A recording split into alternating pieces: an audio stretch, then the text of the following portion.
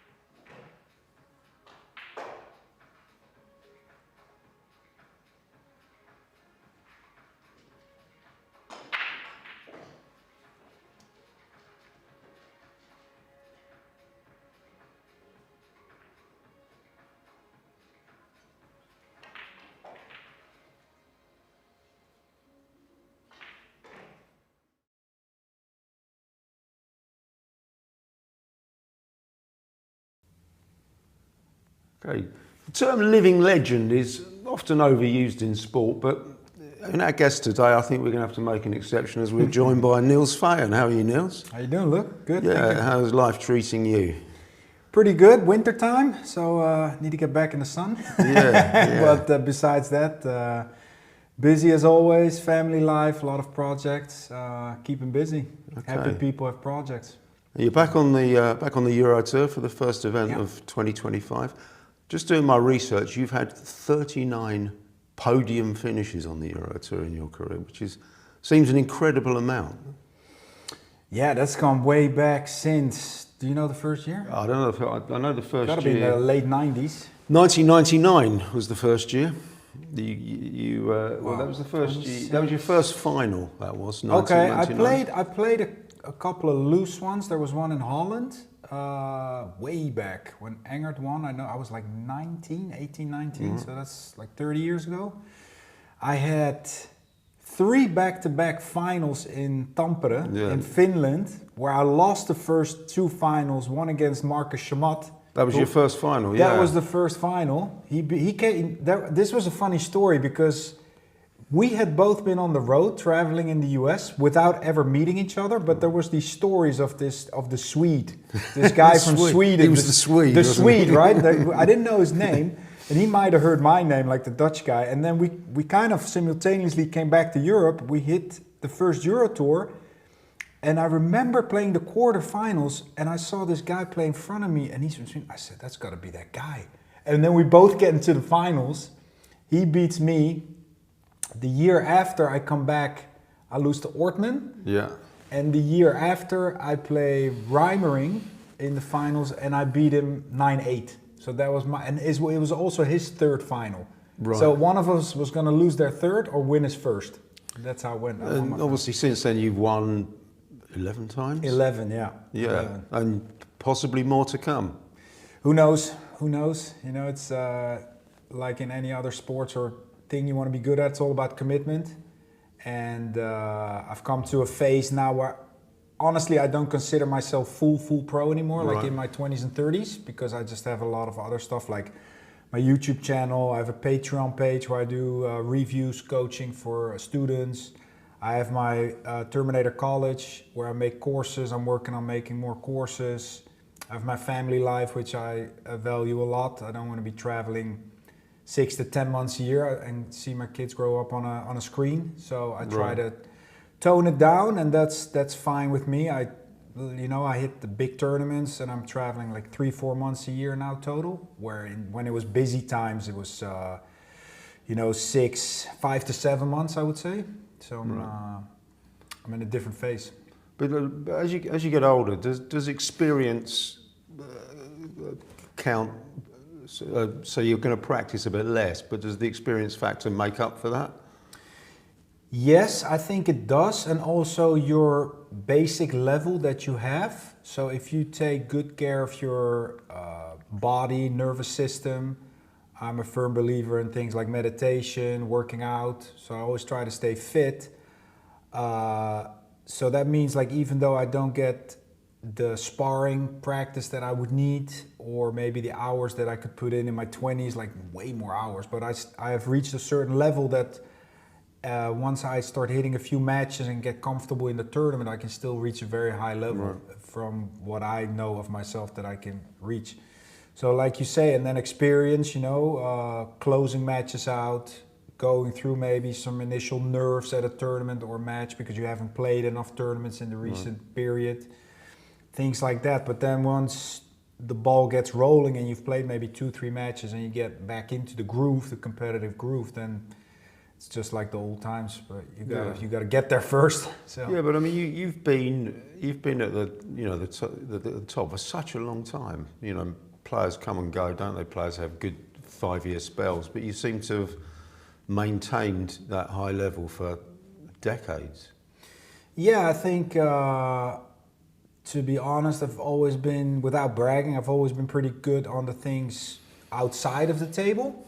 So, like I said, meditating, eating good, sleeping good, working out, all those things.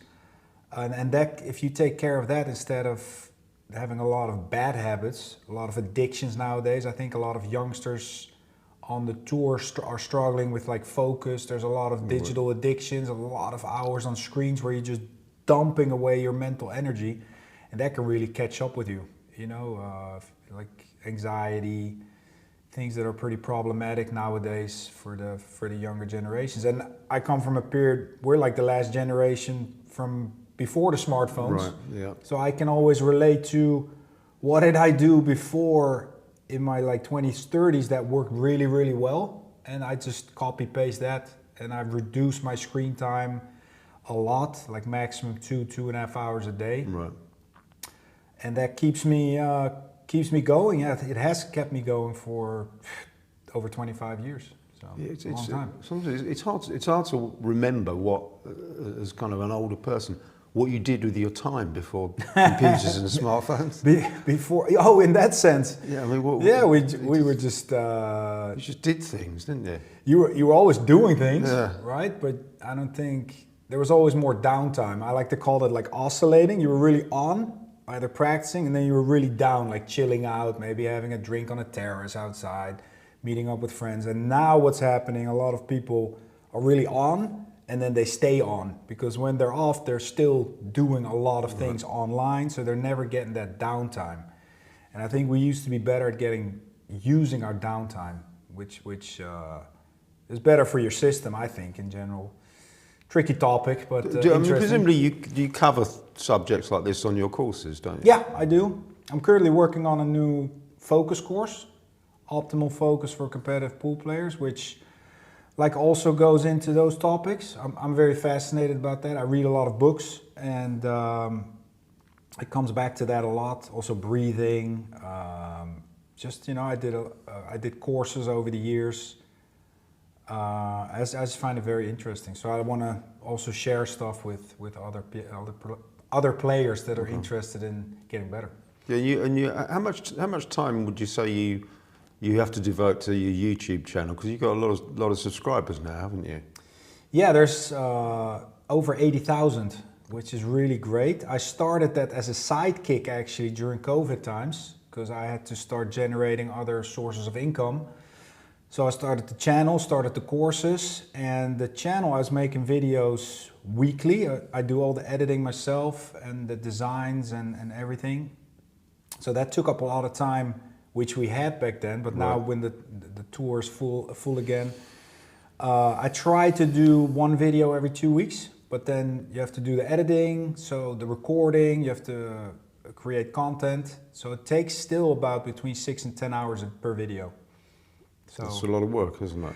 it's a lot of work, but it's really, really satisfying in the sense that you sometimes read comments of people where you really made a big impact on their pool lives. My biggest crowd is in the US, over 50%. Right. And you still get comments of people that are over 70 years old and they haven't played in 30 years, and they picked up the game and they're studying the tutorials and they get a lot out of it. I mean, and you just make it in your own little room in Denmark where I live, but you have like this tremendous reach, which is crazy. You come to the States and there's people coming over from left and right, want to take pictures and talk about the channel, which I never thought would be, was my... So what do you mean? YouTube is its own world now, isn't it? Yeah, you've experienced with your own channel. But you know, you'll have people who are like, you know, make millions of dollars, but outside of YouTube, nobody knows who they are. Yeah. So you lived in The Hague, yeah? Yeah. And then you got married and you moved to Denmark. What's life like in Denmark? Is it similar to Holland? No, I wouldn't say that. I think if I was in my 20s, early 30s, still clubbing and going out, and then it would be too boring. But I live in a little city with 2,000 people, and sometimes it gets a bit boring because I'm from a big city, The Hague. It's where the government is, the queen and king. The former queen, now the king, lived there. The international tribunal is there. It's like a big city. I think it's better than Amsterdam, personally. But besides that, so and then going to a smaller town, when you have kids, you kind of value the nature, beautiful nature there for biking, walking, swimming, whatever you like. So nature sense is great, but you will never take away the Hague out of me. So I'm always going to be a city boy. But you travel enough to get your fix, your city fix. Yeah, exactly. Yeah. And we talked a bit earlier about your sort of parallel music career. Tell us a bit about that, because obviously you've always been known as a DJ guy, haven't you? Yeah, a lot of people don't know that, but when I was 18, I started DJing as well, also in The Hague, and had a lot of gigs around there. I DJ'd in a club from Johan Ruysink, former Mosconi coach, right? He had a bar dancing where I also was a resident DJ for a while, but you just can't combine it with pool life. You know, because the gigs, they end 2, 4, 5 in the morning, and you got to be fresh for a tournament at 10, 11 in the morning. So I had to make a choice. But I always kept on DJing, buying records. Before it was like the vinyl records. So you would go maybe to a tournament in Lisbon, and you would find a record store. You get these amazing tracks, or in Tokyo, or in Cardiff. Remember where we had the World Championships in Cardiff? There was an amazing record store there. And the thing was, I couldn't combine it. And then about a little over 10 years ago, a friend of mine, Melvin Rees, pool player and former top 40 hit maker, he introduced me to producing. So I started producing tracks, and that's been going really cool. I do that when I'm on the road. I have about 50 tracks on Spotify under Nellis. And my current mini albums called EP is on number 6 in the Beatport biggest record store in the tech house charts. So that's like really, really amazing. You've made it. No, I haven't made anything, but for me it was a personal goal to get in the charts. And if you're in number 6, that's like really, really cool. So it's not like a sucker EP. It's pretty good music if you like house music. So yeah, I mean, I remember once you DJ'd at a Mosconi party, in Las Vegas. Yeah, it was good, wasn't it? Yeah, it was a lot of fun. Yeah. Still enjoy it a lot. But going to the stage, you were elected into the Hall of Fame just a couple of years ago. Yeah. What was that like for you?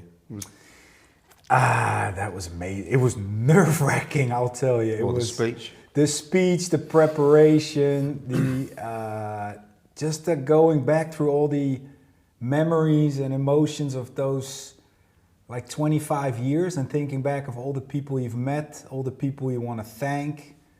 Joe Kerr, my former mentor from the US, that was a very emotional moment because he passed away over 10 years ago already. But talking about him, my first trips, Aaron Zetley, my former stake horse, it was very special. My wife and kids were there. Sakti was there. Aaron came with his parents. So a lot of history in that room. My speech was about, I think 30 minutes. It's on my channel. You can see the whole speech. And it was really, my mom and brother were there. Really nice evening. I think it was the best day of the year for sure. But it's nerve-wracking. That build up to that moment, you know what I mean? They have to do the Hall of Fame speech. I had pictures on a big screen that people could watch to make it a little more entertaining. You know, I had like 30 pictures. So great moment. Yeah.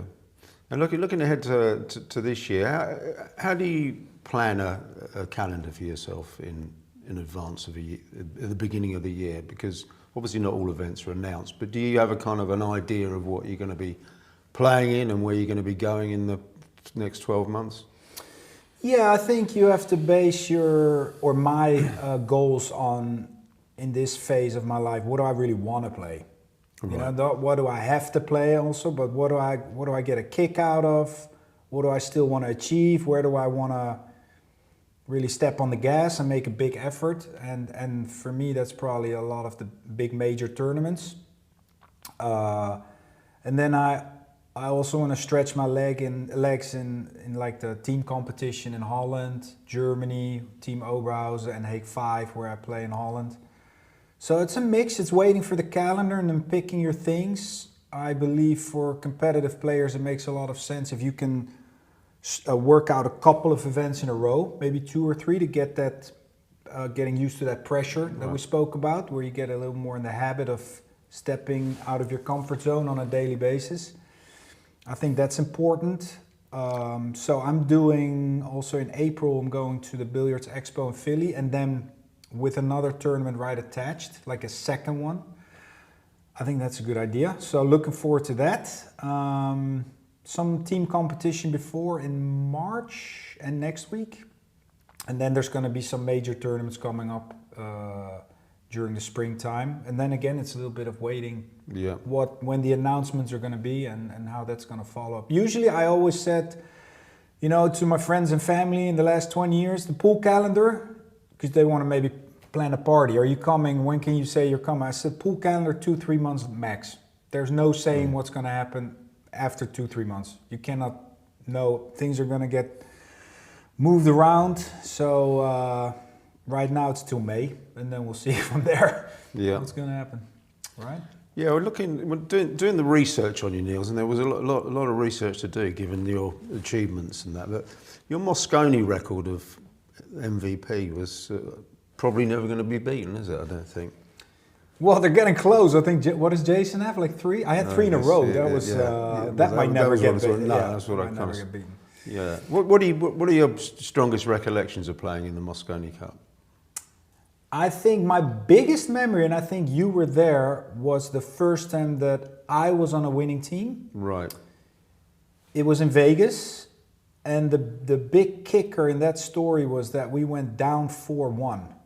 And Johan was the coach for the first time. Was that one with Drago and Stepanov? Yeah, okay, I remember. Yeah. And Drago was down. Daryl and Ralph made it 4-2, and Drago was down 4-1 against Rodney. And Stepanov and me were warming up to go after. So we were looking at 5-2, and Drago flipped it around in 15 minutes and won 5-4 with some great outs.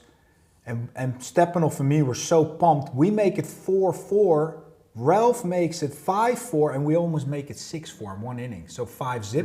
It went 5-5, but we stole it from there. We went like 9-6, 1-11-7 or 10-7. I can't remember, but that second day where we managed to turn it around, I think that was really cool. And then I think also the memory of Bethnal Green, the old venue with only 300-400 people max, but the sound of that. I mean, my biggest Mosconi memory was the shot where I played with Nick, where he jumps that ball in with that bridge over, and the crowd just... Was that the one where he had seconds? He had like 1 second. I still get goosebumps. Every time I tell the story, I get goosebumps because the sound in that room at that moment, and I had to shoot the next shot, a long, tough one, and Nick was crying. You could see it on YouTube. He's quieting the crowd down. He's trying, and people are pouring drinks left and right, and I remember getting down on the shot, and there's still people on the balcony like going like that, and I make this long one, we run out and we win. And that was probably the biggest moment ever for Mosconi for me. Because your debut was a shocker, wasn't it? In the Man, we win the first match. That's right. Mika and me, we get out, we win 1-zip, and we get blitz 12-1, and it was like everything went to hell from the 1-0. So we started on Thursday. Saturday night, I'm clubbing in the Fabric in London, where we're supposed to play on Sunday. That's how quick it went. It was a disaster. It was not what I heard and expected from Mosconi. The crowd was dead. There was just not right. I think it was a bit of a shell shock for everybody. Yeah, because nobody thought that could happen. They made a video, The Great Escape. Do you remember that? Yes. With the players crawling over hills and fences and. But they were, but then they won again. They won the following year, didn't they? Yeah, which was. But it's kind of gone in US domination, Europe domination. But I don't think is there going to be another period of US domination? No, doesn't look like it. No. But it may happen. I don't think there's going to be a domination. They'll probably find a way to win 1 or 2. I think, in my honest opinion, when Johan was their coach, they won 2 in a row, playing strong European teams. But they've always devaluated the urgency of a coach, right. In my humble opinion. Also what I've heard from players, where if they keep doing that, I don't think they'll get within shooting distance on the final day. Europe's just, it's just a group, guys, now. You know, you got Jason, he owns that arena, it looks like. He lives for those 4 or 5 days a year. And you might not see him for 4 months the rest of the year, but when it's Mosconi time and he's in, he's all about the show and the energy, and he just excels. So Europe is still very, very strong. Yeah, but you got obviously some great memories from Oh, for sure. I mean, I think playing with, I remember one year playing with Ralph in Malta. We were playing doubles. I think we won all 4, and we played really good pool doubles. It was crazy. That was a great memory. That Malta was another early finish as well. Early finish, 3 days. We played really good. We had a couple of years where we really blitzed. The Legends edition was 3 days. Playing with Darren was amazing. Great team player, Ralph. Good memories playing with Albin. With Nick, so many guys. I had really great doubles experience with Nikos. Yeah, that was great. It's just memories. You look each other in the eye, even if you don't speak a lot anymore because you're doing your own thing at a tournament. You always think back at those. Right. Okay. Yeah. It's special bonding. It's like still a group of snipers going to war. Yeah. You know what I mean? Yeah, and you also you won the WPA World 9-Ball as well, which was a major achievement in your career, wasn't it? Can you tell us a little bit about that one? Yeah, that's a great story as well, Luke, because I had come off of 2 lost 8-ball finals, World 8-Ball finals in 2011, I think, and back-to-back in 2012. Was that Carl Boys beat you? Carl Boys beat me on the hill, 12-11. I break dry on 11-11. Ball hangs in front of the side pocket, doesn't go in. He runs out. Talk about a blow. That was a big blow. And the next year I get back in the finals. We're playing great. Orculo, the problem was they moved the entire final to one day. We were playing 3-4 matches in a row, and then the finals was on the final day. So you had to start all over, cold. And Dennis wins the legs and he runs the first 5. Winner break, magic rack. And that just put a lot of heat on me. I just couldn't I got to 5-4, but then he ran another bunch of racks. He won. So losing 2 world finals was a big blow. And then there was an article in Billiard Digest following that up that I hadn't won enough majors, which really, really stung. And Mike Panazzo and me now, we really laugh about it, because actually that really helped me. That really lit a fire in me. Like I was so hot about that because I won the Masters. No, I don't won the Masters. Not sure. I hadn't won the Masters yet, but I won tons of European titles. I won the World Straight Pool, Challenge the Champion. So I thought it was a Derby 9-ball. I thought it was a little bit cheap shot, but I thought I got something to prove here. I really have to win a major, US Open or world title.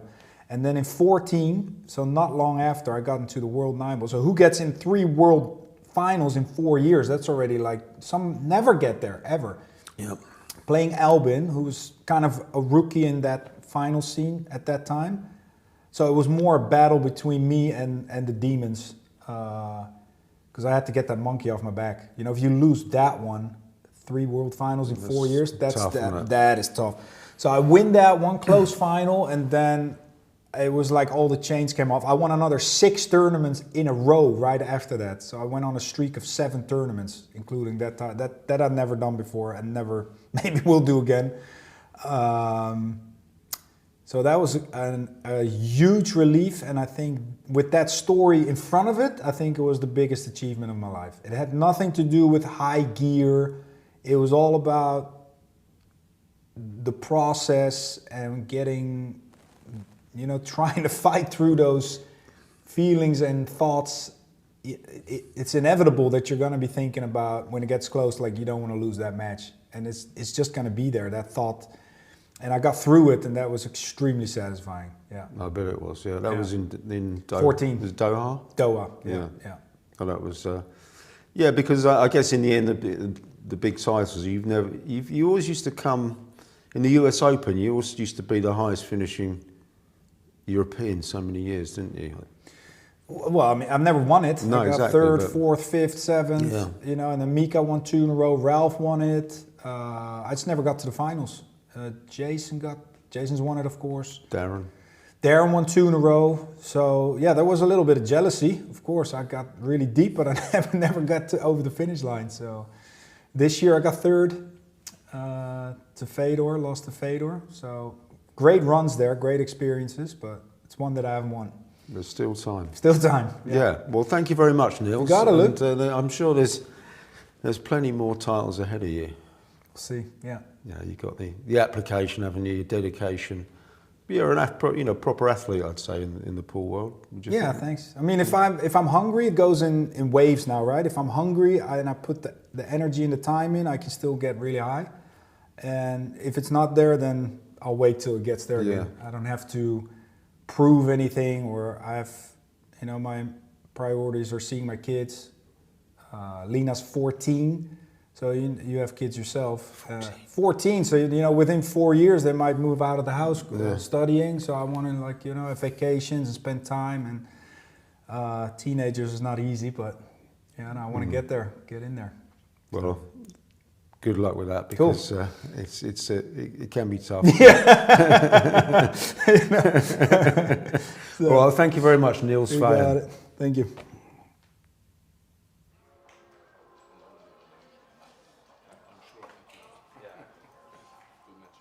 Yeah, double, no double time. No double.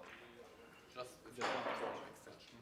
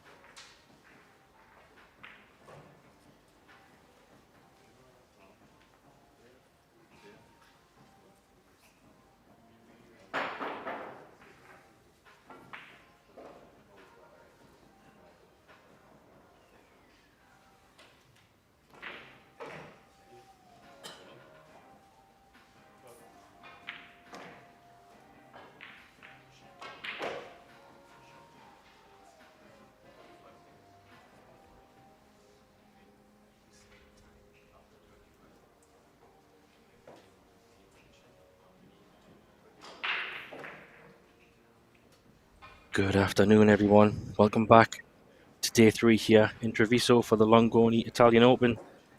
This is the final day in the men's and the first Benetta Euro Tour stop of 2025.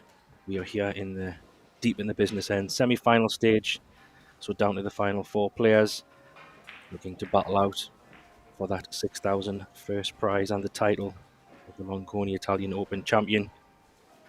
We're playing 10 ball here, race to 10, alternate break format, with each player having 2 breaks each on their turn.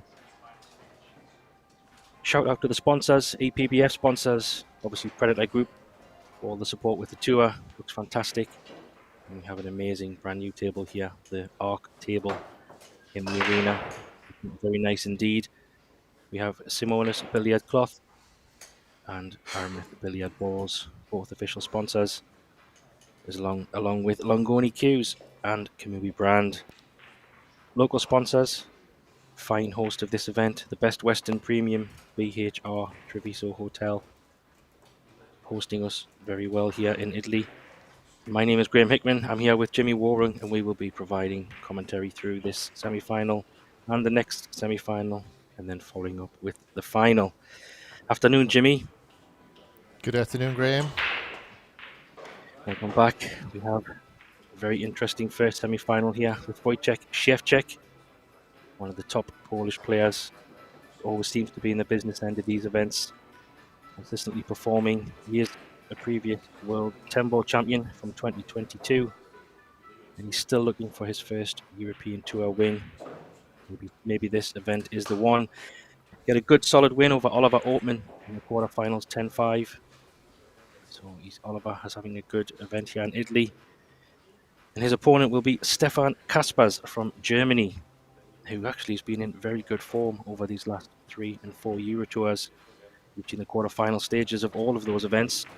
And this will be his first semi-final in Italy, after a good win over Alex Kazakis, current WPA #1 player, winning 10-7. Then following this match, we will have another semi-final and 2 of the all-time greats, Joshua Filler versus Niels Fayen. But we will cross that bridge when we get to it. But right now, Jimmy, this is looking to be a very interesting match indeed.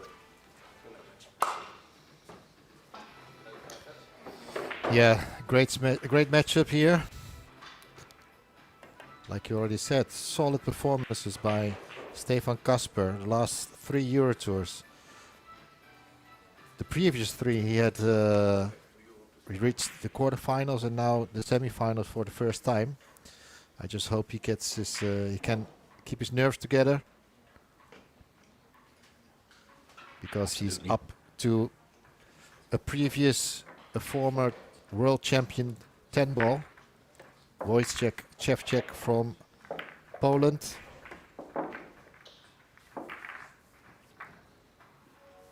And the referee here is Danilo Hebestreit from Germany. Yes, this will be interesting. I think both players we've had the privilege of commentating on throughout this event, and both were very solid, we have to say. So this could be for an interesting match for sure.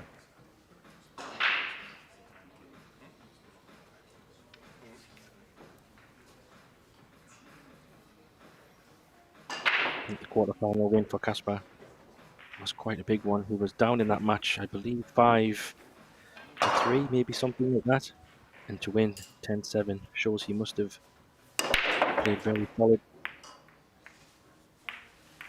Ooh, nearly a scratch off the first break there, but dry break, tap on the table. And a good observer has seen that the referee has a stopwatch.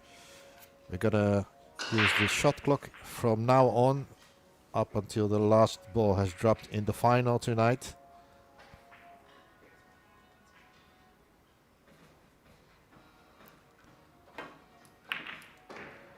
Yeah, that would make it much more interesting. Not to say that players have been taking a long time, but when the shot clock is on, you have a time commitment, so yeah, this should make make for interesting play. Also, it'll be a bit of a transition for the players because they haven't used the shot clock up until now, so they'll have to adjust their game style maybe a little bit.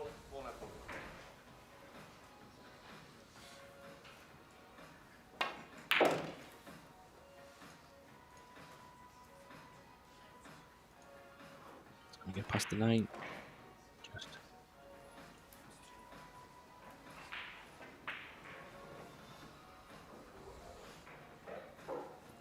Yeah, I'm not sure if it goes up in the top rail. It's calling the corner.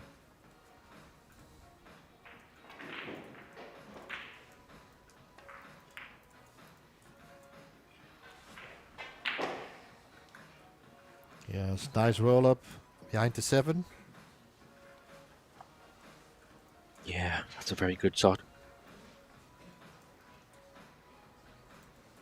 I think the one rail kick is on. He's not completely Definitely. locked. Yeah. Yeah, Oh, it's whether he is he can go going the other way? left side. Yeah, maybe he can just. He might have to play with some left hand side, but he's going to call this corner pocket, I think, just in case.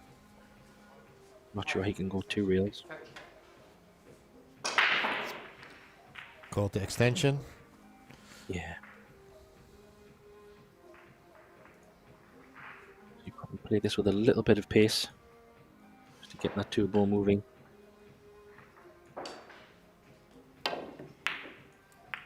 It's a solid hit.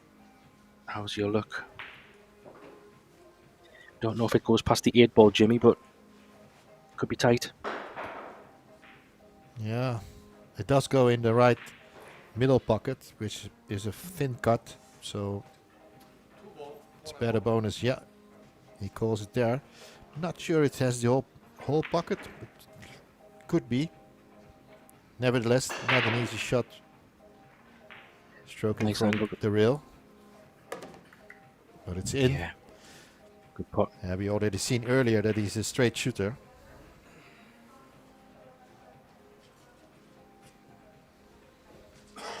Yeah, looking at the table, that was probably the most difficult shot we could see.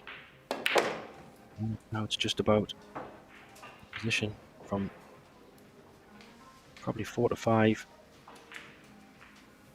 Because the 5 will probably only go in the top left pocket as we see it. I think that's where he'll play it. Slightly overrun this one. Yeah, but the good thing is the 6 is relatively close, so you can use 2 rails. Come back, similar plays. He's good.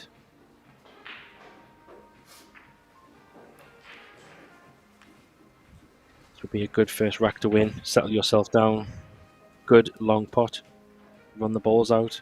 And I think what's good, both these players have pretty much just came off their quarterfinals, so they should be feeling in good stroke. Haven't been waiting too long.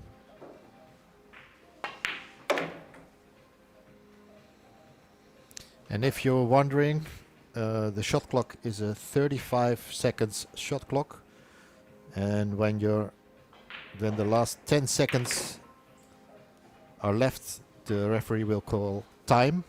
So that's a signal to the player who has 10 more seconds to go. If you run out of time before you shoot, it's a foul and ball in hand for your opponent. Every player has 1 extension every rack. And the extension is 35 seconds again.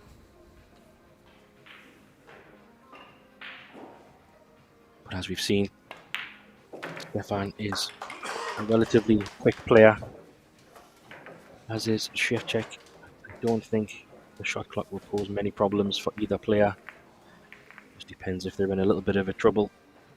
They maybe take an extension, but generally pretty quick players, I think, when the balls are there. I actually have to correct something. I just was reading again, and I saw that the extension is actually 25 seconds, not 35. Yeah. Important difference.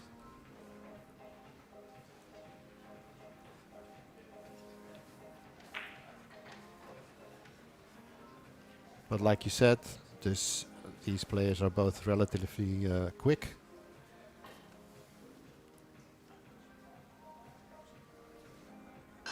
It's interesting. He's got an open hand bridge for the break, unlike most of the loop bridges that we see.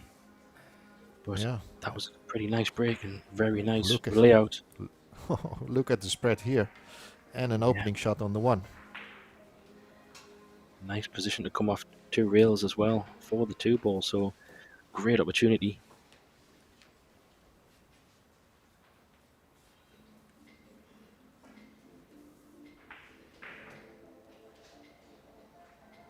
Trying to get 2 rails, so to see. To slow down, no? Be pacey. Oh, or run a bit. Oof. Yeah. Thinks he got a bounce there, but he did seem to play that quite firm. Yeah, I think so. Overhit it. I think he just overhit it. Yeah. So he'll be trying to get some cover, maybe behind the 6. I'm not sure. He might try to go behind the 4 and push the 2 on the rail. Could be an option. If he gets behind the 4,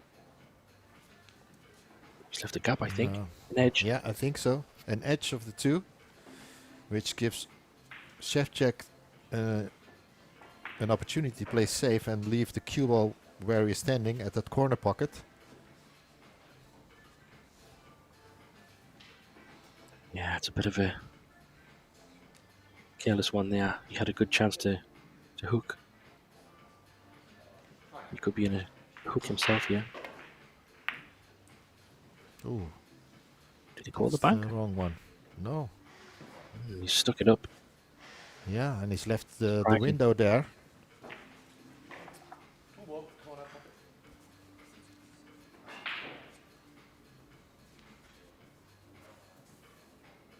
This will need a stroke, but he's not short of cue power. We have seen him play. There you go. Slow up. No, it's good. Yeah. Very nice. Well, play the same sort of shot again. 2 rails going into the angle towards the 4. Let's see if he feels the speed a little bit better now. Yeah. I expect this one to be fine. Oh, Played that with check side this time. yeah. Was making sure to go just 1 rail. Wondering if the 5 goes past the 7. Make it easier if it does. Judging by the way he's playing, his 5's in the middle. Yeah. Just, yeah, has to be careful for the 8. Yeah. Well played. Doesn't And a want good to change. angle to make it in the side, the 5, and play the 6 for the same pocket.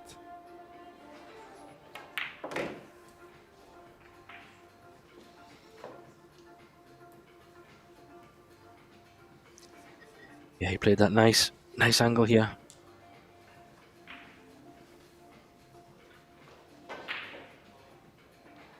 Yeah, just some information in the chat there. Thanks for sharing. Kaspar was a German snooker champion back in 2010. So yeah, long pots for him should be quite comfortable, and he has shown that over this event for sure. We noticed that in his previous match. Very solid. Not afraid to take a long one. Yeah, he's got enough cue power. And the ability to make long pots, so that's a deadly combination. Absolutely, and I think we said the first time we seen him play this week, Jimmy, his stance, we did guess he was probably a snooker player. Yeah. By background.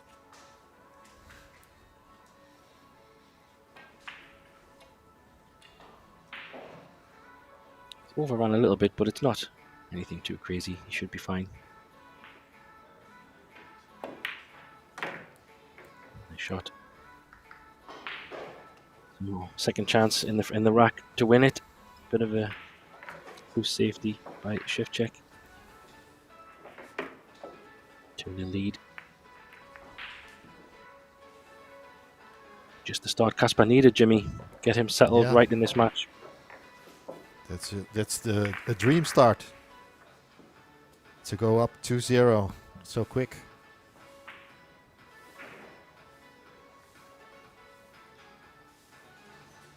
So now we get to see the break of Shevchuk. Yeah.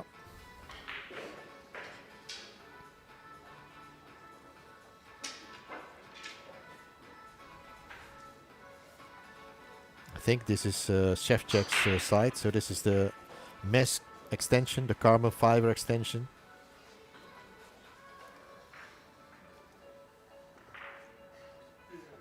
He plays with an interesting cue, the Mesh Avanti cue, if I'm correct with the name. It's where you can shift the weight inside of the butt to change the balance point. Nice.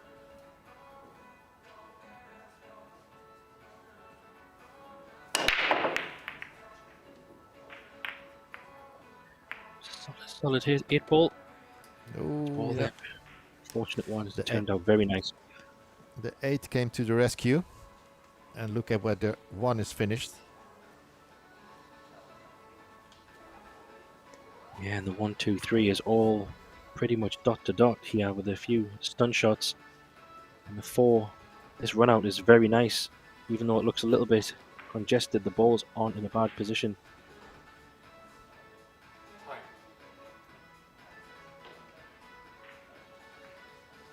Want to come back a little bit.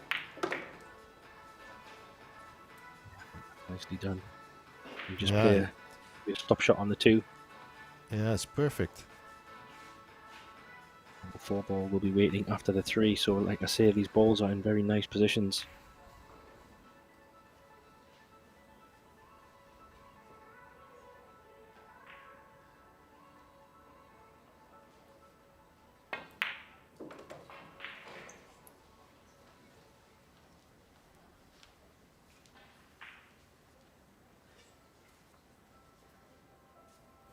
You have a choice here whether he likes to drop this in dead weight or stun across for the 4 in the same pocket.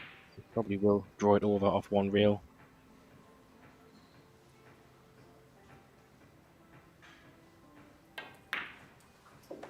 No, he's just decided to hold it. Nicely done.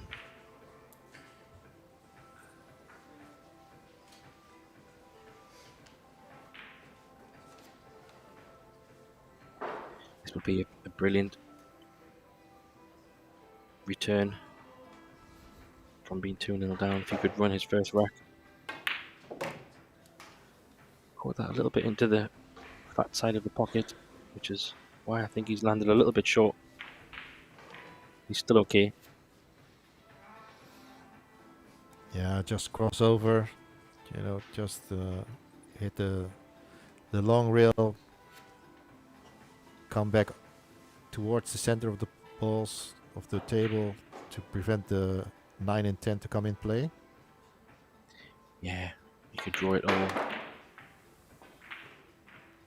Oh, It's short. did he come? I think just, maybe not sure. Oh, I think No. he's hooked. That's why I was thinking maybe the 2 rails might have been a better option, but he's still a bit careless. He had plenty of space, in fairness, to come up, and he's hooked. Yeah. Just a small jump needed. Doesn't have to jump over the full 10. Just a slight edge there. Makes it a lot easier. Yeah, but this can definitely go wrong. And I think from having the ball on a string, one loose shot could cost him. Let's see. He does need to draw this a little bit, if he can. Oh, Yeah. that's the danger. Yeah. But he didn't leave it in front of the pocket, but he must be kicking himself. He had a really good opportunity to put his first rack on the board. Yeah, agree. 6 ball side pocket. 6 ball side pocket. Just in case. He Yeah. has a crazy one in the middle. Needs to get the cover behind the 9 as he left a He gap. doesn't. Yeah. No. Maybe the 10 might rescue.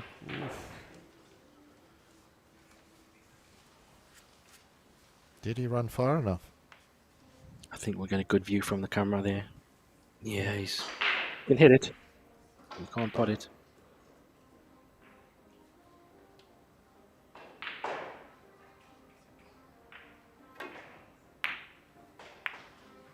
Double kiss. Yeah. Yeah. few early mistakes from Shevchik here. Kasper would do well if he can capitalize on these early on. Is he running into the 7 ball here? No, he's okay.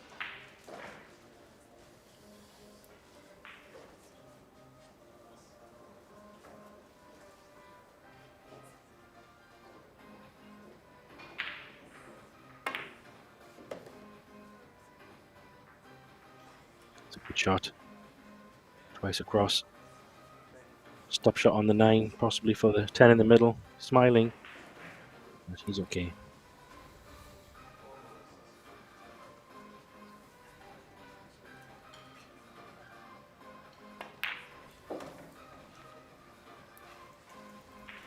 Can be quite animated.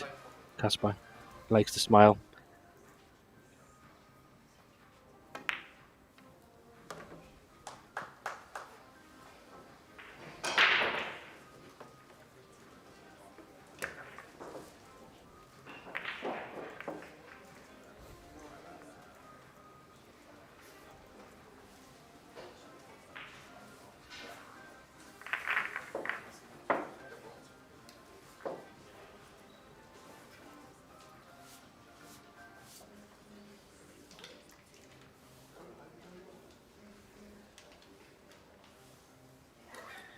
So, you mentioned perfect start. That perfect start continues with the help of Shevchik making a few unforced errors. But he does have another break to try to get one on the board. He'll be hoping to capitalise, because he doesn't want to go 4-0 down, that's for sure. No, not against this guy. This guy is playing really solid, Stefan. So he needs to really get his first rack on the board soon. Remember, this is the second break of Shevchik, so the next 2 break-offs are for Kasper.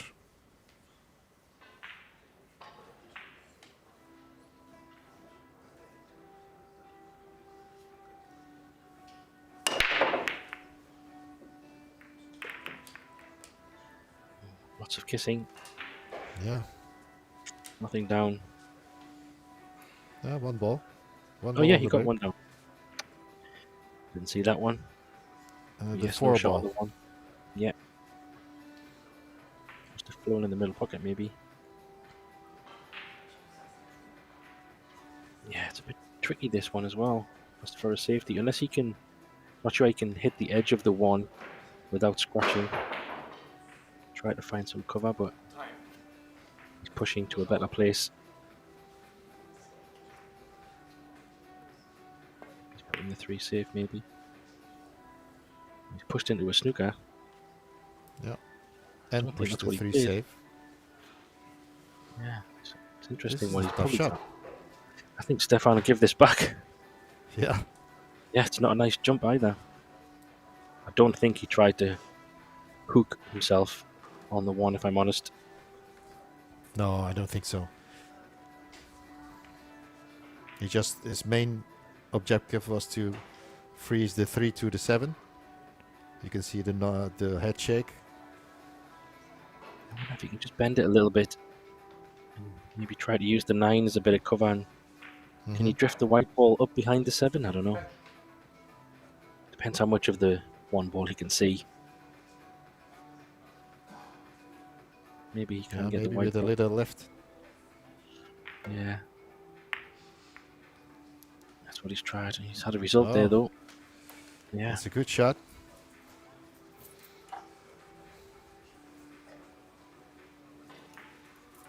Yeah, I don't think he can hit the edge of this 1. It's very thin, but one rail is probably the option.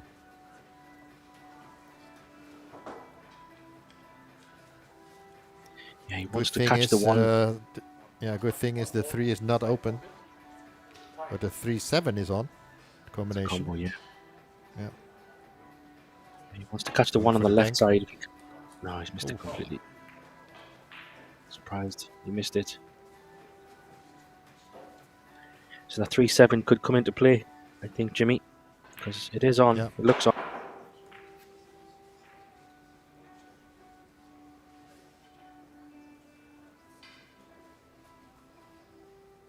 important when he's pots the 1 to leave a nice angle on the 2 ball. He'll probably leave it where he can play the 2 ball off 3-4 cushions maybe. Yeah. Swing the white ball around. I think that's why he decided to go forward with this instead of taking the 1 in the side pocket. Now he Yeah, can this go looks by good. 3 reels towards the 3 and the 7.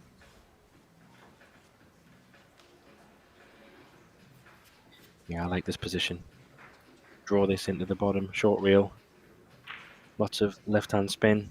Swing it around a couple of rails to the top reel. Gonna drift up nicely, I think. It's still okay. It's a bit thin, but it's okay. Yeah, it's a bit thin indeed. Just to cut 3-7 combination.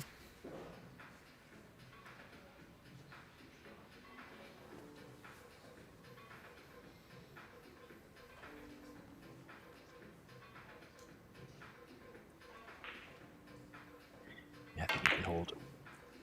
Oh, wow. Didn't Yeah. think that was needed, Look. Jimmy. No. That felt like a little bit. I don't know. That didn't look that thin, but obviously we don't see it like maybe he sees it. But I thought he could have probably held that. That's what I Maybe not. thought too, but maybe the angle was too big. Tried decided to play around the angles, but it obviously had to play much more speed. That's caused the miss, I guess. Yeah. I guess the position from the 2s cost him a little bit. He probably could have been a bit better on the 3. So a little bit self-inflicted from ball in hand. But it's fallen another chance to Stefan here. And a really good chance to go 4-0. Yeah. That's a very unexpected start for by Shevchuk, if I must say so. He looks a bit unsettled, I think. Yeah.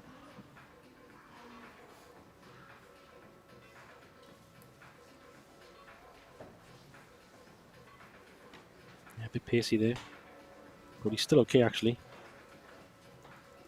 It's not a bad angle to just draw back 1 reel.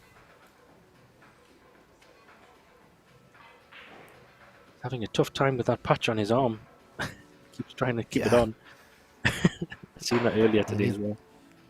Well, after this semi-final, he probably has enough money to buy some really good double-sided Scotch tape. Or maybe just get a shirt with it embroidered inside, not a sticker. But yeah. Well, this looks like 4-0, Jimmy, and Shevchuk looks a little bit out of sorts at the moment, if I'm honest. I wouldn't be surprised if we see a timeout coming up now. Yeah, he doesn't want to let this match run away. It's still very early, race to 10, but he's definitely a little bit not as we have seen him earlier in this tournament. Yeah.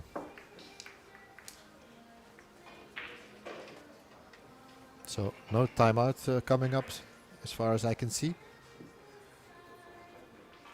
No, he's battling through. Unless he has left the arena. I don't think so, no? No, he's sitting on the side. There's something with referee's the scoreboard, I think.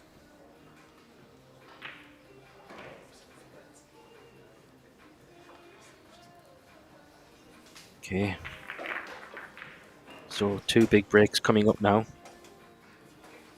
Kaspar has a great chance if he can hold one of those breaks to get to the halfway mark in this match. Of course, he'd like to win both of them. Yeah. I think this is already a surprise that he's leading already 4-0. So if he can make it to 5-1 or even 6-0, then wow. Yeah, absolutely. But we've seen him play earlier here on this table, and he was playing really solid as well. So if you reach the quarterfinals of the Euro Tour, 3 consecutive quarterfinals, I must say, in the Euro Tour, then obviously you have some skills. Yeah, you're definitely in form, playing well. A dry break nonetheless, which gives Shevchuk a chance to try and cause some problems here. Plenty balls to hide behind.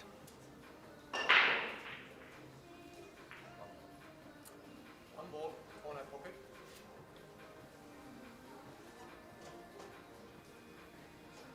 Called something. Times. Is he calling I the think he's bank? Yeah, I think Yeah, he's he's- banking it. He This knows would the be a cue ball shot. will stay there. Good bank. Good bank. Unlucky with the 3. He knew the 3 would go there, but yeah, still unlucky that it's blocking the path to the 2. Two ball corner. Two ball, corner pocket.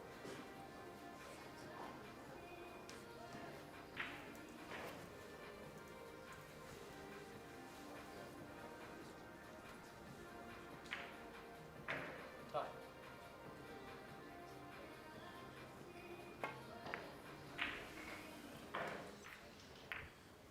A thin hit on the 2. So it's not that bad for Shevchuk. It's a thin cut for Kasper if he wants to take this on. But yeah, how to play position. So many traffic down the table. It's going to play with a lot of left-hand spin, you think? Or it's just center ball? Yeah. Yeah, that was the problem.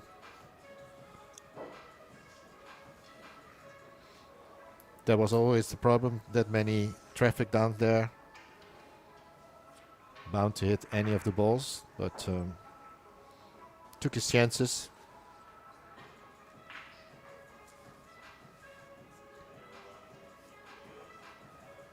Yeah, what I did like about Shevchuk though was playing aggressive, trying to make something happen at the start of that rack. Tells me that he's going to bring it. He's not ducking. He wants to try and. Oh, bit lucky there. Tap on the table. Yeah, I think Shevchuk went for that bank shot to say or to show that, okay, I'm not afraid to go for it. I want to force something here. As the other tactics didn't work out.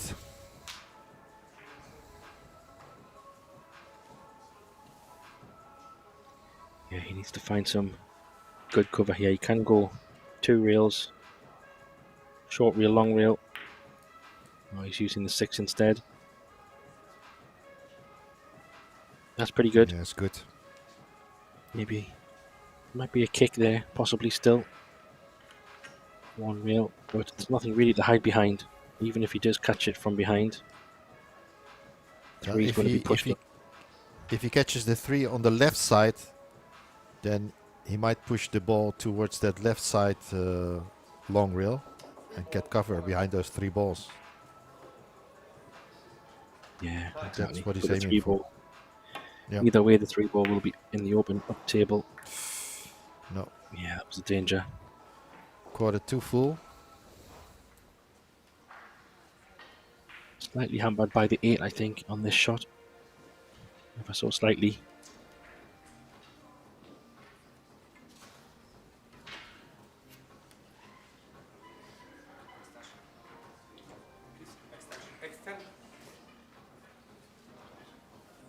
Extension called. Yeah, this is a big shot. Not surprised. 8 ball's just a little bit of a nuisance.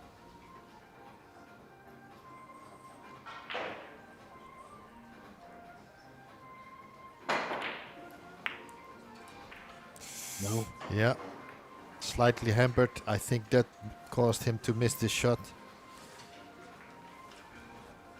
And it's just not happening at the minute for Shevchuk. He's having a little bit of a nightmare in terms of getting something going. Something we said in Kaspar's earlier match that we watched. He likes to pick up the pieces. It seems to be a little bit the same, getting the chances, but he is taking them when he gets them. I just wonder what he's going to do here. And draw for the middle, just past the 6 ball. The 7 ball, Hey. sorry, I think he can. No, it's the 7 is in the way, I think. He could also draw into the 7 and keep the That's a 5 shot. in the corner pocket. Yeah, that's a good shot. I think just draw into the side rail, bump the 7. Unless he's trying to put a very big stroke on this. He needs to punch it really hard. Oh, neither. Oh. Is he lucky? No. No, I don't think so. Yeah, I like the shot you called, Jimmy. I think he probably should have screwed into the back of the 7, into the rail. Yeah, this was just like a bit in between, like he had not decided completely, like going 100% for the one that I mentioned, or going up table towards that 6 again. Yeah. He does have a bank, but Yeah. see how aggressive he wants to be. No. Still got it safe, I think. Very safe. Has he left it, maybe? Yeah, he's left the shot on 100%. Does it go? Is it a thin pot? Very thin.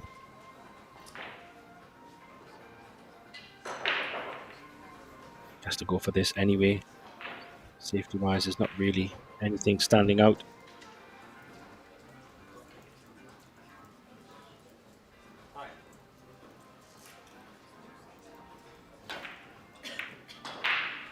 No. Get the hook though. Scratch. Oh, yeah. He's got the cover by the 8, I think. Yeah, and if he has got the cover, this is a very, very tricky one to hit.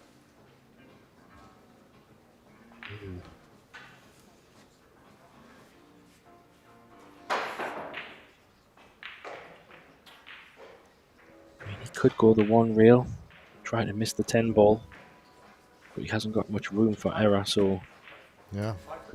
2 rails. He's called the 5, so he is trying to go above the 10. That's a great hit. Good hit. Oh, what a result. And Oh look, my gosh. look the outcome. Oh. Yeah, little smile there. Everything is happening for him in his favor so far. Yeah, it's a bit. Well, a lot. But Shevchuk does have a kick shot here. He just needs to make sure the 5 doesn't hit the 8 ball. We can try to get a bit of cover. Play relatively slow. Yeah, Oh. played that pretty well. Oh. Yeah, he couldn't play it with pace, so that was a very good shot. Yeah.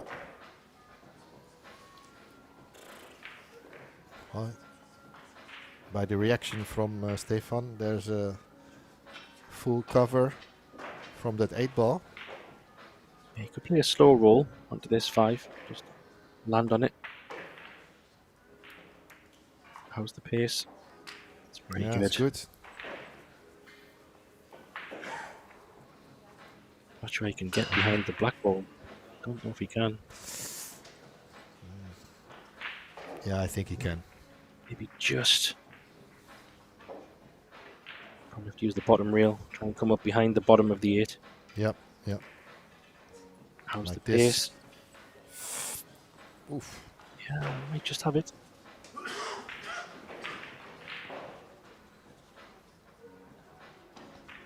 This is now becoming a very big rack, Jimmy.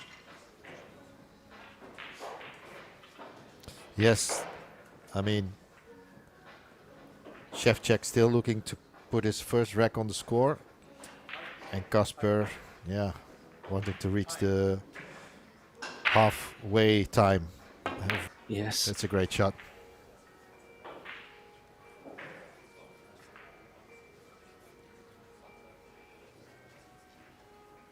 Well spotted. Very knowledgeable shot as well. Aye. Where's that 6 ball going? Is that enough for Shevchuk? I I think think so. he can get it. Yeah. And it's thin enough where I think he's going to hit this long rail, short rail, and miss the 9 and come back up in the middle of the table. So it looks pretty okay, I think. 2 rails back out to the middle. And miss the 9. Yeah. That land is pretty nice. Mm-hmm. Huge chance, which he desperately needs to get on the board.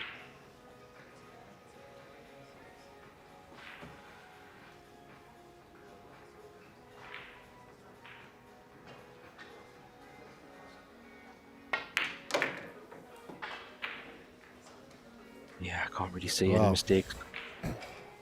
Should be Finally, fine. the chance he wanted to have. 3 balls left on the table to make it 4-1. Still trailing 3 racks, of course. Yeah, he's a little bit off angle here, but I think he should be fine. It's slow enough. Yeah, that's good. Yeah, a little bit inside. So after a very creative shot by Kasper, he was unable to capitalize on that. And Shevchuk gets on the board. Hopefully that will settle him down. But Kasper does have another break. And like I said earlier, in his mind he's probably thinking, if I can get at least one of my breaks, puts me in a good spot.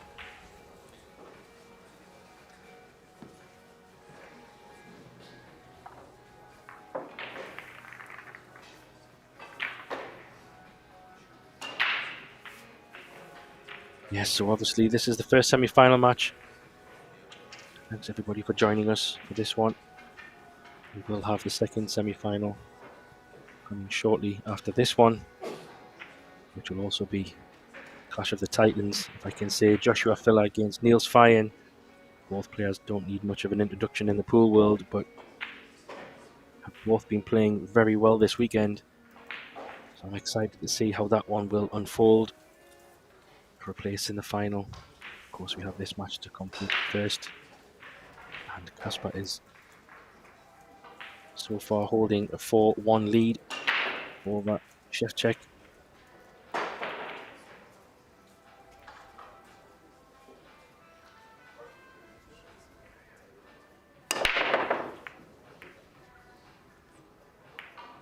Orela goes in. Oh, nice shot on the 1. 2 ball might go on the bottom. He's also got a combo, so a chance.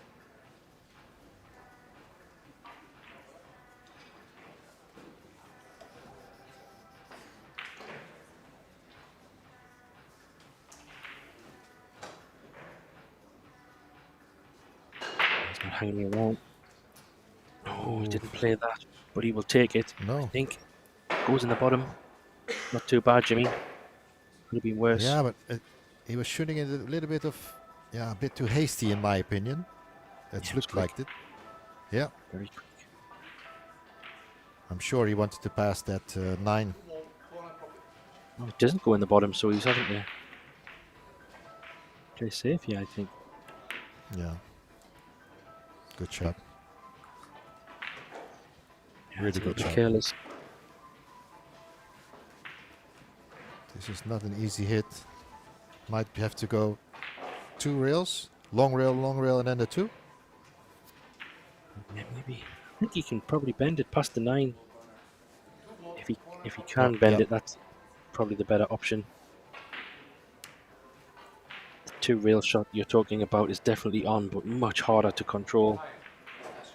Yeah, what extension? Yeah, has to put a lot of right hand spin on this one. Yeah, definitely. And if you can catch Difficult the to judge. top side of the 2, will make the 2 ball go up and down. That'll be a nice hit. He's potted it. He called it as well. How's your fortune? Oh, and he has a shot maybe. He has a shot. He has a shot there. What a shot. Good kick on that 2 ball. As I already explained, very hard to judge when you're putting extra spin on that cue ball, right hand spin in this case, to judge the angle you're creating.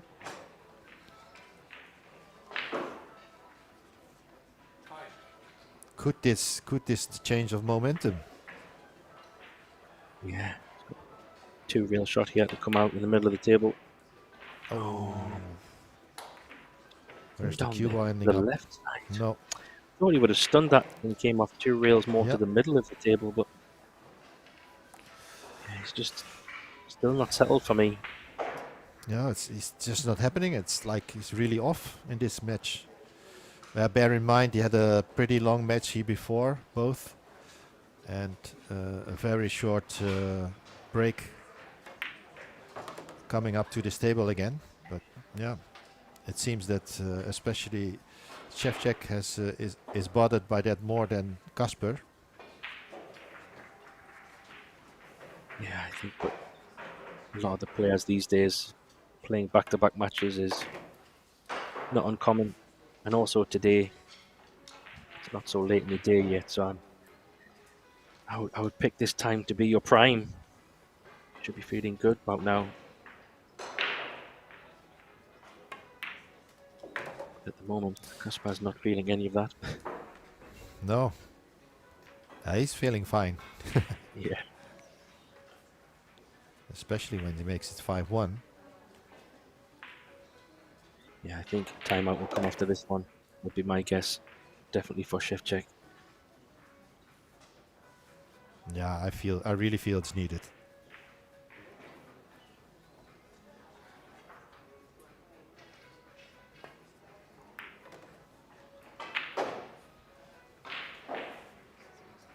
Cleaner is cleaning up again. Yes, I was thinking the exact words. True. I think people aren't maybe capitalizing on all chances, but when he gets a chance, he's picking up the pieces, and that's why he's in the semi-finals for the first time, and he has been knocking on the door. Question is, can he get through this match and get to his first final? Would be a big achievement for him. But this match is not Yes. over for sure. This is already sort of a milestone for him, reaching his first semi-final of the Euro Tour. And there we get the timeout.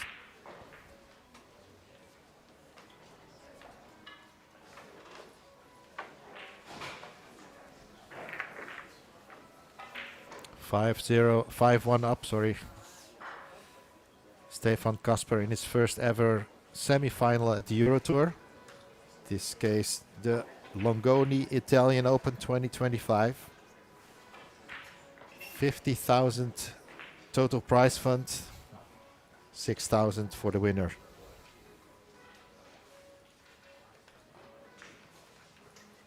Yeah, this is fantastic setup, fantastic prizes.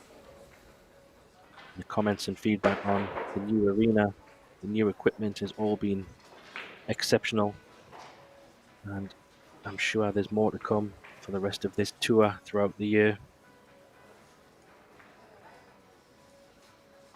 Yes, I have to say, the next event will be in Tallinn, Estonia. End of March, beginning April, which will be even, let's say, more bigger. So keep an eye on that. yeah, exciting times. And like we said, I think yesterday, pool is in a great place at the moment, and it's only getting better. The attendance for this event was already 176 players, and I'm almost certain that will increase even further in the next events as we start moving throughout the year.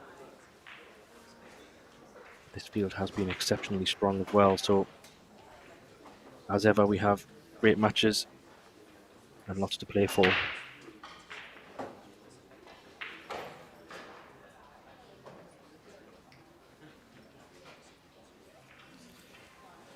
Yeah, waiting for Shevchuk to come back from his timeout. There's a 5-minute timeout for each player in each match.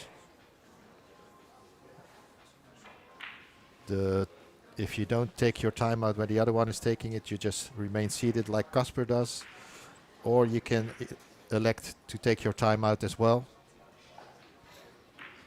But I think Stefan is maybe thinking in the back of his mind, I might need that timeout later on in the match. So I'm keeping it. Yeah, I agree. It's a smart choice. Also, I don't think there's any need for Kasper to take any time out at the moment. He's sitting in quite a comfortable spot, so like you say, just in case the momentum turns, you can keep that Yep. for later. Right now, happy to pick up any pieces. Chef needs to find something. Maybe this timeout gives him a new lease of energy, refocus, start again. Let's see how much juice he's going to put in this cue ball for the break. Quite a lot. Yeah. Great white ball. Yeah. Does he have a shot? Unlucky. No. Yeah, he does have the roll up. But he would have liked to have a better starter here. Good break though. Yeah, it was. Probably try and push the one ball a couple of rails and leave it behind the black. Might be the option. Oh, he's caught the black, Jimmy. Oh, he's having an absolute meh. Wow. It's like his aiming is off sometimes. He was bridging over 2 balls again. So it makes me think he's just not hitting at center when he's aiming off over a few balls.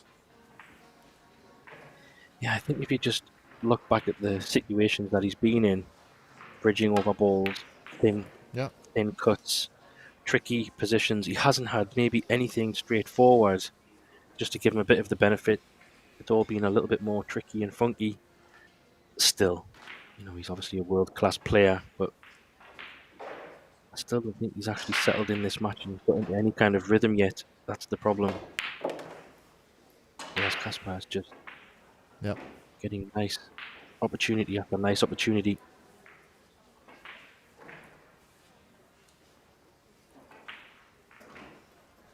We see here he's in good position. Probably one rail up for the 5. Bridging over the 8 and the 6, I think, here, though, Jimmy. This could be a little bit, maybe. Not sure exactly if he's hampered. There's a lot of space. Yeah, it's okay. Referee is observing. No trouble. No. Ooh, has he gone too far? Maybe just a little. Should be fine, but if we would have the other angle, might have been easier.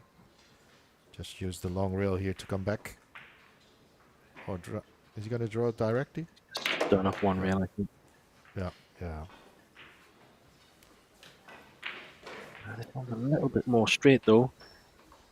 That's a little bit more tricky because he doesn't want to be on the cushion for potting the 8 ball, so he might put a very big draw stroke on this potentially. Now he's just punching it across. Yeah.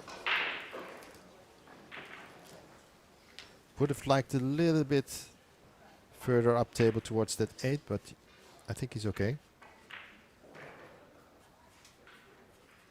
Yeah, clearly he has shown his long potting and power, controlling the ball from distance. He's very comfortable. He just try to bring this back towards the center of the table. Good view here. Let's come for the middle, side pocket. Yeah. Good choice. Wow. I think. Oh, slightly And if you hampered can only by the go- 10 maybe. And if you can only go forward, does he have to come back? Can he Yeah, he draw might have to just come below. past the 10? No, he's landed okay.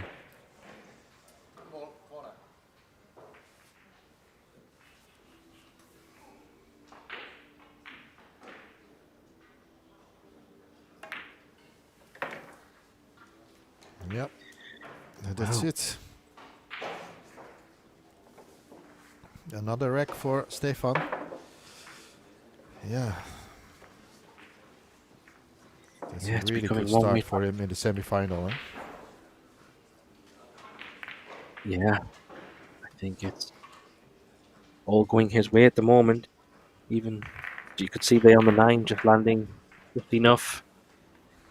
He seems to be tackling all the problems pretty well.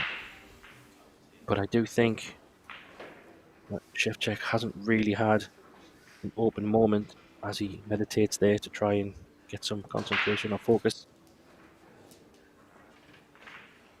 Yeah, do you think there's still time for a comeback from Shevchuk? Yeah, of course. You can never say it's over. Things can turn in a pool match in the blink of an eye. You and I both know that. I think the most important thing is he has to take some chances. If he keeps missing, then there's no way back. He has to start making something happen. It has to be no miss pool for a little while. I feel a big break coming up. Yeah. This white ball. Thunder. Ooh, nearly scratched. There's the one ball. Yeah. I think it's Can on. he make it? Yeah.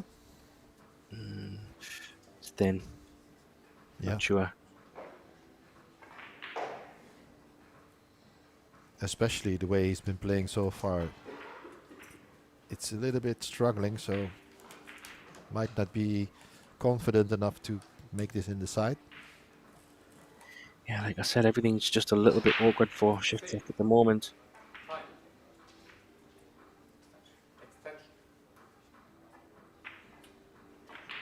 I feel part of him probably wants to go for it, but maybe he might wait for a better chance.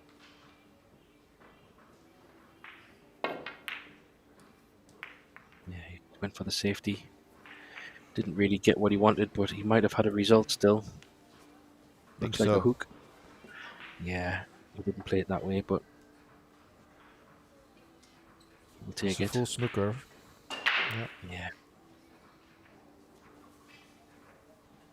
Is it too far to jump, Jimmy? If you jump that far, it's going to be hard to keep the ball on the table. Yeah, I'm just thinking it's like 50-50 between the white and the 9. Just because of where the 4 ball is. Maybe it's worth the risk. There's also a slight angle if you're going for the pot, so yeah. Yeah, this could be.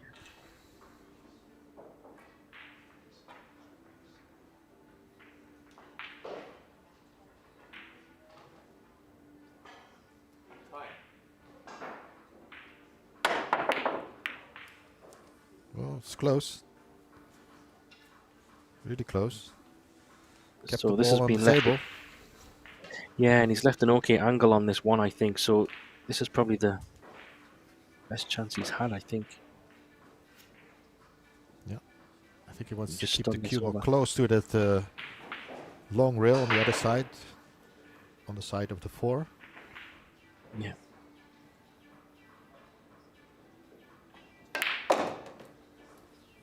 Yep. Just like that. I think he's just okay to draw it back. Past that 8 ball. Past the 10. Yeah, he's going to have to give it a big draw, I think, at least to get it down towards that bottom diamond. To make sure that 10 ball comes out of play. He might end up being a little bit straight on this 5 just because of that 10. Ah, good shot. Yeah, I thought he might play It's it a that way. bounce. Yeah.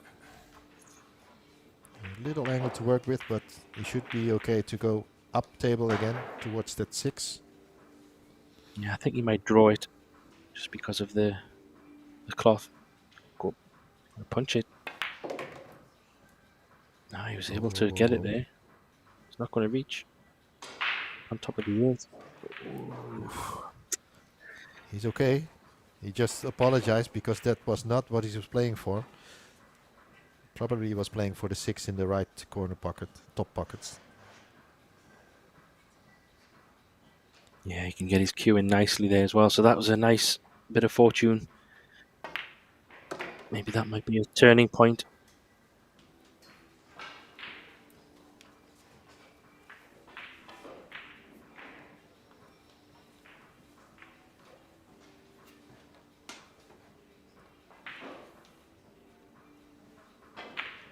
Just try to come a little bit low on the black. Like this. That's good. So we can go maybe 2-3 rails. Yep. Yeah, Come 3 around reels nicely. probably. Yeah, just come around nicely for that 9. It's a nice shot.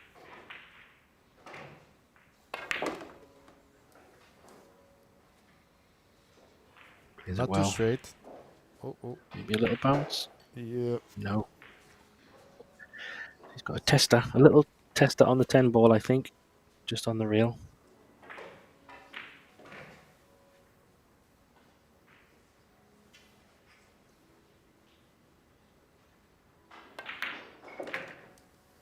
Yeah. And this 10 to close the gap to 4x behind. The score 6-2. Yeah, a little bit of pressure on this one, I think.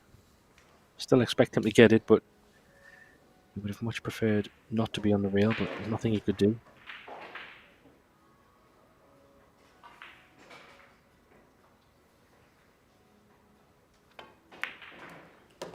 Nicely done. Good shot.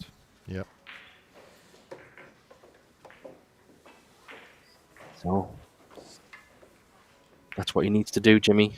Back to your question, is there a comeback possible? He needs to do exactly that. Chance comes, he has to take it, and that's exactly what he did. Yeah, and we're switching now, so it's 2 breaks for Kasper at the moment. That means that Wojciech has to steal a point on Kasper's break, or ideally both of them.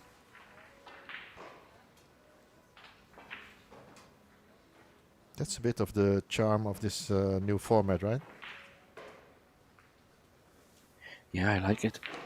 Like I said earlier, I do think it adds an extra bit of spice to a match, makes it interesting, gives you a couple of chances on your serve or on your break if you call it, but nice. I do like it.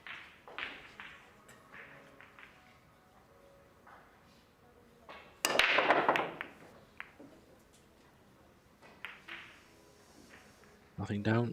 Last ball. No. No. If the 2 ball does go past the 4 or not, he has a combo maybe, but he's got a chance.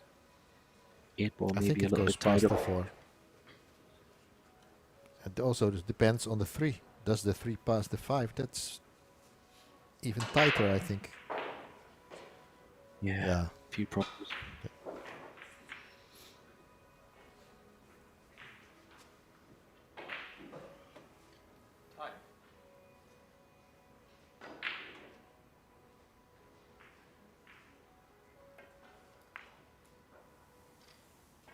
Oh, overcut that. That's incredible. Wow. Wouldn't expect that to be. That was another surprising. I mean, it's so deep in Yeah. that pocket as well, but didn't expect him Just to miss cut that it one. too thin. Yeah, the cue ball is not where he wanted it either, so Mm-hmm. but because the 1 ball is so deep in that pocket, position on the 2 is a little bit more tricky than it looks.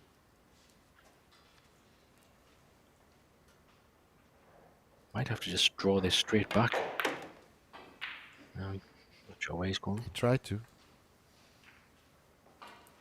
Does it go in that pocket? Maybe No, it I goes don't think in so. the other pocket. Can he reach the potting angle from there? Yeah, he's called it. Apparently. It must go. Yeah, Oh, there you go. easy. This one is not easy, or far from easy. Very tough combo if he's taking this on. Might be playing a safety shot, I think.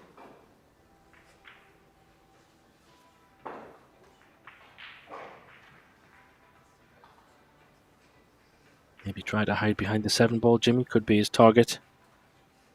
Maybe 2-3 rails. Yeah, good call. I think he tried that, Super. but yeah.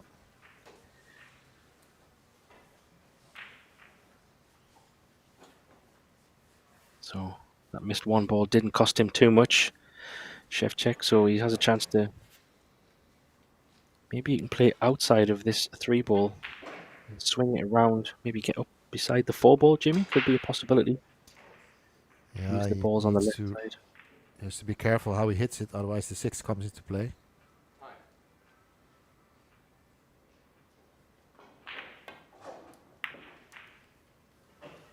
It's a little bit pacey, but he's got a good 3-ball. Yeah, Very yeah, the good 3-ball is 3-ball. okay. So maybe he was focusing more on that 3-ball towards that 9, sorry, the 10 and the 8. Yeah, he had a good chance to get some really good cover there.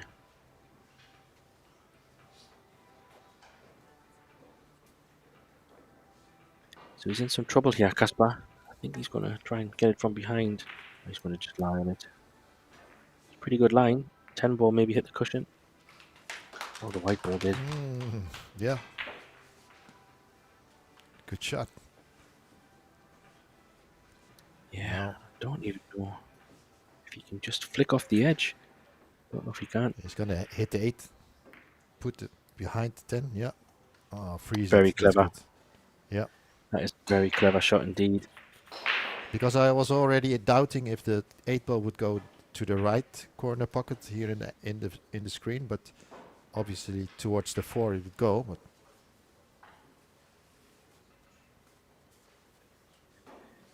Yeah, this is really tricky now.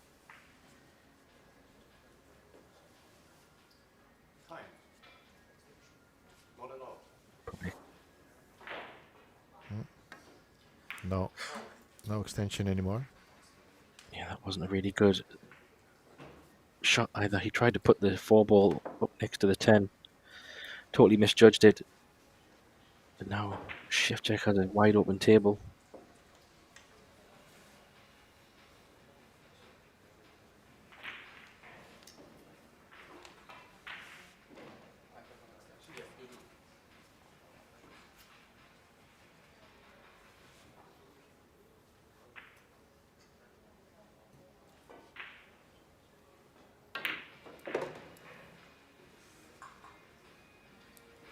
Yeah, intentionally putting the cue ball there, playing probably 2 rails. Yeah, just draw it. Yeah, it's a natural angle. Should be fine to miss the 7. Just come 2 rails into the line of the 5. Oh, he got a big bounce there, mind. Yeah, Goodness me, unless he but still put okay. quite a bit of spin. Yeah, he put quite a bit of spin on that, I think. Yeah, because of the draw. Yeah, you're right.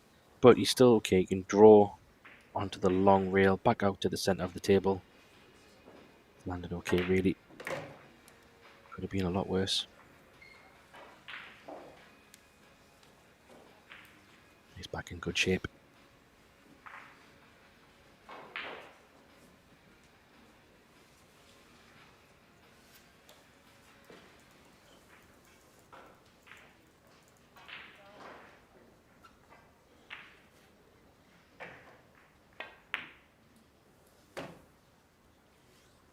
Yeah, thanks for all the feedback in the comments, in the chat. Appreciate everybody being here with us. It's been some fantastic pool over these last few days, and we have some. Obviously, this is a great match, and we have another few matches to come as well. Hopefully, you can spend some time with us. Let us know what your thoughts what are. about the next match? Wow. Yeah. What about the next match? What a lineup. The Yeah, Terminator filler. against the Killer Filler. Yeah, this one is going to be fireworks. Good friends, of course. Played many events with each other. Obviously, Mosconi Cups, those types of things. But they know each other very well from the European circuit. Very well respected each other. Needs one more good shot here. Landed a little bit funny on this 9. Possibly go 3 rails, I think. Maybe even Yeah, 4. I think so. I think 3 rails is probably the call, Jimmy. Just come underside the middle pocket on the right.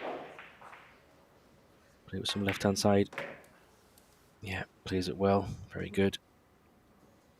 But yeah, just back to the final and the semi-finals, Jimmy. Obviously, keep in mind it's also a nice outcome for the winner of this match to play either Joshua Filler or Niels Feijen in the final as well. It'd be nice for any person who wins this to try to win the title, beating either one of those players. What an achievement. Yeah, reaching the final in the Euro Tour is an achievement on its own.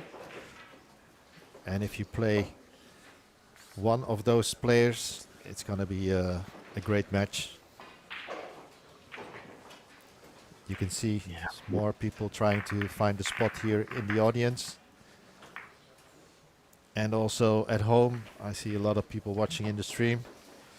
Thank you all for joining. Don't forget to share the stream as well. Your pool friends, your family. We've got some good matches coming up.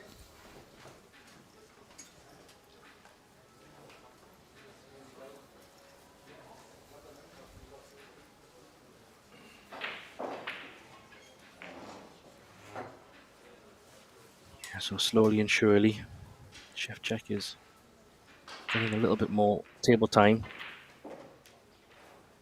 That's why we'd love to get a big break here and get another one on the board. Good cue ball. Took a bit of pace off that one, I think, Jimmy. Looked a bit softer than the previous. Didn't help. Good spread, but no ball on the break. Yeah, this is not the 4 and 5 is a little bit funky on the table, but he does have a nice 1 to 2 ball to 3 ball here if he can just control this cut. Drag this in maybe.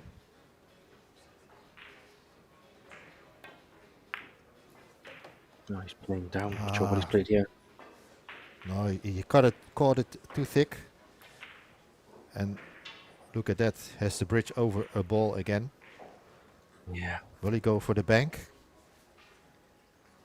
Don't know. There's a lot of high balls. He could try to put him behind the 3. Send the 2 ball up above the 6 and 7. Trying to lock him.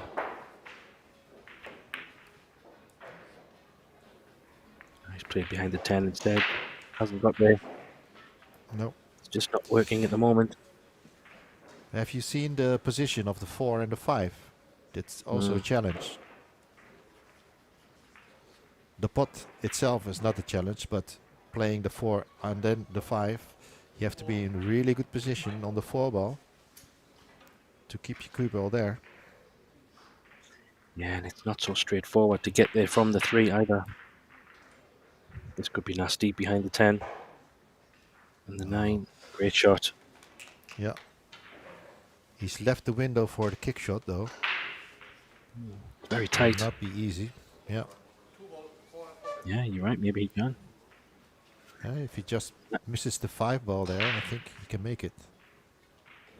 Yeah, if he can pop the 2, the natural angle is to come all the way around for the 3. So maybe a half chance, maybe. No, he's not full ball. Maybe second prize. No, he's left it, but tricky pot. Not really position. Unless he can pot the 2 and go full into the 9 ball. If he pots the 2 and hits the 9, he will have a shot on the 3. That could be a possibility. Not sure if that shot is on. Maybe he might go above the 9. Back across. Yeah, he's played into the 9. Thought that might have been Good on. shot. So he has got a chance to get on the 4 here, Jimmy. Kind of, the middle pocket is very inviting, but he has to go inside the 5 and the 4. This is the key shot to the rack. No, he's put too much on it. Oh, that middle pocket. The middle pocket was scaring him, I think.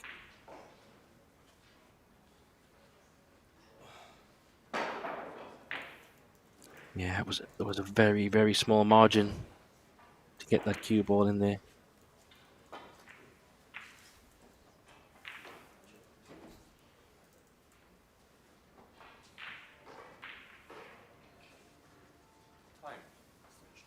extension.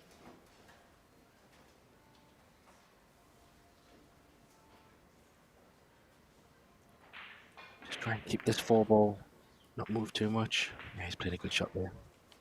Maybe an edge. Not sure if he can just get the very tight tap on the table. Yeah.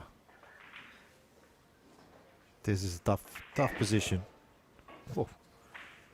And now that problem that you said with the 4 and 5 has kind of resolved itself. Maybe he can hit the edge of the 4.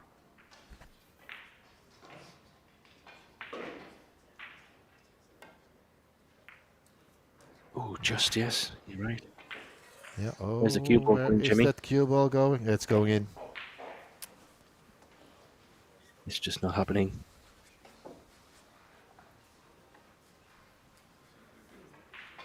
But I'm going to say something a bit crazy. Kasper has to get over the line here. He's had a couple of chances. Hasn't really taken them. And if somehow he doesn't get out here, which I can't say it's not happening, but all of a sudden, Shevchuk is 6-4, but yeah, there's nothing really here that can cause a problem, I think. No, the ones that were causing the problem were the 4 and the 5 close to each other, but with ball in hand, that's easy to solve.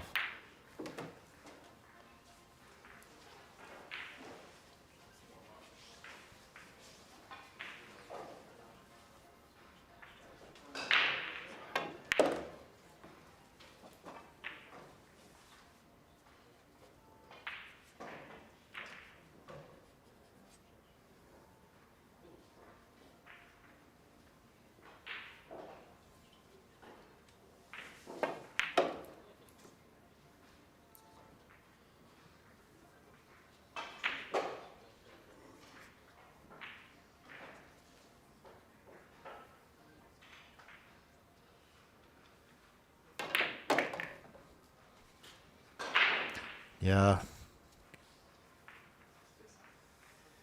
Easy to clear up this table.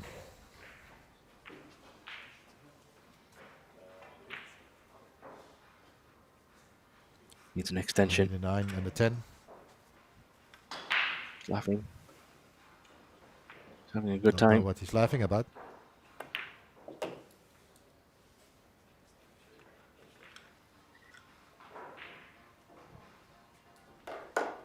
Yeah, this is straightforward 10-ball for 7-3 lead. Enjoying himself. I'm sure he would be 7-3 up. Semi-final with his first Euro Tour semi-final, race to 10. It's nice to smile. I don't think Shevchuk will be smiling at the moment though. He's having a tough time out there.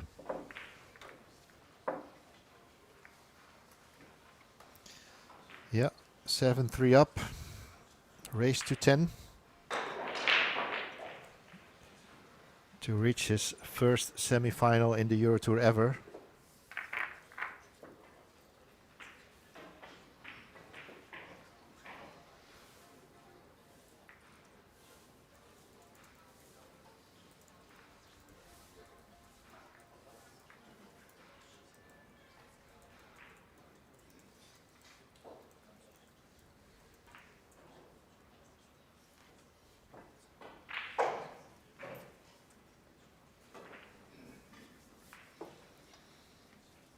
Yeah, enjoying his time there, Stefan.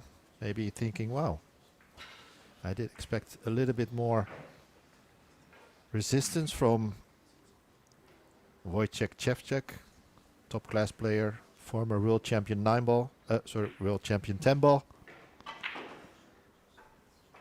And by coincidence, that's the game we're playing here.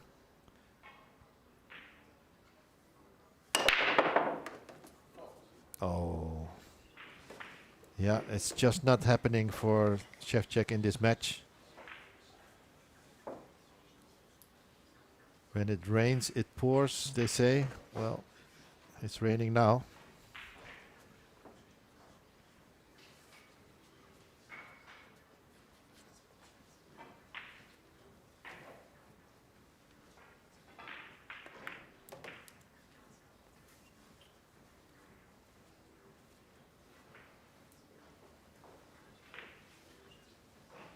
Got a little bit out of position here on the 2. Maybe a little bit bigger bounce than he wanted.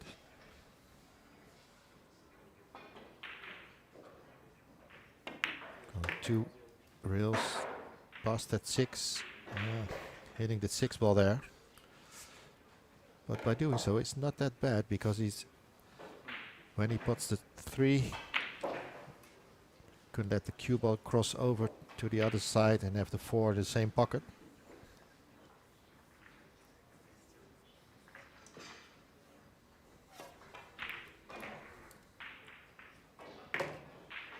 There you go. Just like that.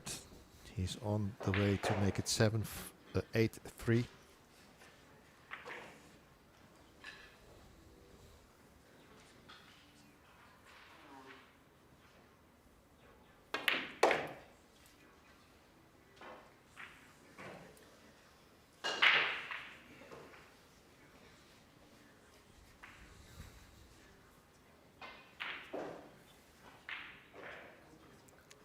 Moving forward, going 2 reels towards the 9, I guess. 9 in the center pocket.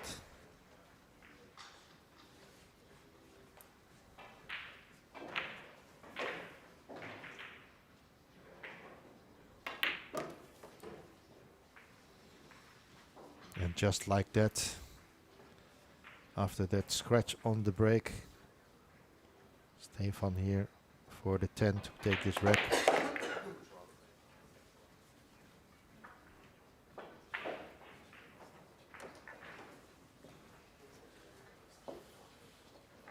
Another unforced error by Wojciech, this time with the break.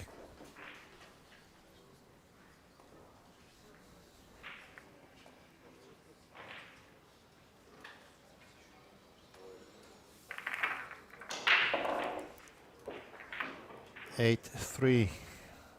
If you just tuned in, this is the semi-final, the first semi-final of today. After this one, we have a mouth-watering lineup of the second semi-final. Niels the Terminator Fire playing against Joshua the Killer Filler.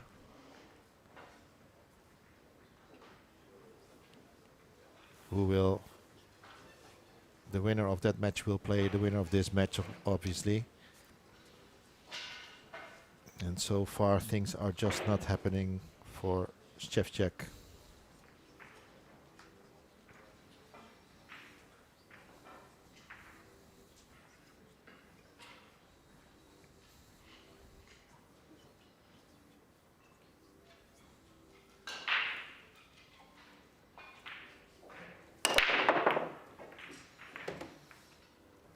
Again, the cue a little bit to the side, but this time it's okay, except for the 3 ball. Might be is hampered by the 8. Yeah.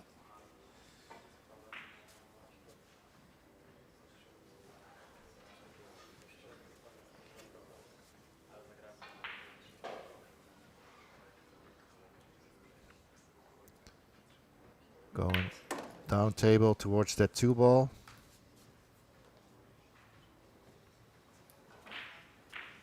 Seems to have a plan with the 3, but I don't see it yet. Maybe he wants to come at the end of the table where he is standing and then play safe behind the 8. Yeah, maybe. Or try to open it. Don't think he has the angle for that. Could be in the cue ball scratch. going. Oof. Yeah, I was close to that side pocket. Anyways. Is the 3-8 combination on to the middle? Maybe. Good call. I think his plan was to pot the 2 and leave it on the side rail for a good safety like you called. But he's called 8 in the side, you're right, maybe. Maybe he's decided it's time to go for it. Yeah. You know, he played tactical play and yeah, it just didn't work out. So I think it's just, you know, make things happen. So go for this.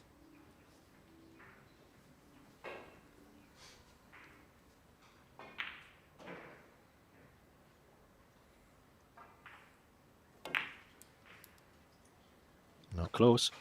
No. Too thick. Yeah. There you see it.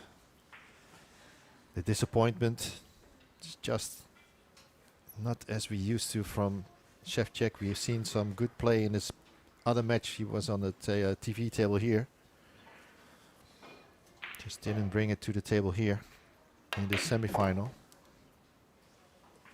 Yeah, it'll be a little bit disappointing for him because when you get to the semi-finals, I call it the business end, this is where the performance really matters, and you'd be a bit disappointed that it hasn't, like you said, brought it today, at least in this match. But it happens. Cool. Not over. Good performance by Casper, of course. Yeah, he took the chances. What can you say? Yep, yep. Not sure he's got the right angle on the 6-ball, mind, unless he can go forwards. It's a small angle. Yeah, Maybe you can not punch ideal. it towards 2 or 3 rails. Yeah, this is very hard if he's going to punch it. Just gonna play top with a little inside. That's a great shot. That's enough. Not on the It's rail. a little bounce. Yep. I think he can draw it back towards that 8 to make it in the side. Would give him a natural angle to go up table and back towards the 9.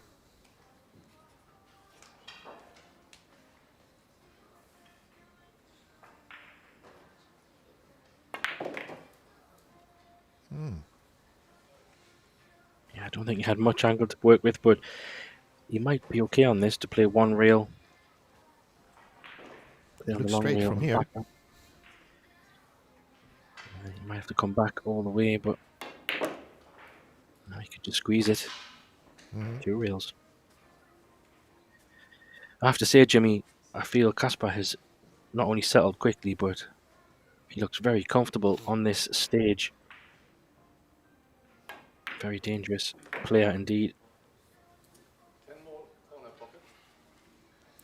Yeah, if he makes it to the final, whoever of the two, of Niels and Joshua, is making it to the final as well, will have his hands full with this solid playing Casper.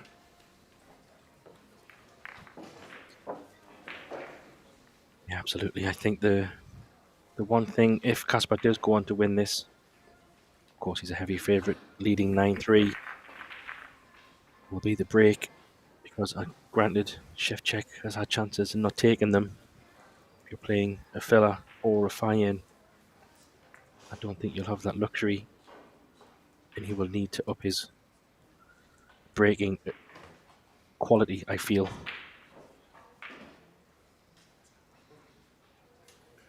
Maybe that's the one thing that's a little bit missing with Casper. I mean, his break. It's not that successful, but he's leading 9-3 and he's reached the semi-final. So maybe it's just not that working in this semi-final on this TV table.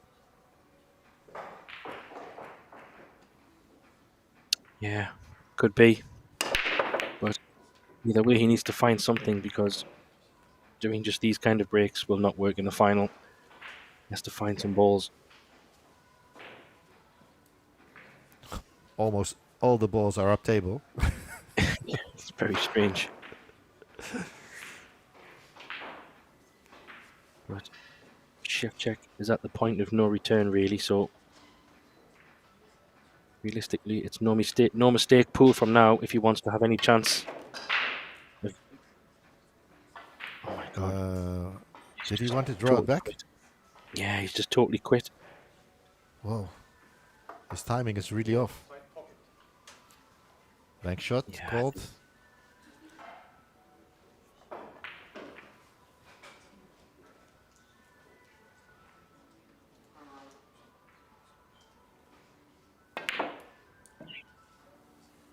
No.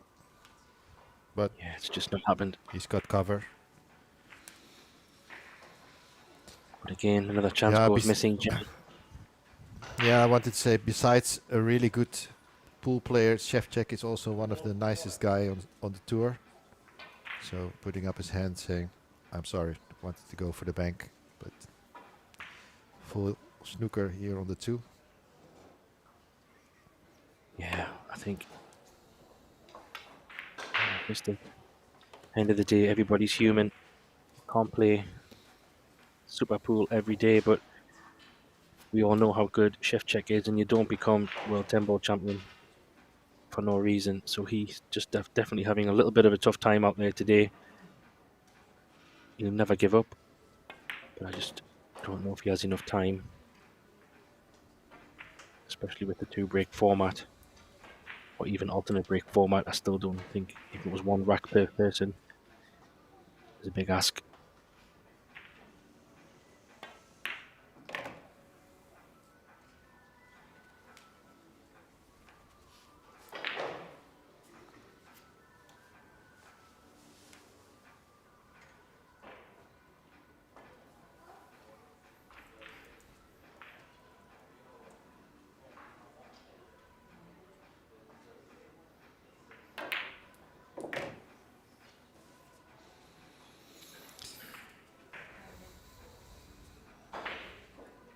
Yeah.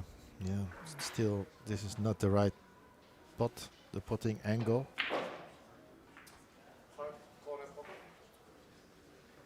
That's why he has to take the 5 in the corner instead of in the side.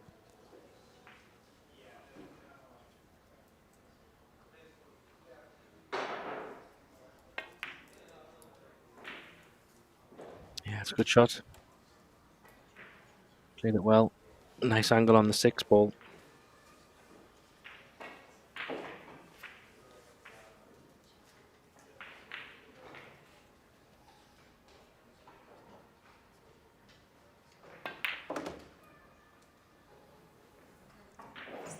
Yeah, plays Good it well. shot. Use that 3rd rail. Yeah. Not sure if the 8 ball goes past the 10 into the left side, because that would be the natural way to come down. I don't think so.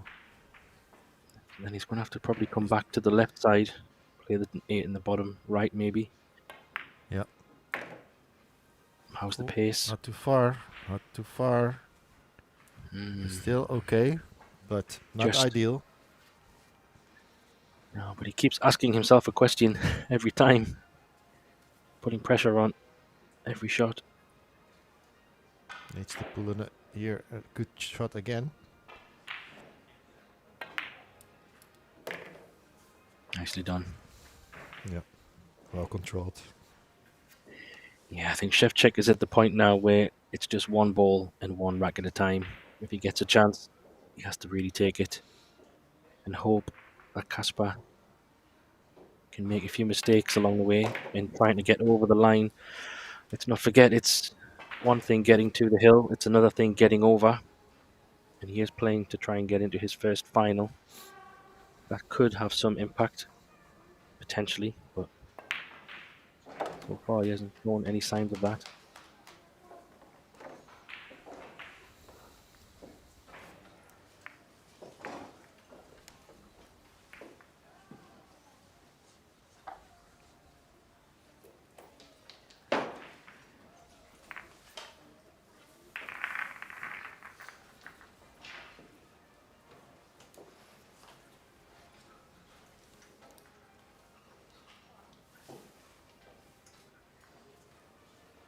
So 9-4, hanging in.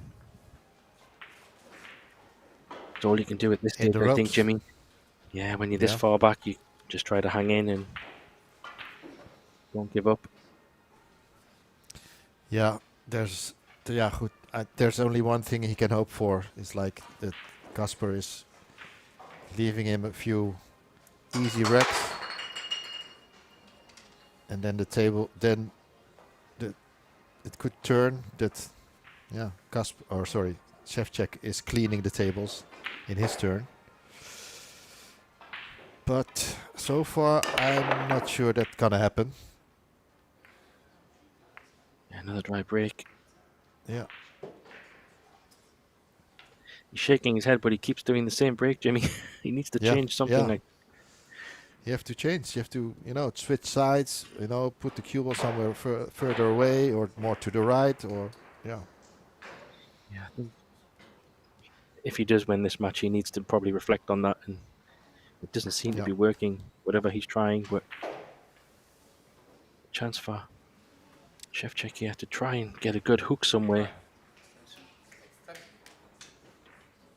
think he's trying to see if he can double the one ball straight back where he's standing and try to put the white ball behind the 8. I think that's what he's trying to check, but it looks tight. Yeah. No, he has to go it's the other way. ridiculous. Yep. Yep. And did he leave a jump? I think so. I think so. Yeah, I agree. Especially Well, where the at 2 ball least- is. Yeah, at least the kick shot, 1 rail.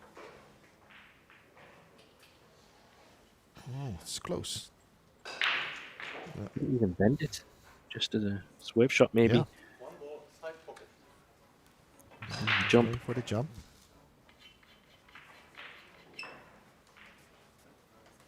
Time. Extension.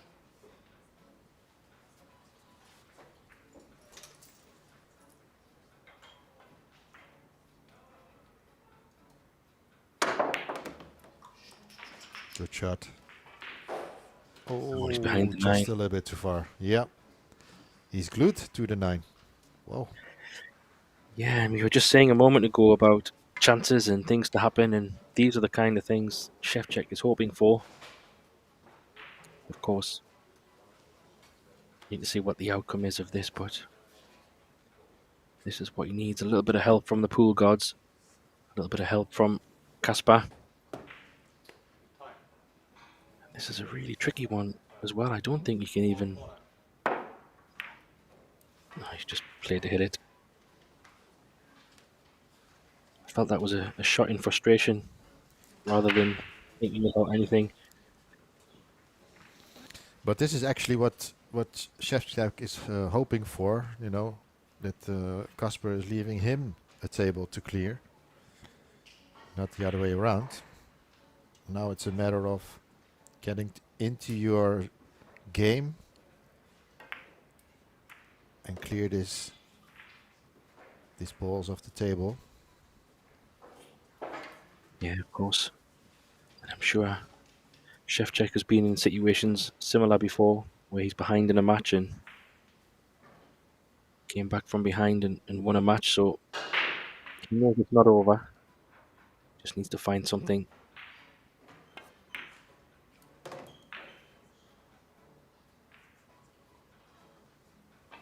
A little bit too hard.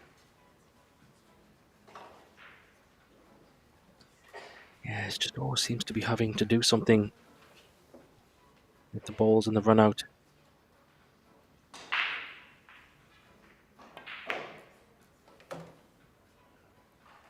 Needs it to slow down. Uh-oh. Could this be a hook? Body language tells me not, because you're looking okay. Yeah. The 6 passes the 7 towards that corner pocket, which is a bonus.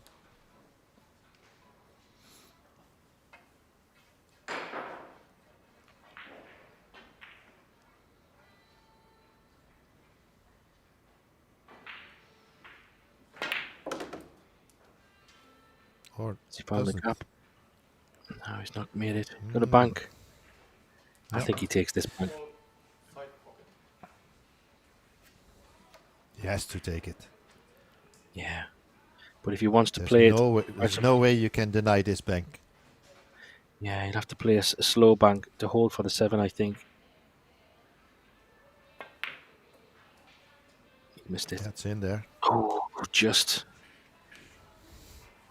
I think his heart was in his mouth there. Still needs another good shot. But this will be a good finish if he can take these out.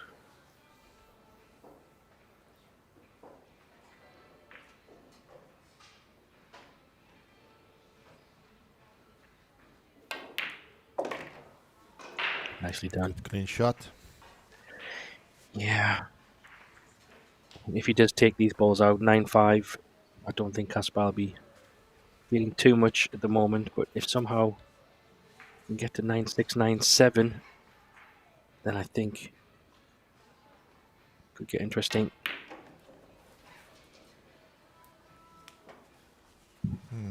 Just under hit this one a bit, I think. Still okay. Will he go for the corner pocket? Yeah. Yeah, I think so.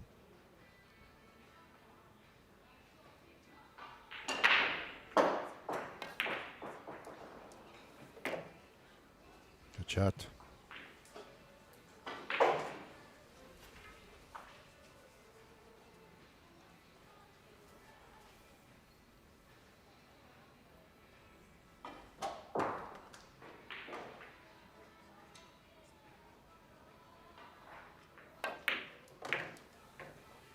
Yes.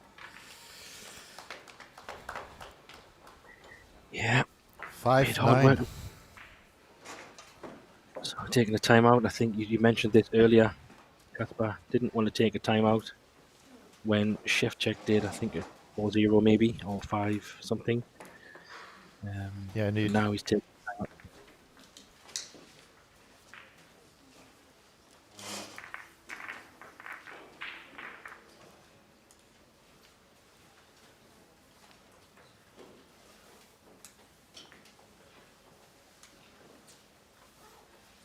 So maybe Kaspar realizing a little bit has happened in these last few racks. It's probably a good moment just to take a minute,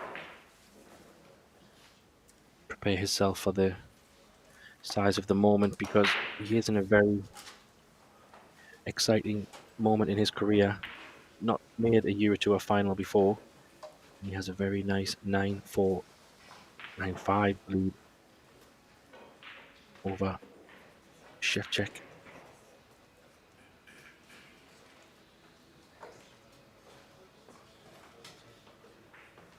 It'll be a great win for him, but also a very tough one to lose if he was to lose from 9-5.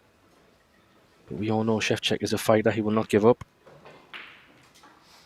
He's just hoping to get some chances come his way.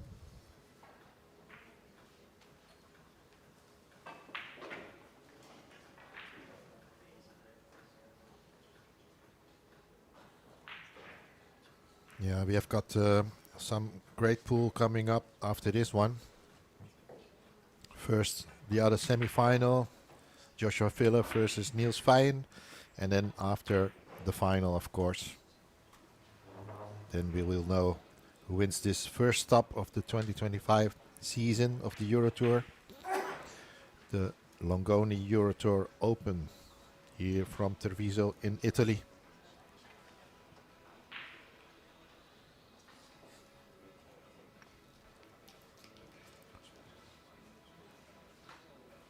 But Stefan Kasper is a strong contender.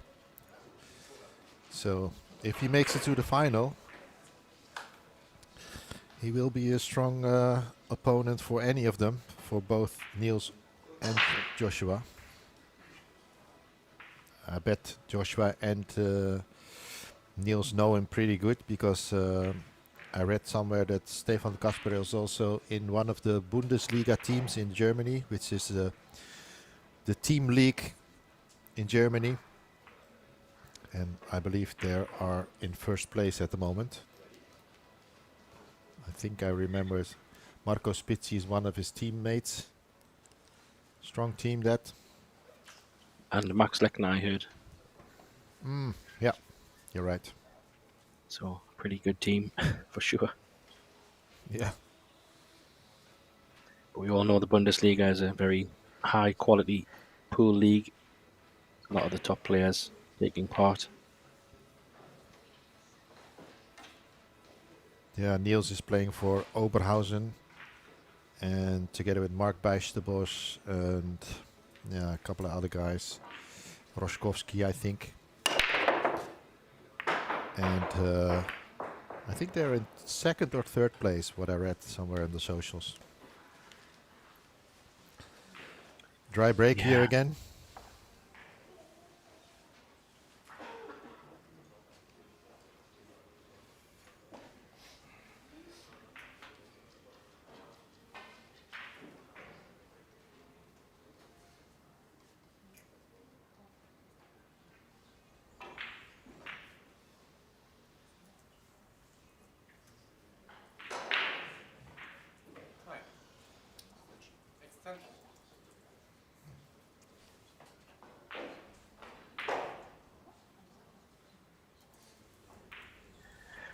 So he's looking for a push out location here. Yeah, it's a funny one because if he does leave a shot on the one, there's plenty balls to hide behind for some creative shot. So he needs to be thinking about something. Yeah, and he hasn't really put the ball on the cushion either, so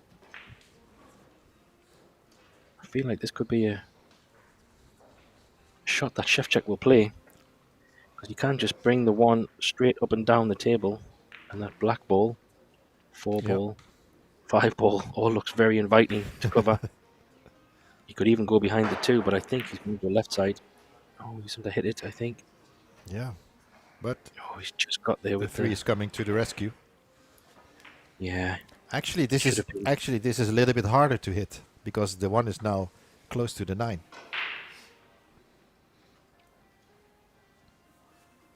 yeah, but I still think he should have been up behind that black ball, Yep. making it Yep. even tougher. There is a shot here for Kasper. 2 rails. Flick off the 1 ball. Bring the white ball up the top of the table. Oh, he's hit the 9. Absolute mistake. So, all of a sudden, mistakes are creeping in. What is he doing with the 9 ball? He shouldn't No. have moved the 9 ball.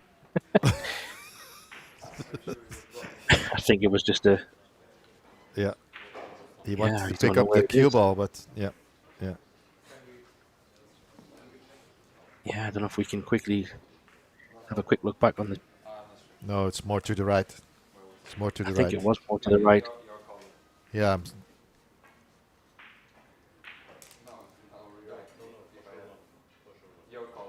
Yes, I'm not sure. I picked it up. It's more to the right. More in line with the 3. Yeah. More like this. Yeah, Just a so- little bit more to the right. Yep. Yeah, it was about there. What can you do? The 9 ball? It's over hands or no? No, the 9 ball position. I don't know where 9 is. Yeah, I don't think there's too much debate here, to be perfectly honest. The 9 ball was definitely in that area. Yeah. The most important thing is that the cue ball was not in blocking that pocket. So I just looked on YouTube. It's a little bit more to the right, more in a direct line with the 3.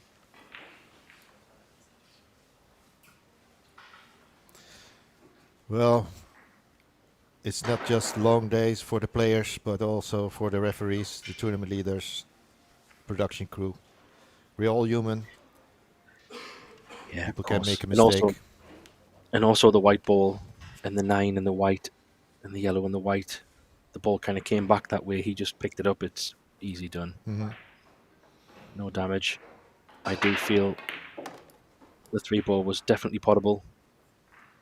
Yes, I looked back here on YouTube. Yeah. So And I the do most like the important thing sportsmanship. was that the 3 was free to go into this corner pocket where he's spotting it now. Otherwise, it was a little bit more difficult. Yeah, and I do like the sportsmanship of Shevchuk there. He said, look, I don't know. I'm happy with whatever. That was very sportsmanlike.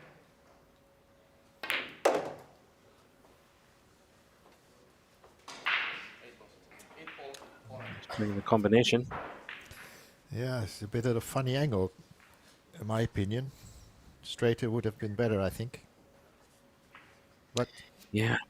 he'll take it. There's 2 things I see with this. One is the 4 will go across to the other side of the table. Mm-hmm. Oh, he's playing safe, No. and he's not played that well He's at all. tried to play safe, yeah. Wow. Did he not call the 8 ball? I could have sworn he said 8 ball. I thought Maybe so. I'm hearing things. Yeah. I Because was, I was also thinking, thinking I was thinking playing that shot you played, but just, nudge the 7 as well, but now, yeah. Okay. Yeah, because I was thinking maybe he might play safe rather than combination. That's when he said 8 ball threw me off. Wow. Taking on the bank? I think so. No, maybe not. Maybe it's too No, close I to the think- 7. I'm wondering if he might play a slow little drag, try and get behind the 10. 5 ball, corner. Find something. Yeah, just to be sure. Look.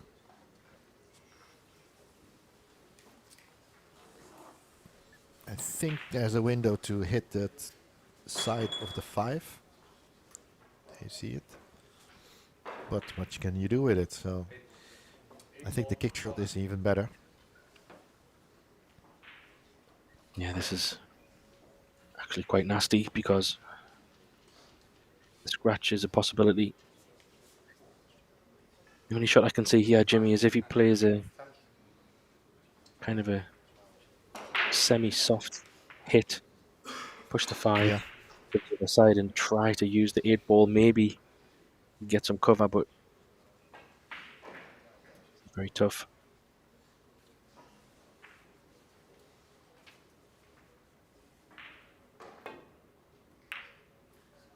Yeah, maybe.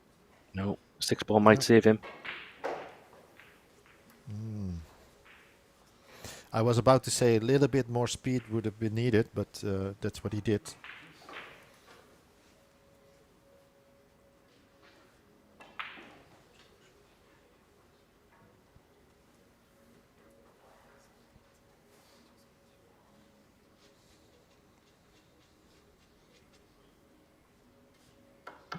Five ball, side pocket, time. I'm wondering if he's going to lock him up.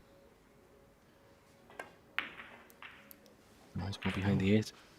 He might have left the shot here. Yeah, for sure. All of a sudden, Yep. there's a few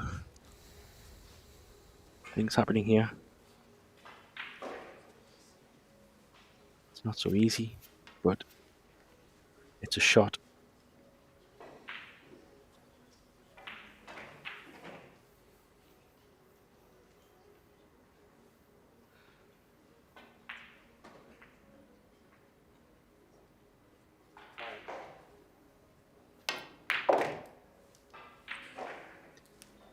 Just as enough good as- pulled away from the 10 to get some room. That's pretty much as good as he could have done, really, and still left a pretty good angle. Still needs another good shot, though.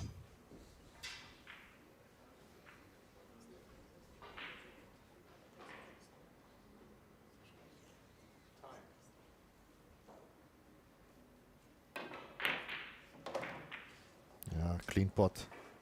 Oh, lovely And shot. Well controlled position, yeah. Great shot.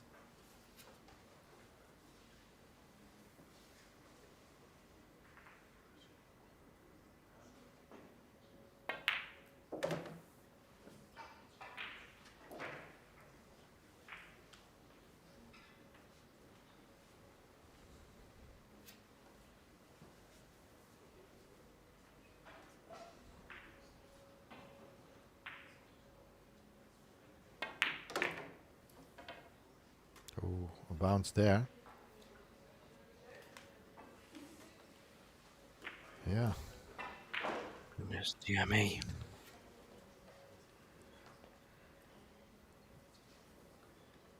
We'll play the safety behind the 10. Yeah. Glue it. Glue it. Yes.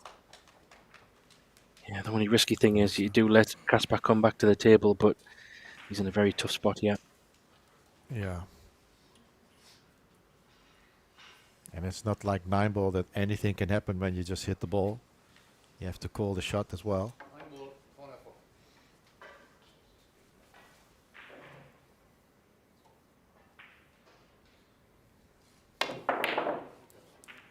4. Oof. Good firm hit, but leaving it. Yeah. This is a shot for Shevchuk.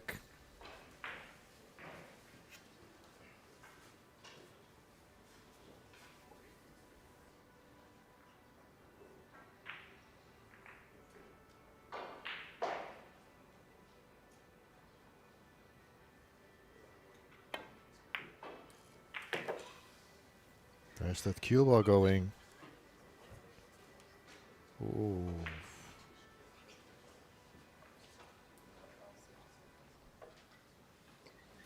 Yeah, what do you do? This is the one you've got nowhere to hide. Just want to call the bank.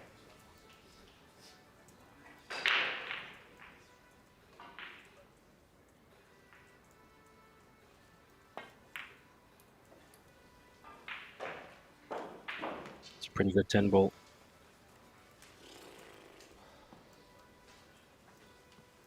Yeah, that was a pretty good safety shot.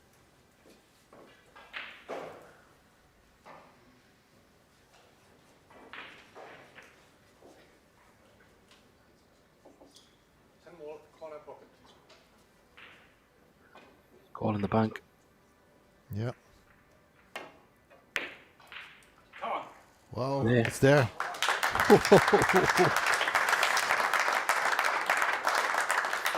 Incredible. Yeah, yeah. What a way to end this match with that bank. Wow. There you go. But I think the result is a fair result because Kaspar did put in a good performance there, and Shevchuk just struggled for most of that. I think that rack was a big one. Could have went either way, but Kaspar into the final. And then we have the next semi-final coming up, Jimmy.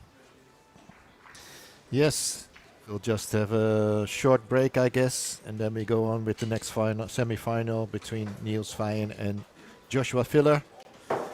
So we're gonna keep the stream running, and we'll be right back. Have a short break. See you soon.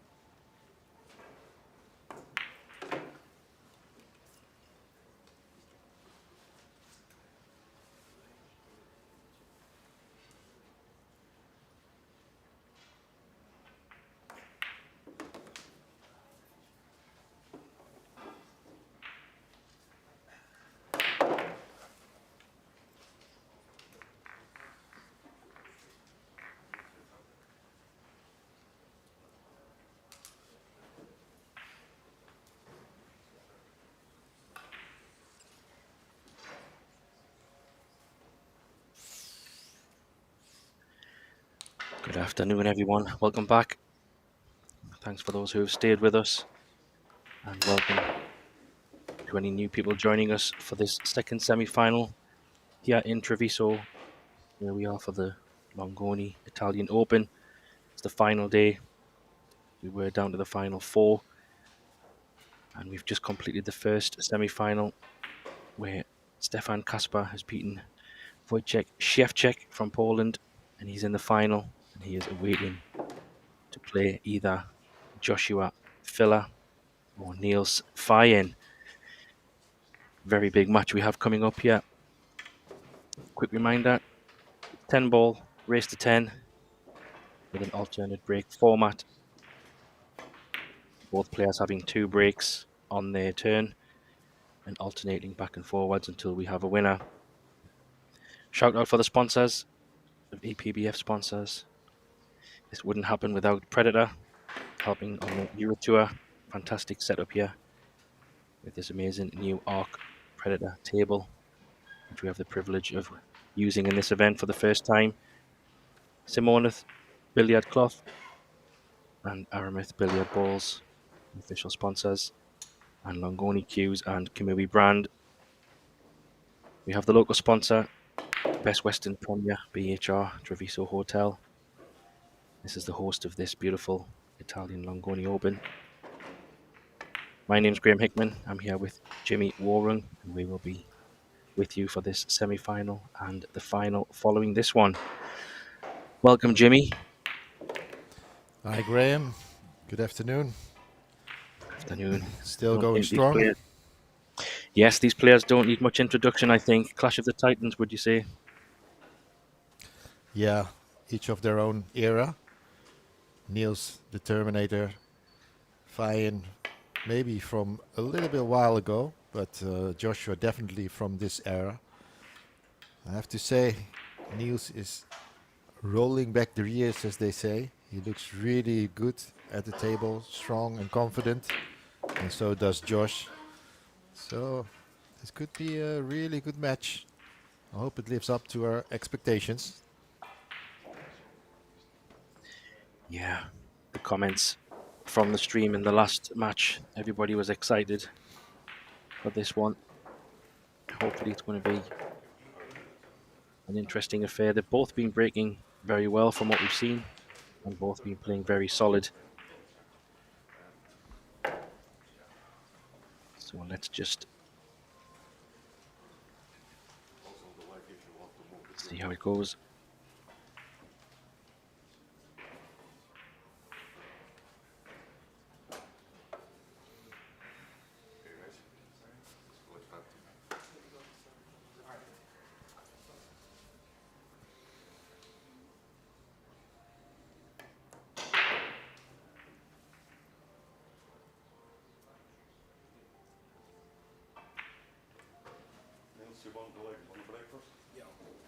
Good lag there. The Terminator gives him the break to start off with. So he will start with 2 breaks. And then, as mentioned, alternate break. Joshua will have 2, and so on.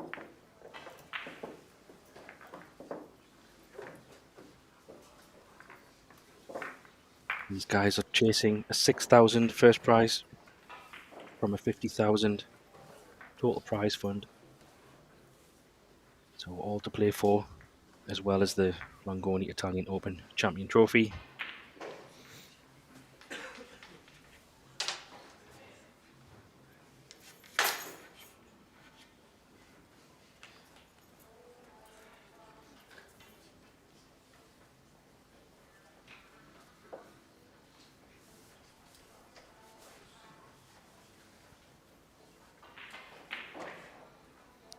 All right, here we go. First break for Niels. Keep in mind that it's alternate break, but both players have 2 breaks each and then switch to the other player.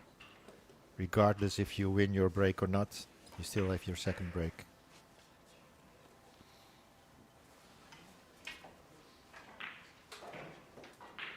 And I think he has a shot straight away. It Looked like think it. he can just, Or yeah, maybe just not maybe. enough. Hard to see from this angle, but I think it looks like he can make it. But it is tight. Maybe he's just looking at the line towards the 8th. If he makes it, so I don't think he can make it. No. From this look, I don't think he can make the one.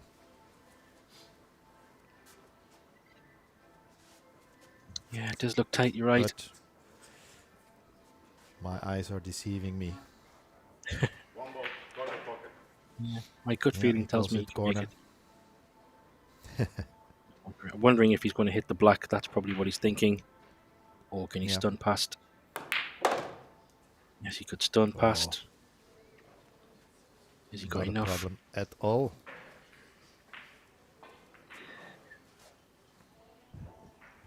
Don't think I'm he not can get gonna the say two. anything. I don't think he can get the two. No, I don't think so. No. Two ball, corner pocket. Okay. Maybe he can. Playing real first. Yeah. That's the shot. Actually might be helpful to bring the white ball around for a shot on the 3. Needs to There you avoid go. the 6. Oh, Oh, that might well, still he still work. has a shot. Yeah, he'll take that. I thought he was in danger there, but he still has a shot there. Good.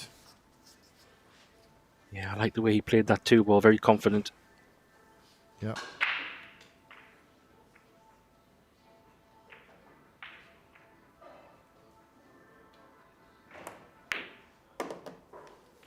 And I'm sure both players will be up for this, especially Niels. He loves the challenge. Like you say, he's slightly different era to Josh, but he's still very much a competitor. And he likes to win just as much as the next person.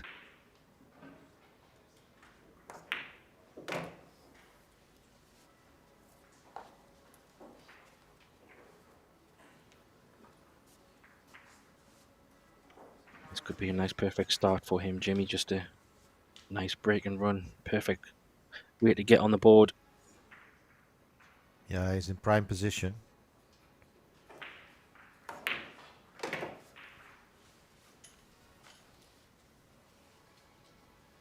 Yeah, a little bit wrong angle on this 6 ball. Choice now. Does he drop the 6 ball in and take maybe a little more slightly difficult 8? Or does he go 3 rails to come under the 9? Oh, he's gone 1 rail. He could get across, so even better. Yeah. Nicely Smart judged. choice.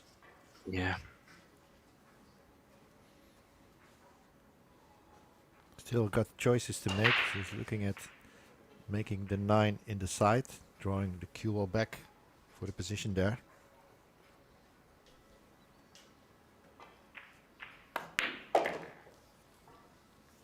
Yeah, nicely judged. Great there.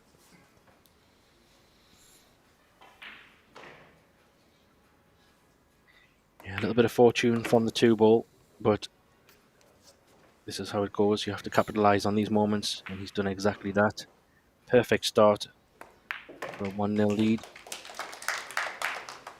Yeah. Was a great 2 ball, which made him win this rack. Definitely. And the best way to beat Mr. Joshua Filler is, Jimmy, to keep him in his chair. That is the best way. Yeah. Has to be one of the most dangerous players on the tour for sure. So breaking and run is the best way to keep him at bay.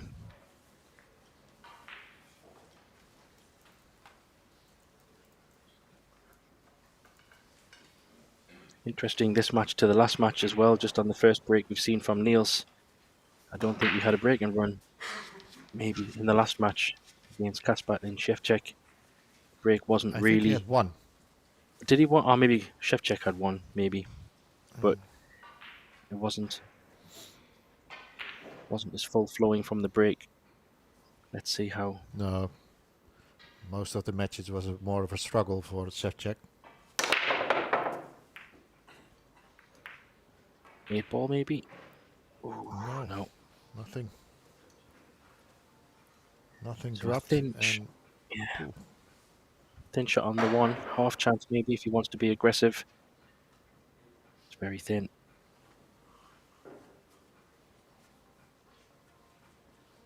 no, he's going for it. Just thinking about that 3 ball there. Doesn't pass the 8, so it has to go in the other corner.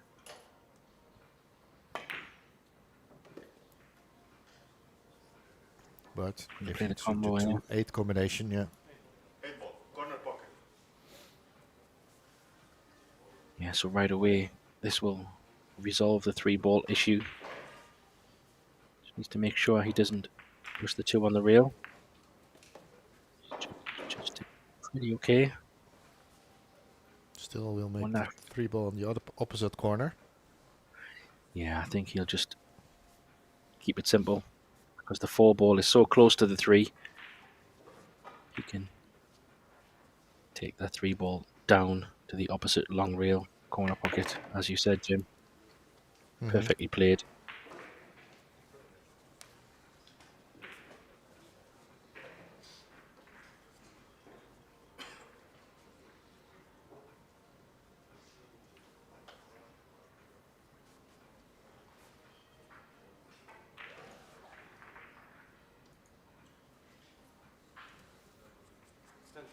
Extension.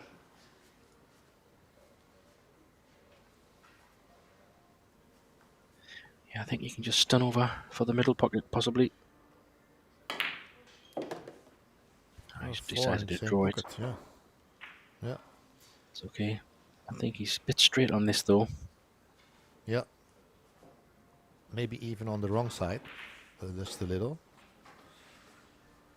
Yeah, he That's might one just have to take adequate what the shot. table gives him. Yeah. Oh, he's taking the side. The 4 in the side.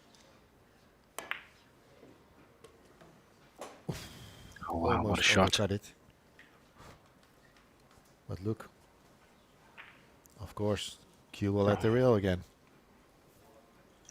Yeah, I mean, that's incredible, really, to put it on the rail from that speed and distance. But luckily, the 6 is not a million miles away, so just draw back here and above the middle pocket.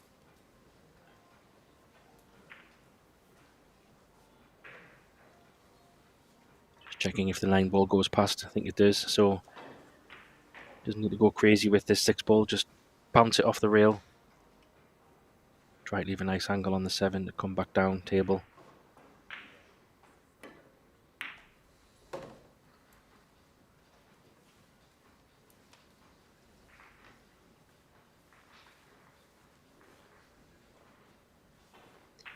Yeah, good shape here.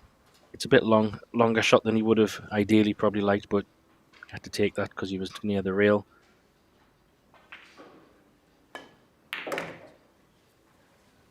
Plays it well. Yeah. He's taking this very easily.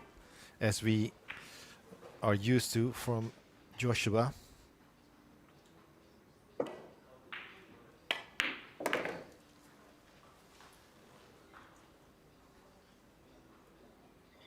Yeah, and this is exactly how I expect this game to go. I think it'll be one visit pool for the most part.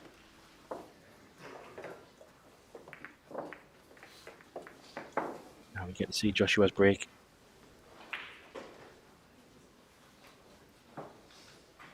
Yeah, and what was their road to this semi-final? So in the last 32 single elimination stage, I think, let me see, Joshua beat Alvaro Canoniga from Spain 10-4, then 10-3 over Ugur Turku. Then in the quarterfinal, 10-7 over Miško Fortunski, and now facing Niels Vijen here in this semi-final. The road from Niels, 10-7 over Fabio Rizzi in the last 32. Then 10-8 over Marius Skonechny. And previously 10-4 over Felix Vogel.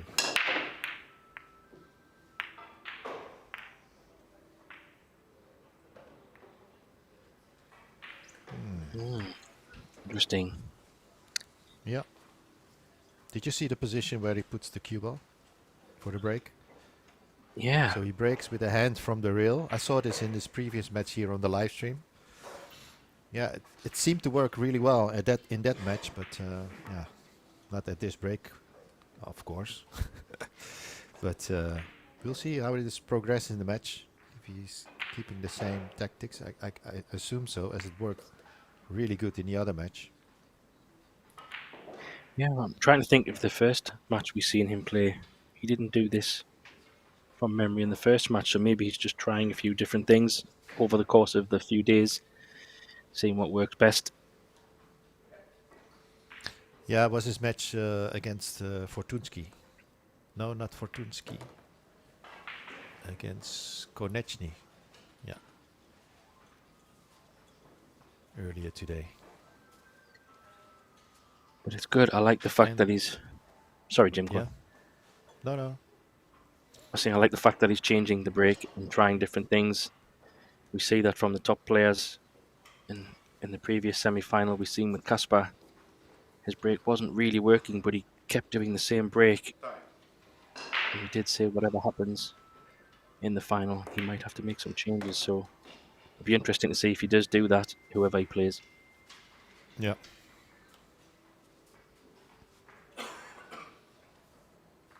Well, Kasper has some homework to do, as he really should look at his break position, the way he breaks, before the start of his final. Probably he's practicing on one of the outside tables, just break, if there's room, I'm thinking. Yeah, it's probably a good plan, because in the potting side, clearing the balls up, he was doing exceptionally well. If he can just fine-tune that break, he could definitely cause some problems for the final. Yep. But interesting here, Niels has a tricky shot because he's going into the 8-ball. Don't think he can do so much with it.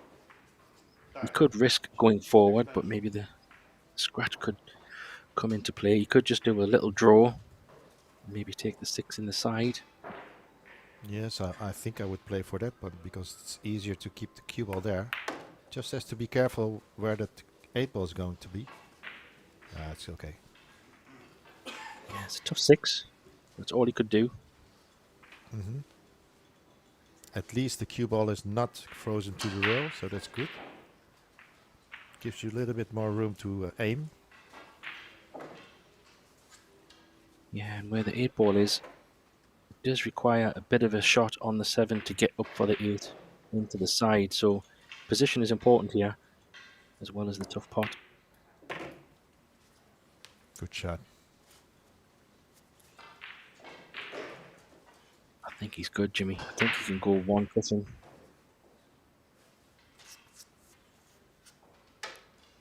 Top spin, one cushion.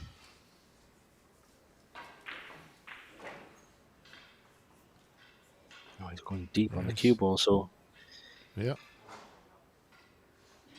Big draw under the middle pocket, I think.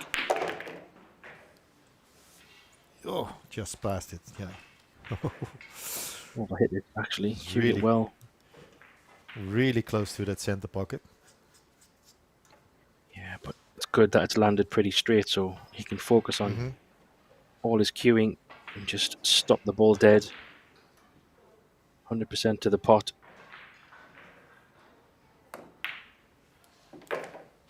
Nicely done. It's all about the fundamentals there. And Niels trusting himself.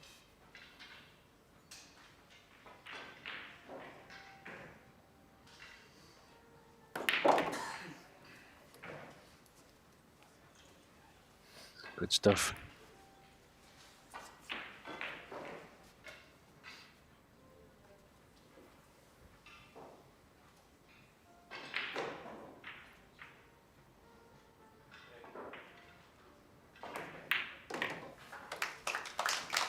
No, 2-1 so far, doing what is being asked of him. Yeah. So another break for Joshua.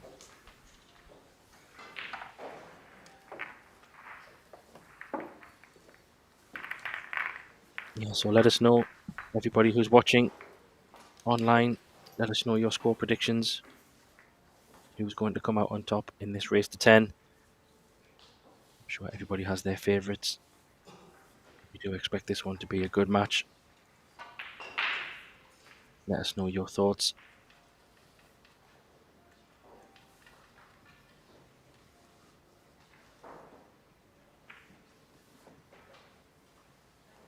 Yeah, it's always the question if it's actually really living up to our expectations this match, but the first 3 wrecks certainly do.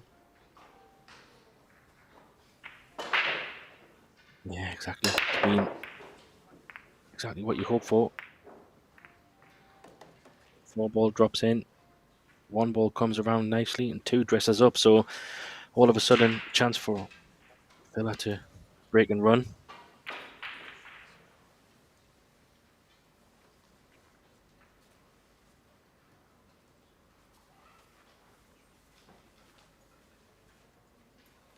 Yeah, good chance here. Yeah, the only small issue could be the 9s. You have to be careful to play position on the right side of that. But other than that, no problems at all. Yeah, especially where the 6, 7, and 8 is. Yeah. It's nice to get over for the 9.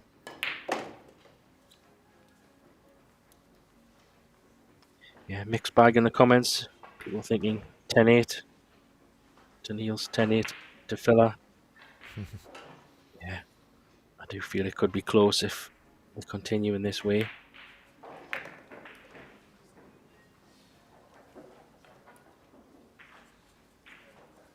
Certainly, both of these players are playing in a really nice rhythm. When the table allows it, the layout. Yeah, absolutely. It's overrun that a little bit. Should be fine. Just has to do a little bit of work with the cue ball.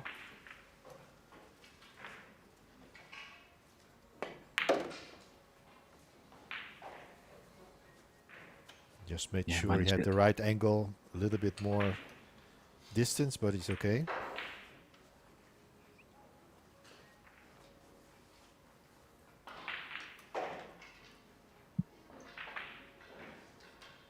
Yeah, just maybe 2 rails. Come up behind the 8. Be nice if he's pretty straight. He looks that way.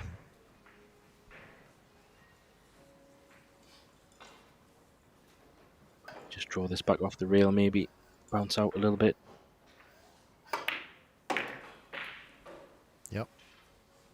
Plays it well.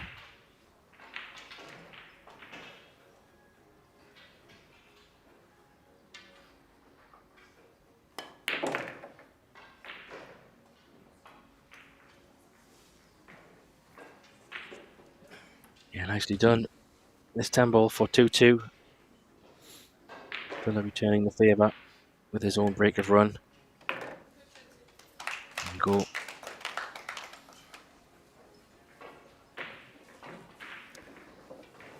Yeah, although he won this rack, it's not winner break, it's alternate break, and when the break is alternating, both players have 2 breaks each, regardless if you win the rack or not. 2 breaks in a row. Yeah. So far, we haven't seen a safety shot, I don't think. It's No, all out attack.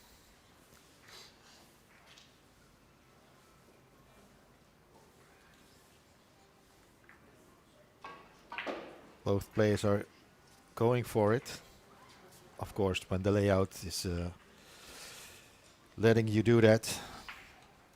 If there's a couple of balls married together, then you have to think about some tactics probably.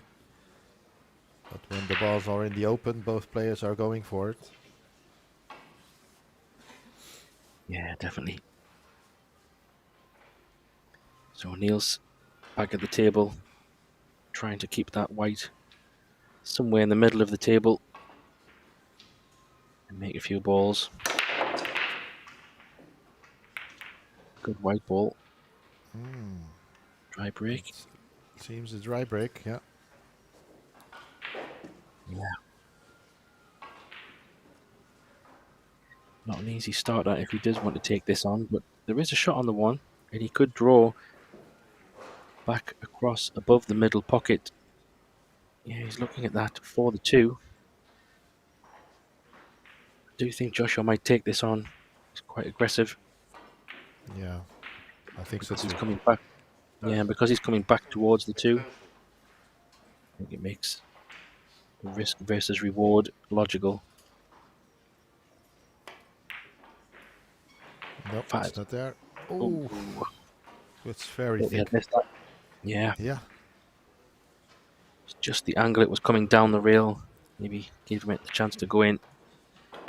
yeah, we've seen some balls keep hanging there in this way, but not this time. So he keeps his run going, and it looks like a pretty easy layout as well, Yeah, just especially for a top class player as Filler is. yeah, this shot is probably one of the key shots. Try and get nice on this 4 ball so he can get on the 5.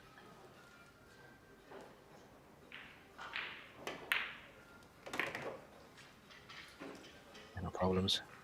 2 reels. Yeah. Just missed the black. Short reel, long reel. Yeah, the way and back hopefully around. have a just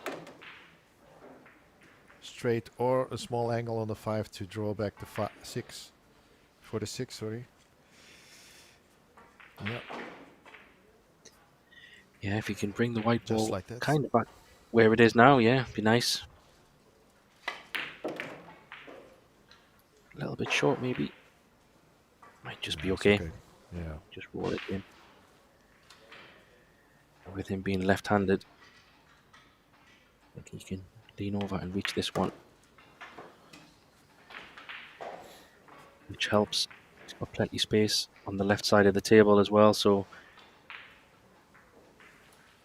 maybe 2 reels.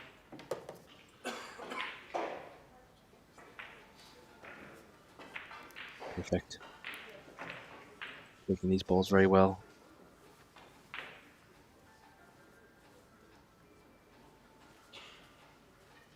Yeah, I think this is what it's going to come down to, Jimmy, the break and how the balls lie. If there's a little bit of mess on the table, that might work in Neil's favour, maybe, just from a safety play and kicking point of view. But if all the balls are in the open, Yeah. of course, Oh, yeah, Neil can still absolutely right. Yeah. Yeah. I would not underestimate the safety game tactical play from Joshua, but the running game is very tough to beat. Yeah, definitely. He's got a very, very good safety game as well.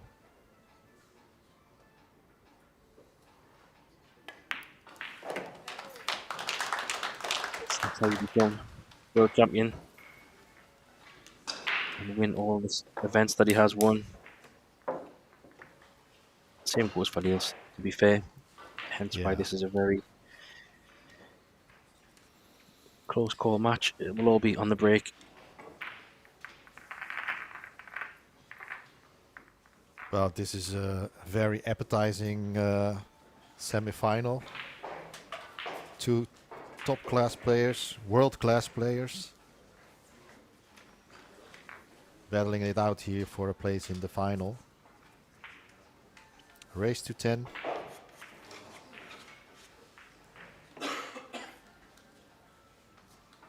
At the Longoni Italian Open 2025, the first stop of this Euro Tour season in 2025. From the BHR Western Hotel in Treviso, Italy.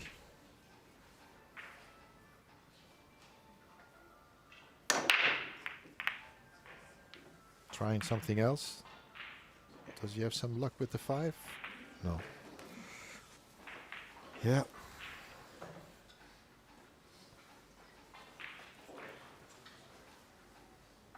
He's just not getting that cue ball of that object ball toward the corner pocket.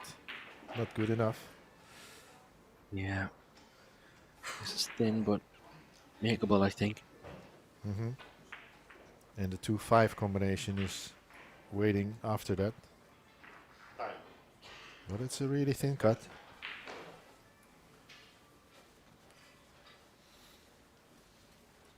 Yeah, I think he's definitely going to take it on.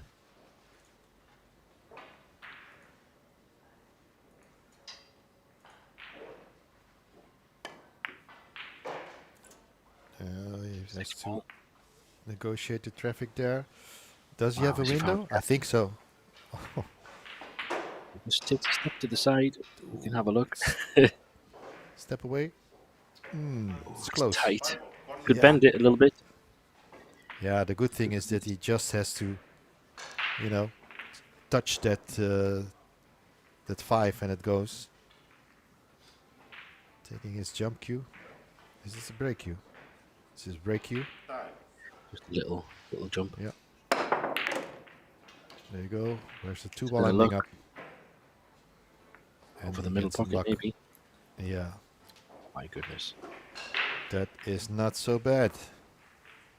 Yeah, I think Niels will be sitting there thinking, oh man, that was a nice couple of bits of fortune. Hopefully it will even itself out in this match. Yeah, most of the times I have the feeling that it evens out during a whole match. It just depends on how it feels when you get the rolls in favor or against you at what stage of the match. Yeah, totally right. Stop shot here on the 4.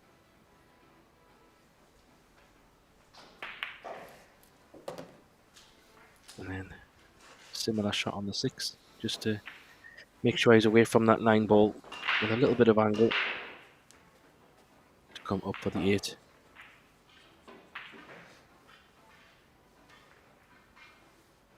Probably play from the left long rail. I think he might just draw it straight up past the 9. Not sure if he will use the rail or not. Depends on his preference.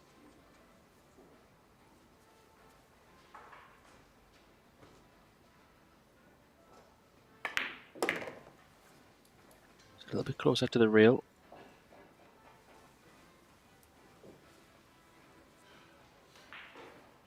He might come down for the middle here, Jimmy, I think. That's been down the table. Yeah. Feels the more natural way, and he does it.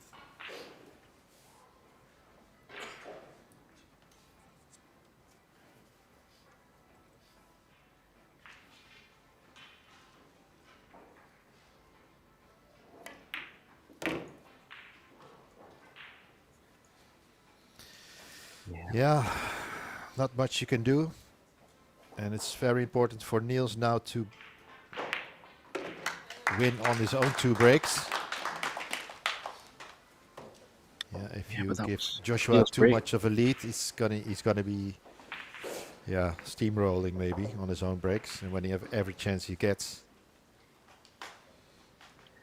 Yeah, but it is actually Joshua's break, not Niels. So Oh. Joshua has 2 breaks. That was You're Niels. right. He had Yeah, 2 dry breaks and Yeah. punished on both. my mistake. Yeah. But Niels is hoping Joshua can repay the favour with a dry break from his side, or at least an opportunity.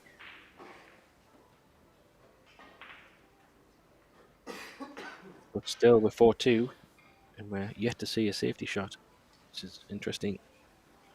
I don't think we will go the full match this way, but so far,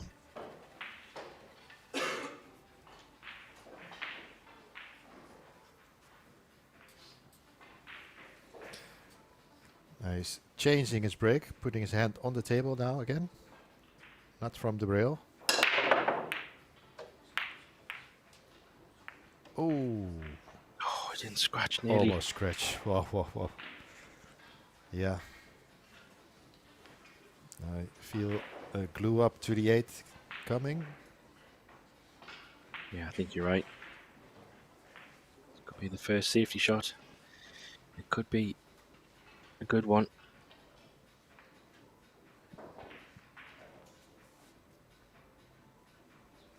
I think he's just trying to think where to put the one ball. Is it licked out? Oh, he's Not a lost good it a shot. bit. Yeah. No, he's been lucky. Oh, the 2. The 2 is coming to the rescue. It's been A little bit fortunate there. fortunate, but yeah, still okay.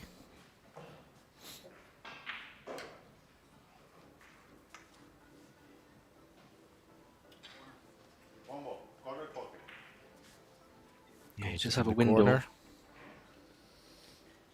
It's Yeah. extremely tight. Just between the Time. side pocket and the 7.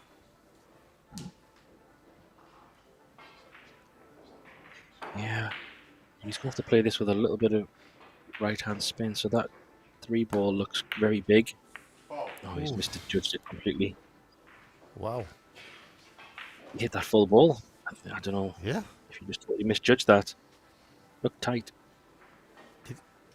Yeah, it shortened up a little bit more than he expected. So, but did he play with inside English or what?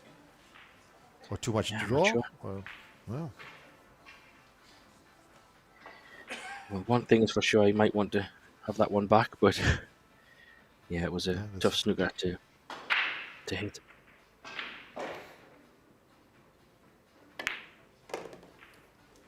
So there's a little bit of problems on this table still. The 4 to 6. Not sure if the 4 goes past or it's a combo, and the 5 and 7 is also a little bit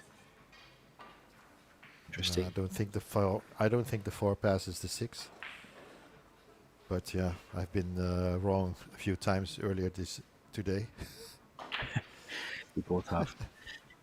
But I think he needs to make sure he has the right position on this 4-6 combo. Just so he can... He might have to play 2 combos. Yeah, 5-7 as well.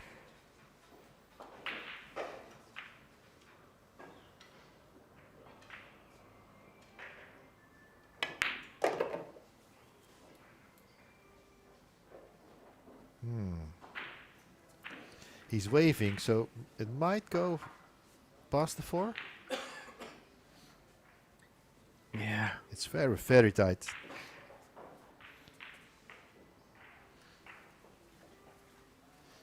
Well, if it does, it doesn't have much angle, I think. You'd have to No. top spin off 2 rails, maybe. Not sure how close you can get to the 5. 6 ball. Corner pocket. Time. 6 ball corner pocket. Just to be clear.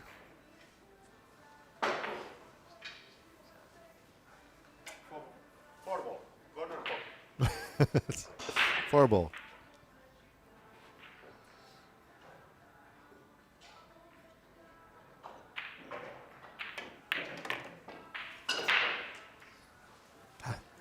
It went in easy. Yeah. There you go. This is a very tough combo, though.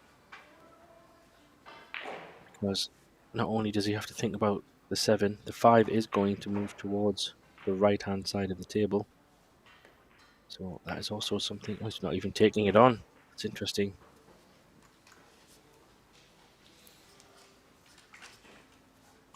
Yeah. I do feel maybe, yeah, 5 ball. Corner pocket. it's a good choice. Always a choice to go for safe instead of that pretty difficult combo, especially with the ball on the long rail made the angle a bit funny. But what is happening here? I think he's he left can it. make it. Yeah. Can he draw it past at 7? Don't think so.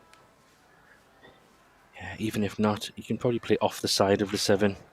Still be okay. What about The with spin. inside English? No, I think you play with outside. Play the 7. Oh. Or you play it off the 7, yeah. Yeah. So it's all Phil at the moment. Niels has been kind of frozen out a little bit.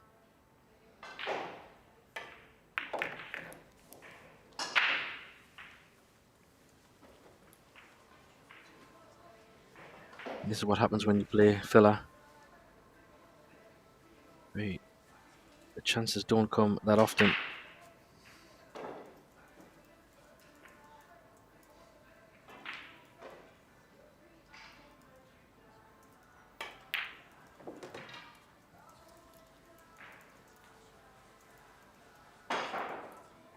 Yeah, nice shot on the 7 there.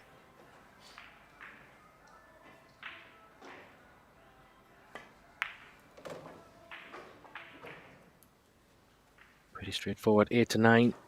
This will be for a 5-2 lead.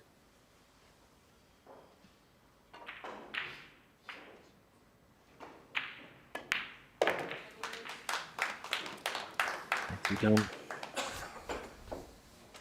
So another one for filler. And we'll see one more Reaching break. the halfway mark.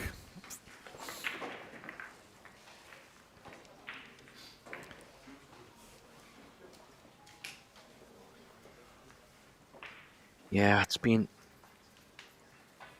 pretty much, it was even at the start, but then it's all started to move a little bit one-way traffic in Fella's direction in terms of opportunities. So Niels will be hoping after this break to get a chance and try to capitalize on his breaks.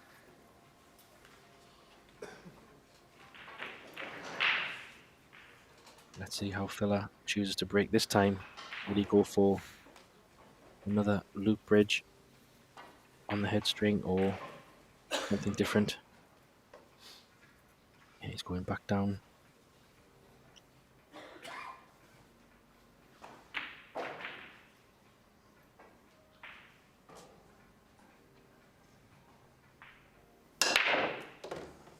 Scratch in the side. Direct scratch, yeah. That's something that Niels is anxiously waiting for. This is a big chance to get one rack back. Yeah, that's what Niels was hoping for.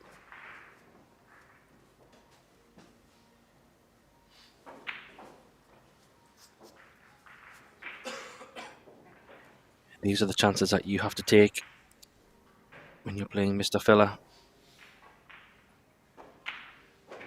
So the only challenge is to have a good shot on the 3 ball. You'd go, yeah, that side is the best. You have a lot of margin of error to play position on the 3 there. Yeah, I think you could even draw this over to the left side, below the 9.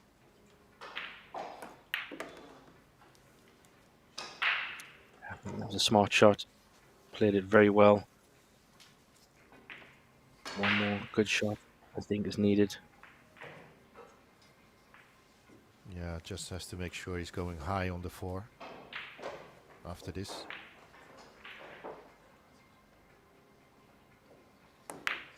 Showing the Longoni Flames Cue. Niels' own line at Longoni Cues, his main sponsor. And the main sponsor of this event, by coincidence. Longoni Cues not situated not so far from here. Mariano Comense.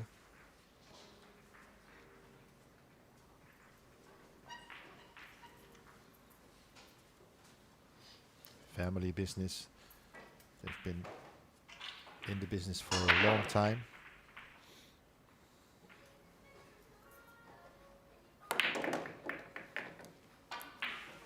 Ooh. Yeah, he's okay. Nicely played. He's now in very good position. Just needs to take a bit of care on this 8 ball to make sure he has the right angle to get on the 9. Because he is looking to play this in the side, I think, judging by preference.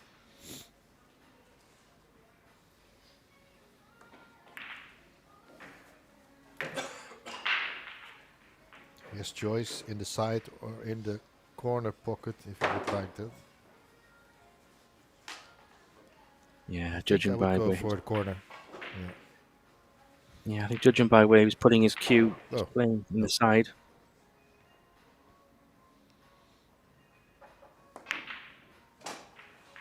Oh, Niels. To be fortunate. Oh, Maybe yeah. Joshua's hand on head. Not just a little bit fortunate, very fortunate. Look, I think it's even at the corner pocket. Can he play it real first, up and down, and make it in the side? Oof, I think he's looking That's a at good it. question. Wow, Eight ball, side pocket, Yeah, he's calling it. side, yeah. extension. Hard to tell. He has to be careful. If he makes this, hopefully the cue ball will end up in a good position to be able to make the 9.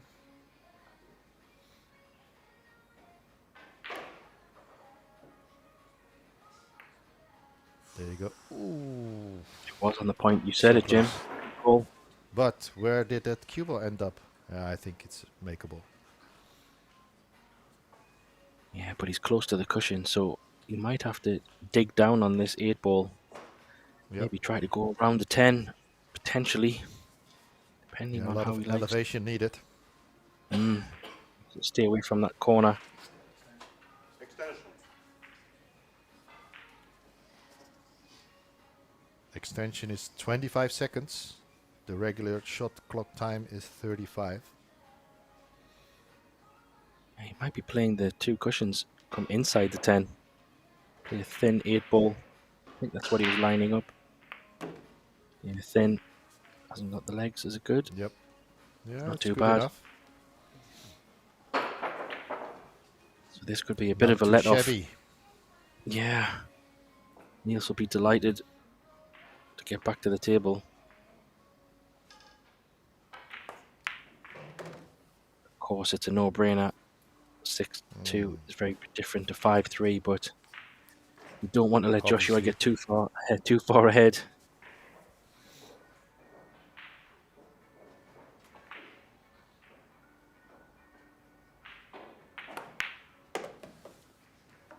There you go. Yeah, tapping Yes. the table because he knows he was a little bit fortunate to leave the 8 ball there when he missed that to the other side pocket.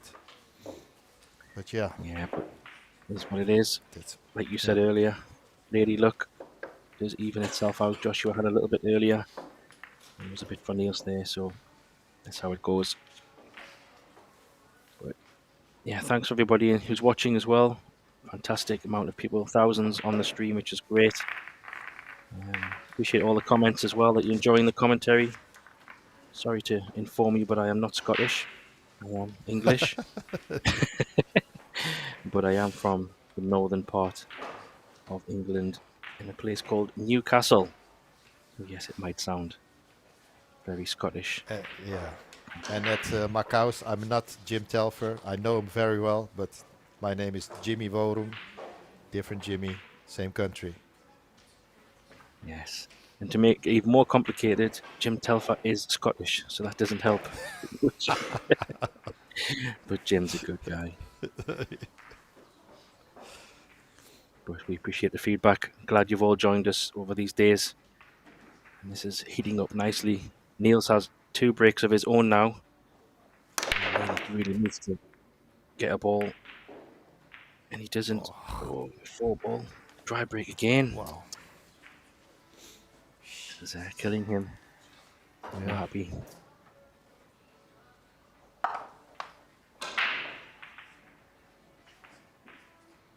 Yeah, I'm wondering, Jimmy, if you remember the early matches in day 1, seemed to be balls flying in everywhere, and it could just be over the days the table gets harder to break. I don't know. We have seen a lot more dry Yeah. breaks today than previous days. Yes, in 3 days of play, the table obviously changes the way it's placed. The cloth The rails, everything changes in 3 days of play compared to the first day. First match on this TVA table in this event was Albin Ushan taking on Benjamin Belhassan from France. Yes, that's a totally different game at that time.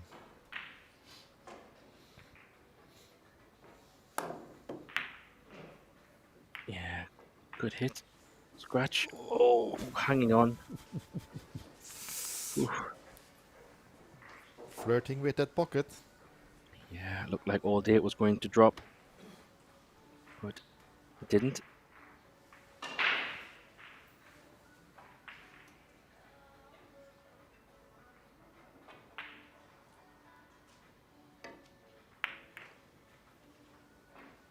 He's not taking it on. I No, think and he's he played a also clever shot there. Yeah, intentionally pushed the 6 towards the 3. I'm wondering if he can get through the 9-5 gap, Jimmy, and just kick the 1 ball from behind to leave the cue ball on the back rail. Looks tight, but might be there. Great if it is for Niels. Time. Then he So can there's a leave the window. cue ball there, and then it'll go, hopefully, it will go past the 7 ball.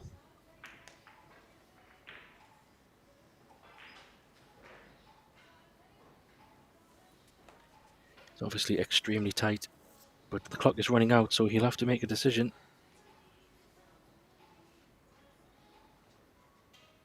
I think he looks like he can. Oh, he went for the pot. That's what he was checking.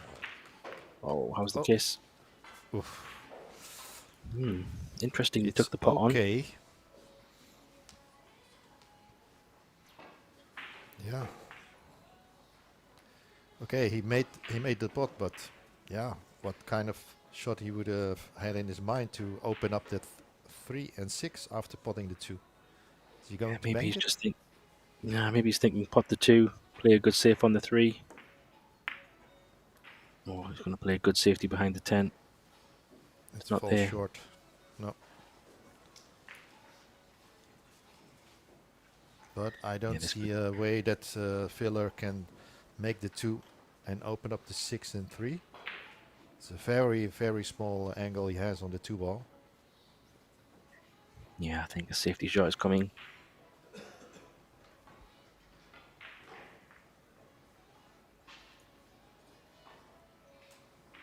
Yeah, not sure what he's going to do here.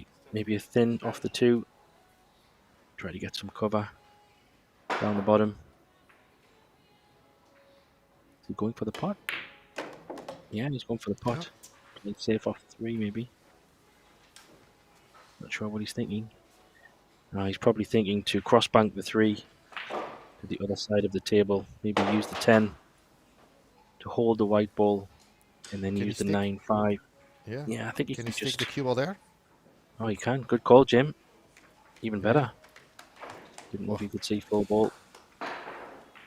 Yeah. Smart thinking. That's why he went for the 2 ball, knowing that Yeah. he could have stick the cue ball there. Yeah, he was able just to get down low enough. So Niels is going 3 rails here.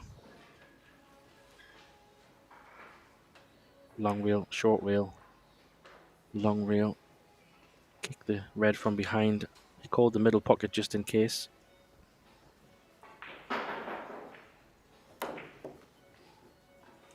No, he's missed it completely. Yeah. So Joshua took a smart move there. Pot the 2. That all come back from the bit of a loose safety on the 2 ball from Niels to not getting behind that 10. That would have been very Yeah, different. I was looking at the 6 and the 10 near that long rail, but considering that the 5 ball is on that end, it's probably pretty easy to play position on the 6. The 6 doesn't go past the 10, so he has to play the 6 on the other side.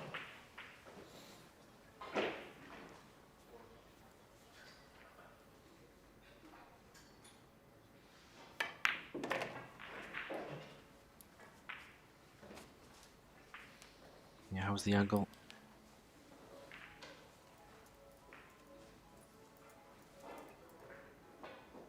I don't know if he can actually get too close to the 6, but he might be able to just get kind of in between the 9 and the 10, just to leave a nice angle. 6 in the top corner. Yeah.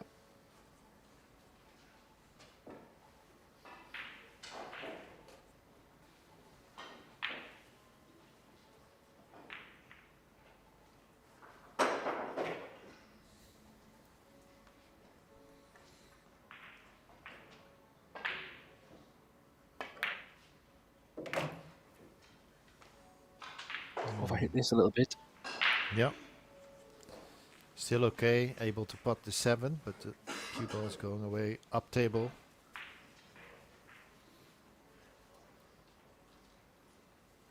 Yeah, he has plenty table to play with, so, and the 8 ball is over the middle, so concentrate on the pot. A few rails, he can come back round, no problem. Yeah. Judged at it that. well. Just like he wanted. Yeah, just checking the 9 ball angle, so he can do a little draw. Just leave a nice angle on this 9 to get over for the 10 on the side rail. Perfect. So a good safety gave Joshua this chance, and he has capitalized. Take a 3-frame lead again.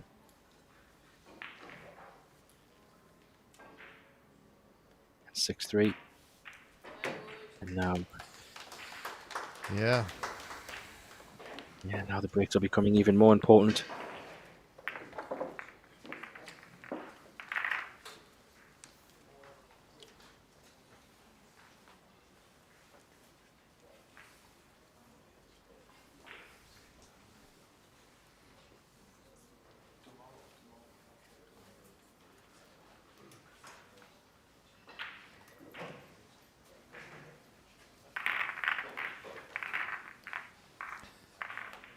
I wonder if the predictions are still the same. A lot of predictions, 10-8 in favor for Niels earlier in this match. 6-3 up for Niels now. He definitely needs to win these 2 breaks of him. Yeah, he's got one left though. Only one one left. yeah. Yeah, he I dry was break just again. checking So the score. yeah, he's had a few dry breaks, so he's really needs to find the ball. It's not for controlling the white ball. Sorry, he seems to have the control and the power, but can't seem to find the ball. This happens sometimes. He's trying the other side. I think he switched. Didn't catch them right either. No. Oof. Almost a 4. Might get a hook. I think he made 1 ball. The 2? Must have. No. The 8 ball. Yeah. Sometimes they just fly in and you don't see it, so yeah. But he doesn't have a shot really. He might have the edge of the 1, but not a lot he can do with it. So probably thinking of a push out. Tight. Extension.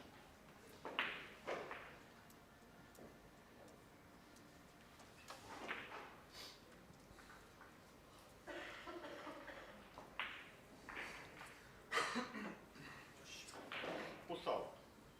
Yeah, he's pushing. Yeah. For a jump. Ooh, has to be careful. Yeah. Obviously he sees a shot. I think Joshua will give him this back. Yeah, I mean, that's what Joshua is looking at. Even if he makes the jump, Left corner. the cue ball is flying to the right. Yeah, maybe Niels was expecting Joshua to give him this back, so he's already made his mind up. He's attacking the 1. Which, you know, give him the credit. He's trying to make something happen here. Oh, good effort. The one will Where's run that? a little bit safe. Yeah. Yes. So not a terrible outcome, considering.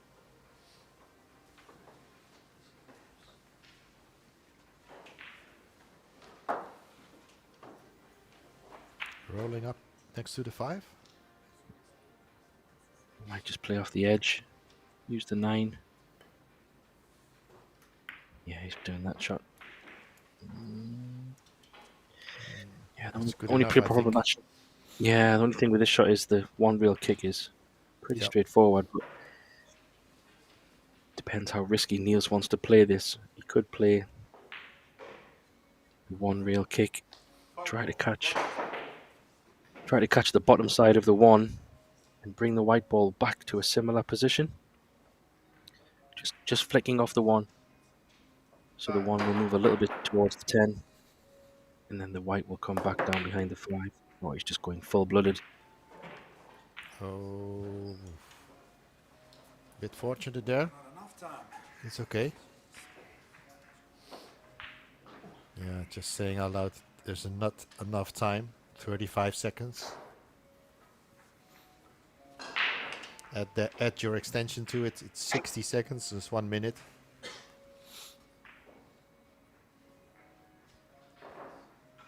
Yeah, this is the challenge with the shot clock. You have to make decisions quickly. Yeah, that's good. 2 reels. Combo, corner pocket. 2 reels. Kick from behind. Looking for a solid hit.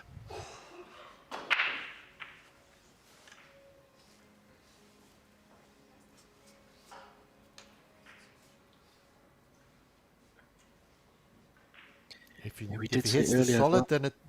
then it would be a chance to leave the cue ball there behind the 10 or maybe Needs to behind slow the 9. down. Now it's Yes. going to come out.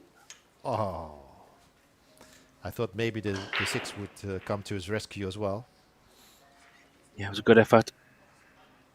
Yeah. It's like we said in the match earlier, players coming from not using the shot clock to now having used the shot clock. You have to change your mindset a little bit. When you have unlimited time, I can say unlimited time, but a lot more time, to now 35 seconds or 60 seconds or whatever the time is, it's just changes your thought process a little bit. Well, he's landed funny on this 2 ball. I think he can go maybe 2 rails through the corner with a lot of right hand spin. But Yeah, he maybe. have to be careful with the 6 in the way. No, not this way. Yeah, he tried to go extra cushion.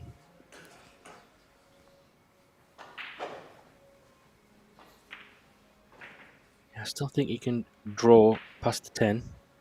He won't be able to get super high up the table, but if he can hold it somewhere aligned with the 10 ball, he can still probably cut the 4 in the side. It's very thin, but Extension. don't know if he can go forward even.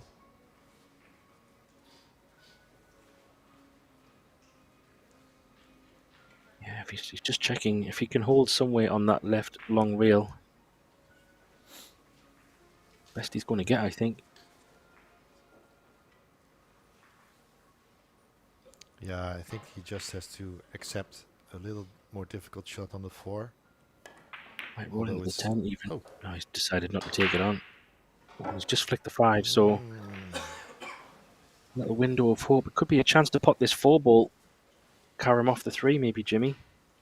Yeah, he can choose, but the 4 ball looks appetizing, pushing the 3 towards the corner.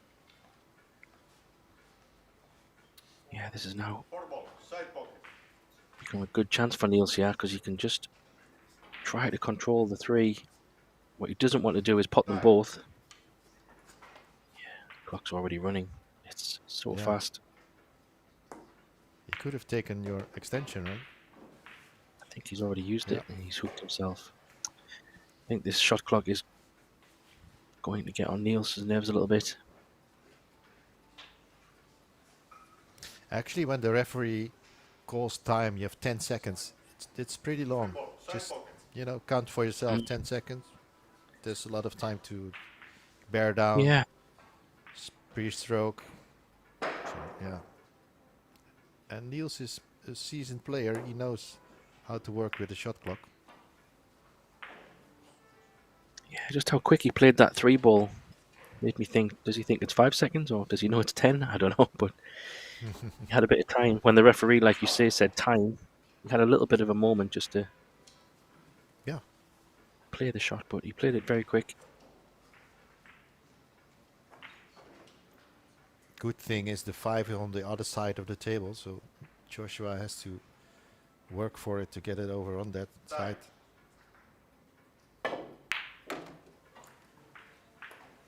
Or take the longer shot.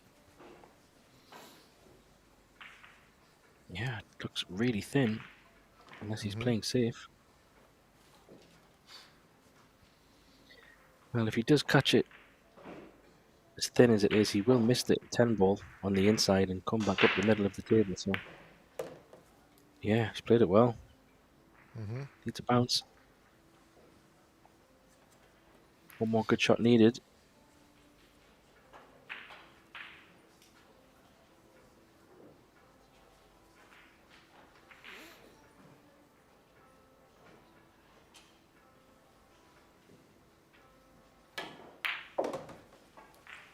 The heart. The heart of the pocket.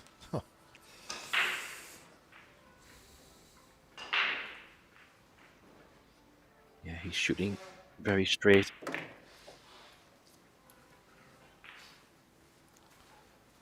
I don't come know to if you expect. already realize, but this could be an all-German final if Joshua wins this one. Wow, here you go.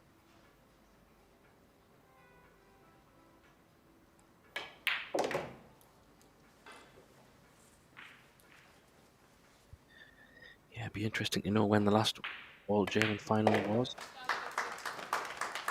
Time out. Missed that. Time out by Yeah, Niels. I think he needs to settle down a little because he was getting a bit frustrated with the shot clock.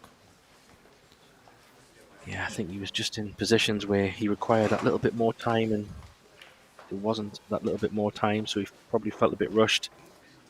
But this is the challenge with shot clocks. It can work in your favour, and it can also work against you sometimes.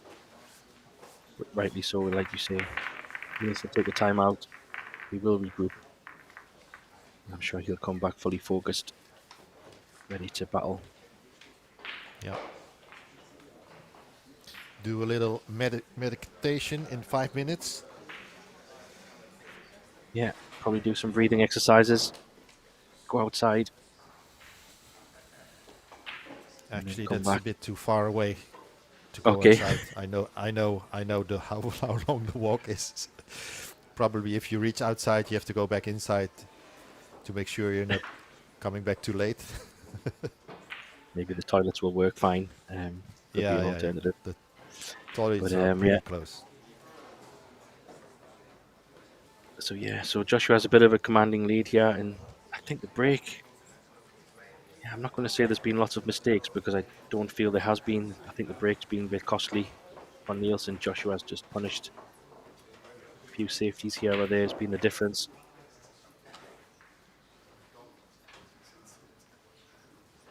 But definitely the breaks have not been favouring Niels.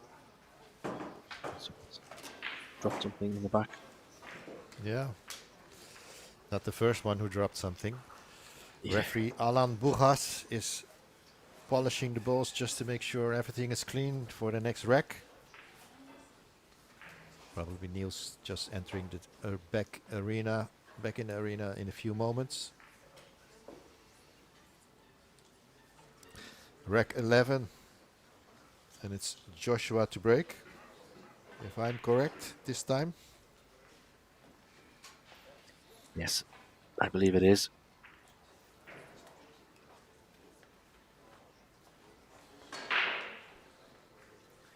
Joshua will be thinking, if he can get a couple of good breaks with a couple of good opportunities. Could be on the hill if he can win both of his breaks. That will be his objective.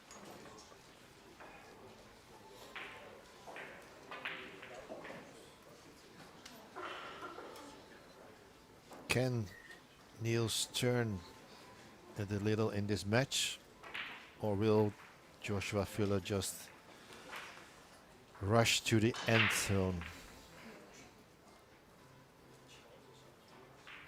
Yeah, I think he might need a little bit of help from either Joshua's break or the pool gods, just to either mess a table up a little bit, just to give Niels some table time.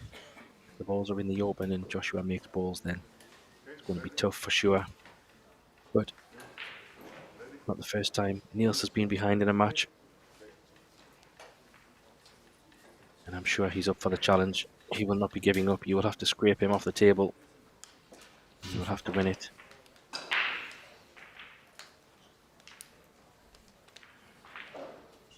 So here we go. Breaking from the same side as before.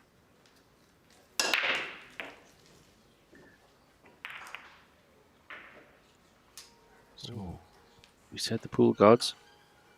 Yeah. They heard me. And I do remember one comment from you, Graham, in the beginning of the tournament. You were telling me you read some post from Pia and Josh saying that Josh is going full-hearted, full-blooded for the World 10-ball title. Yeah, they put something on social media. I read it. 10-ball was the focus for them.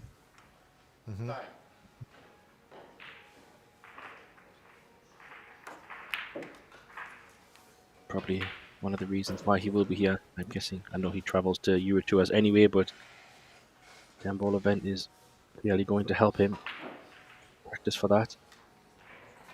I think when you have the 8-ball and the 9-ball World Championship trophies, he probably just wants the 10-ball. I'm not sure if he wants to chase a 14 straight pool, but definitely the 10-ball will be on his radar. Well, he's good at straight pull as well. Absolutely. It's not a really official World Championship, the straight pool in the US. I think it's called the straight pool World Straight Pool Open. But yeah, for players, it's considered as the World Championship. Yeah, it's still nice to win that one. It's a tough one. Is he playing safe or is he going out attack? He's playing safe behind the 6. I think he's got there. Mr. 3 just sticks out. Yeah. He's definitely left the kick. The kick and stick. Yeah, Or but is the the 10 10 in the ball way? is. Yeah, I think the 10 is in the way. But depends how far behind he can get the 3. He could try to get a little bit further behind and push the 3 ball in between the 9 and the 10 kind of line. Let's see. If he can get the edge, maybe he can do a slow half ball separation. Just drop it on the right side long rail. Try to block it that way. Could get the edge. Tried a different safety option. Little flick off the 7.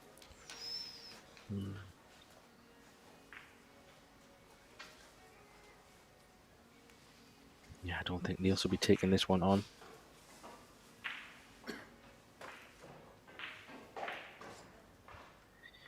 So he could play a separation here.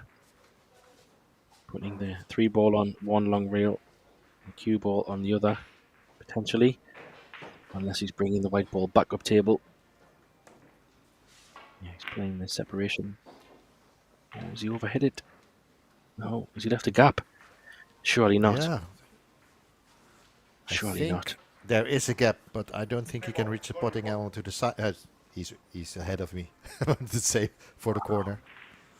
It's And close. you just know, he's just going to pot this, Jimmy. This is incredible that he's left that gap and a potting angle and a natural angle to get on the 4. Not so sure.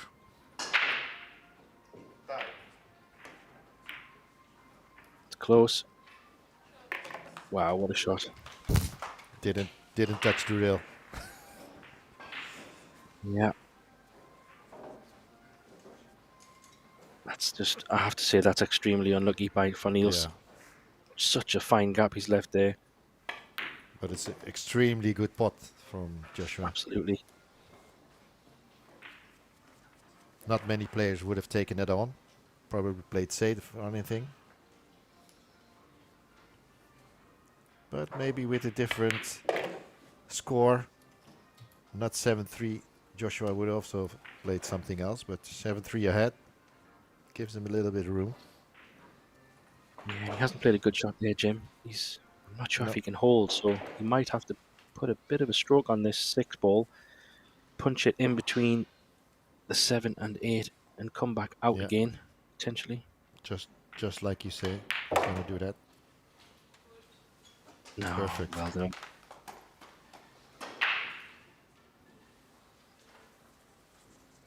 Yeah, I can't remember in this match yet if Joshua's actually missed an open pot, Jimmy.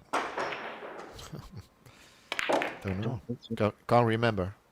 No. He's played Doesn't very mean well. that he didn't miss, but he's playing really good at the moment.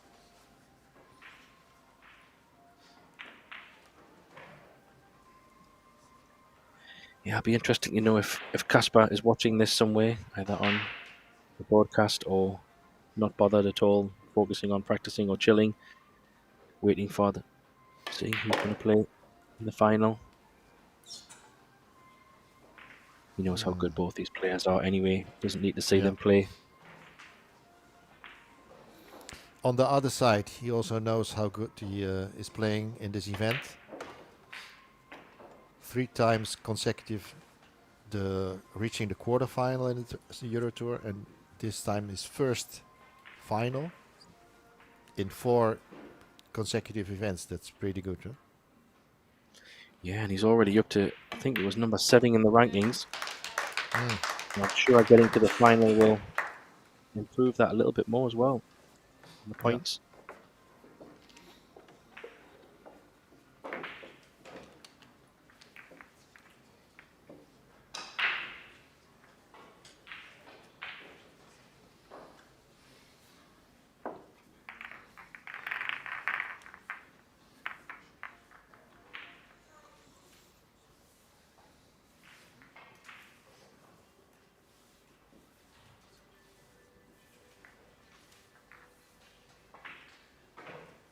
Yeah, so this mountain is getting bigger by the rack for Niels. Joshua's not letting up in the slightest. We saw a glimpse of Pia Filler there on the right side on the audience, always supporting Joshua, and Joshua supporting Pia when she's playing. It's really nice to see a power couple. Where's the 5 ball going? 10 ball. Oh, So 10 ball will do. no early wins ball. by potting the 10 ball on the break, so it gets spotted. Yeah, but that's fine. Keeps him at the table. Not sure if he can avoid the 4 ball, so it looks like he's going to have to be creative if he wants to get on the 2. I don't know if he can draw off the 4 ball, pull it back, or go forward. Yeah, he's trying to draw off the 4 ball. Where's the 4 going? Yeah. Worked out well. He has a pot on the 2. It's a thin Yeah, hit. good shot. And he has That's got a nice nice looking, angle here, yeah. Jimmy. 3 reels for the 3 in the middle. There is not many other options for the 3 as well, so this is a good angle for to go around in between It's a the bit 8 and the pacey. 6. Wow. Put it in the top if he needs it. Yeah. And I think the 4 passes that 5 ball. Yeah, so if that is the case, probably will take it in the middle. But it's just the combination that he's going to have hitting the 6 ball, I think. It's hard to tell from this angle. Don't know if he can get through the gap. He'd love to be able to hit the 6 ball full in the face. Yeah, if you can hit the 6-ball full in the face, you'd have a nice angle on the 4. But he's looking up table. Let's see. Hard to judge the angle, so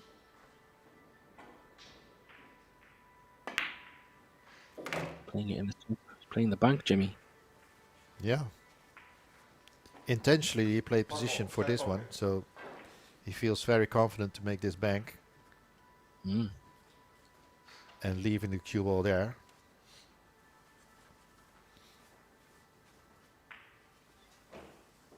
Yeah, so this is a big shot now.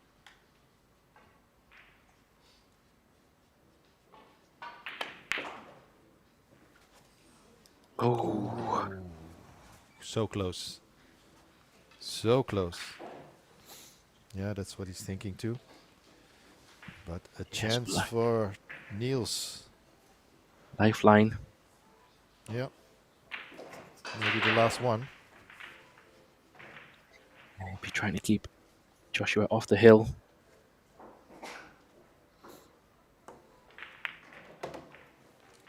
Ball needs to miss it.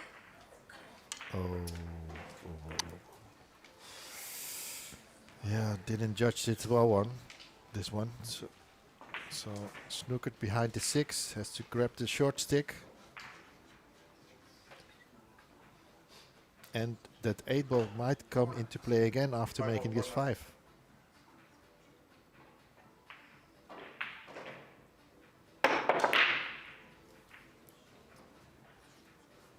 No, he's coming safe, the 5, I think. Or does he have a window? Ooh.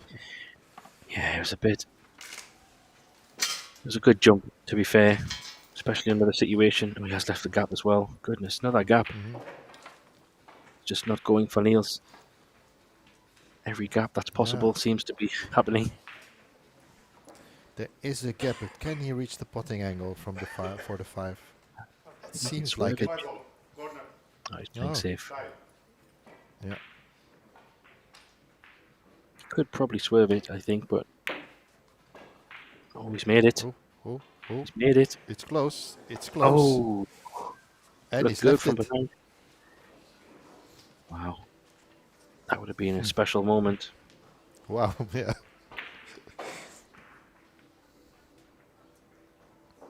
We had a fantastic view there from the cameraman. It looked like the spin might just pull it in, but not to be. So a second chance. This is not so straightforward. Time.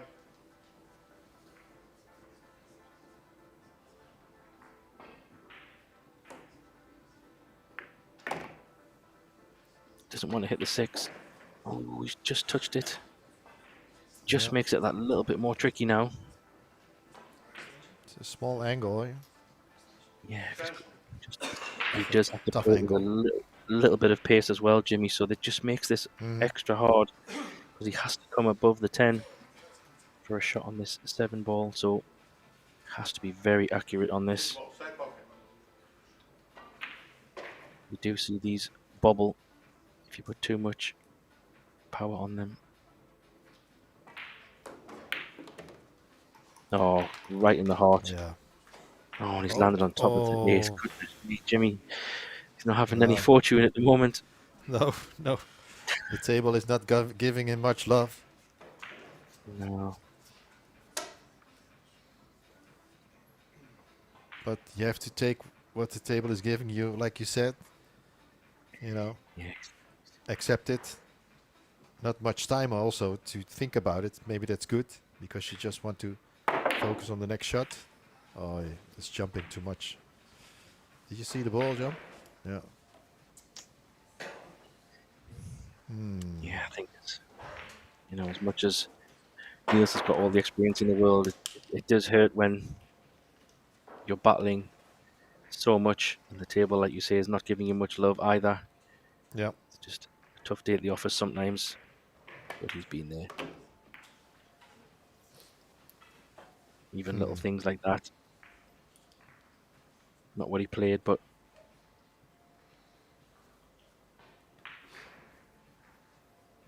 yeah.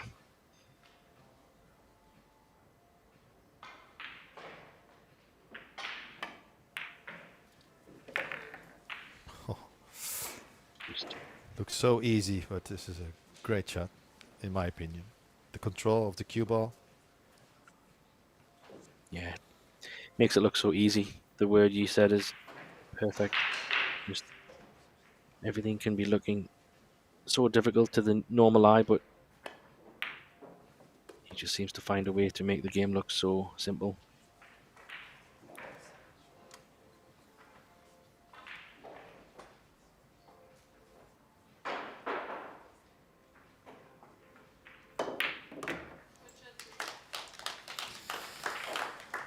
Yeah, so the almost feels like the inevitable has happened.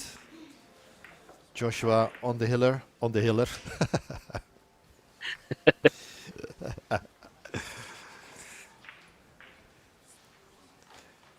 Yeah, Joshua on the hill. Yeah. yeah, it's a tough one for Niels. I think it hasn't really gone his way. The break hasn't really worked as well as it has done in previous matches. Joshua has played very, very strong. Yeah. A few of the safeties and a few of the little rolls, let's be honest, probably haven't gone Niels's way all overall. But look, I'm sure if you have a discussion with Niels 20 minutes after this match, whatever the result is, he knows how this game goes better than anybody. Sometimes it Yep. just doesn't work. But we'll not give Yeah. up. There's not much you can do except for taking your chances that you're getting. He's getting chances, so yeah. Just didn't make the most of them so far.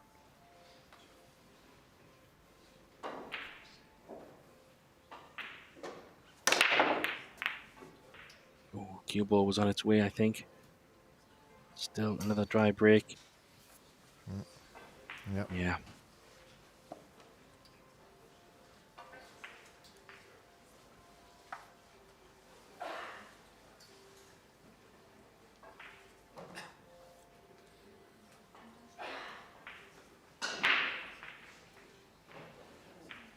The 3 and the 5 are in tough positions.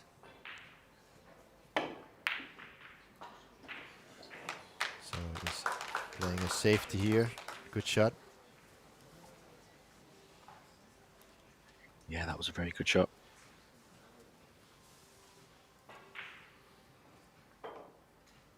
Looked a little bit strange at first when he hit the ball, but then you saw the cue ball control. Sending the cue ball behind the 7 and the 8. Yeah, he had to play that way because of the distance from the cue ball to the 1 ball. Looks strange, but you have to play them in such a way where he executed it very well. Extension. Big trouble for Niels here.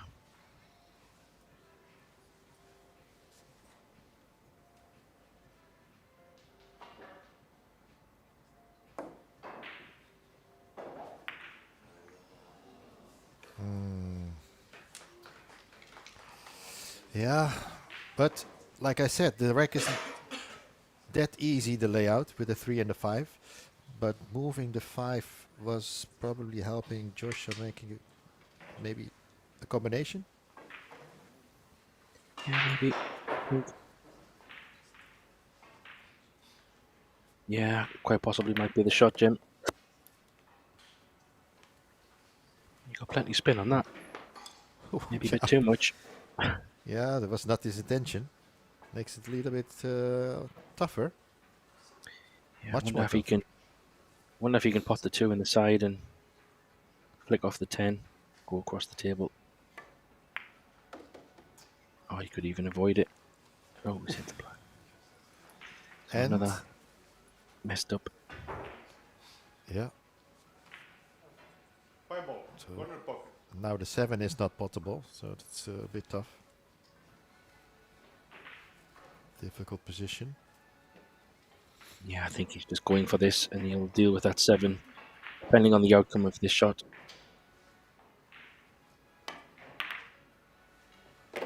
Oh, nice shot. Wow. Oh.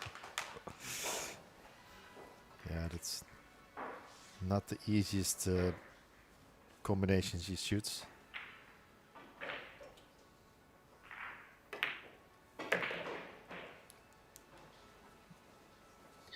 Yeah, so he's going to try and play kind of a stop shot here, Jimmy, I think. And then leave a nice 3 rail. Nice, same scenario. He's going to play the 3 rails, I think, and come inside the 10, inside the 9, and cannon into the balls from the long rail. He's looking at the 7, but he's up. I assume he's aiming for hitting the 8. Yeah, I think the 8 off the 3rd rail, I would say. 1, 2, into the 8. Oh, nearly. Oh. Good effort. Unlucky there.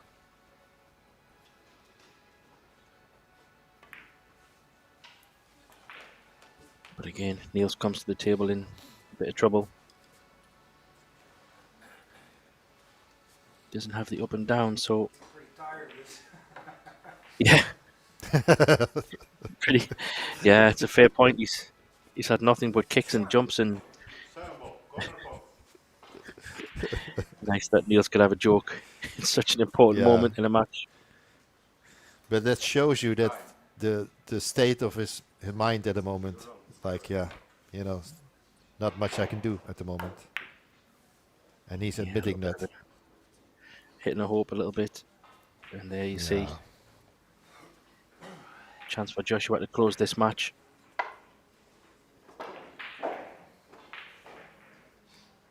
Play 2 rails.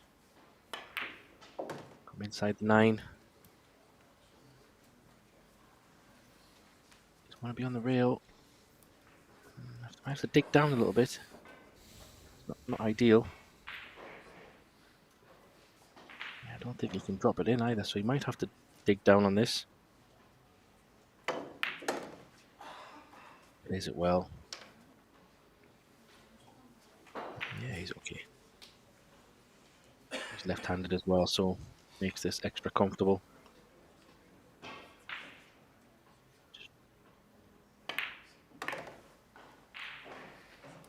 There you go. He'll probably shake his hand. Yeah. Let him put the 10.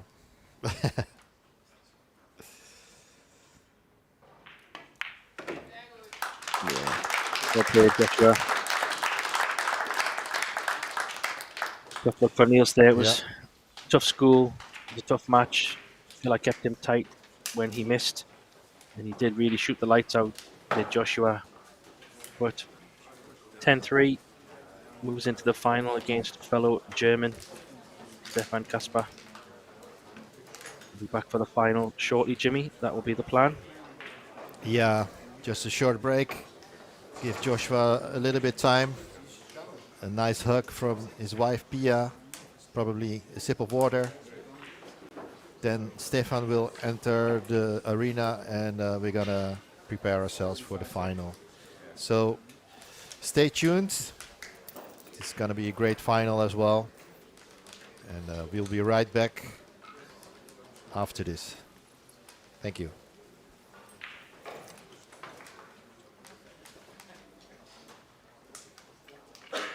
We're here with Pierluigi Longoni, who's the owner, CEO, chief executive, everything of Longoni Cues, Longoni Tables, Longoni. Yeah, but our company is structured in 2 branches: Longoni Cue Company and Nord Italia Ricambi Company, that is the headquarter of the company selling all our product worldwide. Okay.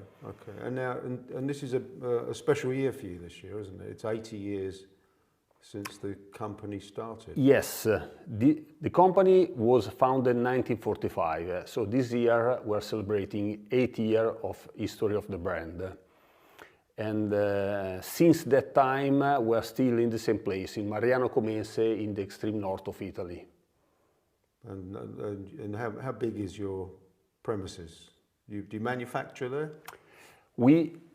In Mariano, we are manufacturing all the cues, all the product that make us famous worldwide. And with Nord Italia Ricambi, with the technology we own for all the other product, we outsource many accessories from Italy and from many other countries. Okay. But the company was started by your grandfather. Yes. My grandfather, his name was Alessandro Longoni. He founded the company in 1945 because he worked many years of his life in a billiard factory of Milano. The name was Fratelli della Chiesa, and this company was founded in 1750, so 2 centuries of existence. At the end of the war, the company was bombed, so the company was closed, and he came back to his hometown, and together with his 3 sons, he started this business. At the beginning, fixing table, repairing, maintenance, and soon after producing the first billiard table and the related product that has to go with the table. So the cues, the scoreboard, and many other things that were needed. And then it eventually passed on to your father, yeah? Yes. My grandfather, soon after he opened up the company, after a few years, he passed the company to his 3 sons, including my father, because he was quite old, was born in 1892. And they took over the business. They did very good at the beginning. It was not always easy because Italy was coming out from a hard period. But soon after, my father got married with my mother, and together they started restructuring the company and giving the shape of the modern company that we know today. Okay. Looking at my notes, you're predominantly famous for cues, and obviously we're here at the Euro Tour pool event. You also, what disciplines do you make different cues for? Our Longoni historically is well known for Italian discipline, so the 5 pins. Not everybody knows this game, but it's a typical game of Italy, and in our country we are known for that. But worldwide we are well known for cannonball product. Starting from the 80s, we started the production also of pool cues. And since that moment, our presence into this discipline grew up slightly but constantly. Just in the last 10 years, we expanded quite a lot with that. But the problem was of our slow expansion is that the demand for all the other products of Longoni is very high, and we're constantly busy. Okay. And what are your biggest markets for pool products? Pool today is mainly Asia and Europe, but we're growing very well also in the States. Soon we will be also in Philadelphia to show our product at the Super Billiard Expo, and there is a promising market. But also China is another place where our products are picking up very well. Okay. And in terms of pool, I think most people know that you've worked with Niels Fayen for how many years have you worked with Niels? More than 20, I would say 25, I think. And he's just kind of your main ambassador in this arena. Yeah. How's it been like working with Niels? First of all, I have a very good personal relation. He's a friend. We are aligned on many visions about the pool development.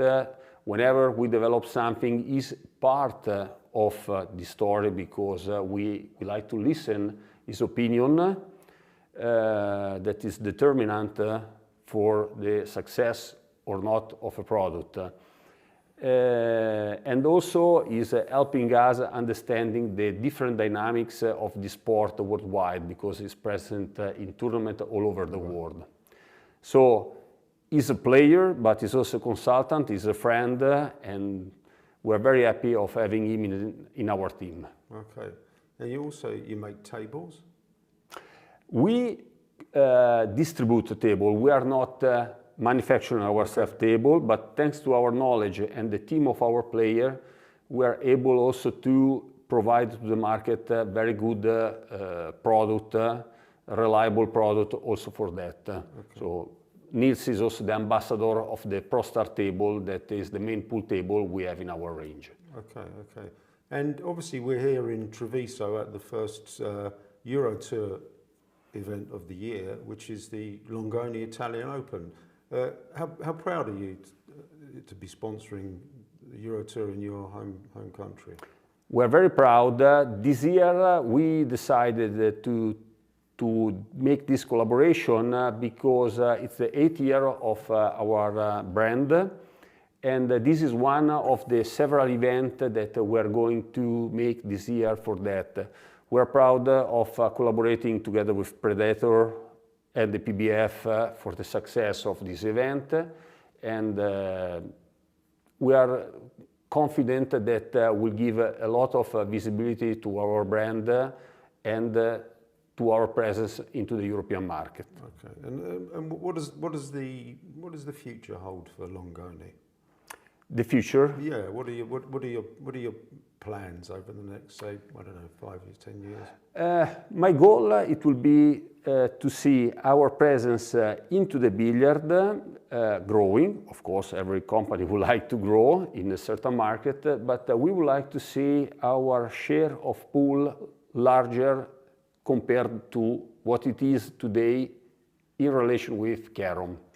We would like to balance a bit because we think that there is a lot of potential in pool. Pool is a game that is attracting many people, also in Italy, but in general in Europe, in Middle East, in Asia. We heard that in China, for example, in the last year, they opened up a lot of billiard clubs all related with pool or hay ball, but cue-wise is the same market.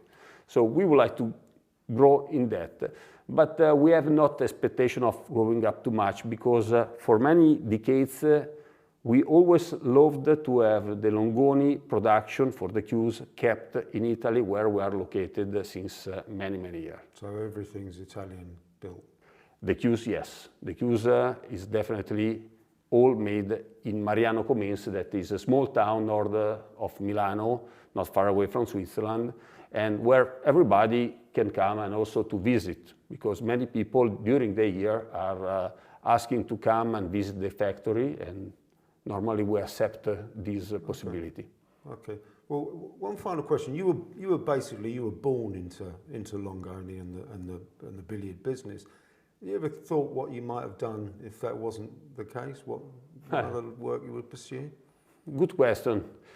I don't know. Since I was a child, I have a big love for computer programming, computer engineering. So probably if I would not have done this job that I really love because it's part of my life, probably I would be somehow in front of a video screen, hitting the keyboard and doing some program.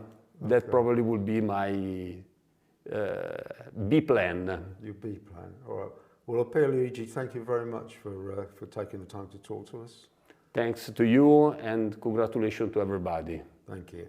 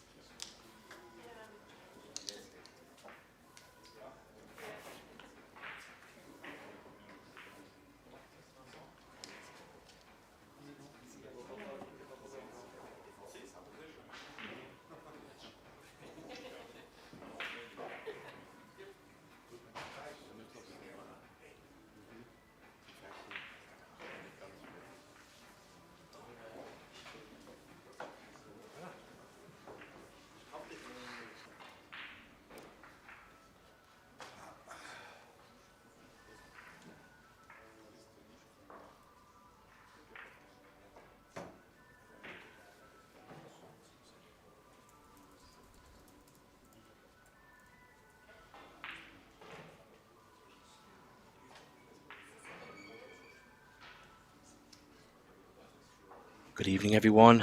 Welcome back. We are here. It's the final in Treviso, the Longoni Italian Open. And what a final we have at this first Predator Euro Tour Stop 2025. It's an old German final. Joshua Filler, who beat Niels Feyen in the semi-final just a short moment ago, versus first-time finalist Stefan Kasper, who beat Wojciech Szewczak in his semi-final. And this is an exciting one. Experience versus first-time finalist, chasing the €6,000 first prize, and the title runner-up is receiving 4,600. So not a bad day's work. Quick shout out for the sponsors, EPBF sponsors. Big shout for Predator and the support for this tour, plus this amazing new arc table equipment. Setup is looking fantastic as ever. Simonis Billiard Cloth, Aramith Billiard Balls are the official cloth and ball sponsors. Longoni Cues and Kamui Brand, and the local sponsor where this event is held, Best Western Premium BHR Treviso Hotel. My name's Graham Hickman, and my partner in crime throughout this event, Jimmy Waring, is with me, and we'll be with you with this final. So, Jimmy, all German final. What are we thinking here? Yeah, based on what we've seen in the two semi-finals, I would definitely give the benefit to Joshua Filler, but I'm really pleasantly surprised with the game that Stefan Kasper has showed us here on the table. So I'm expecting that Joshua will win, maybe 10-5, 10-6. Yeah, I'm the same as you. I've been impressed with Kasper. We've seen him play a few times, and he definitely has some talent, and that's been shown in his recent results over the last Euro Tours. Consistently getting very deep, and now for the first time making his first final. I do think the biggest factor in this match will be the break. Of course, that's a bit of a cliche, but we have seen that Kasper in the last match didn't really get anything going on the break, and Joshua, as we know, has a very big break, so be interesting who gets in first and see who can do some damage on the break. And as we see there, first break, Jimmy, Kasper at the table, dry break.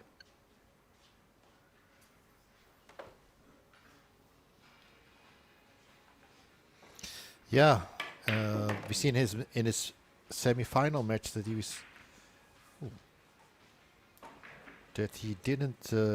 wasn't that successful with the break.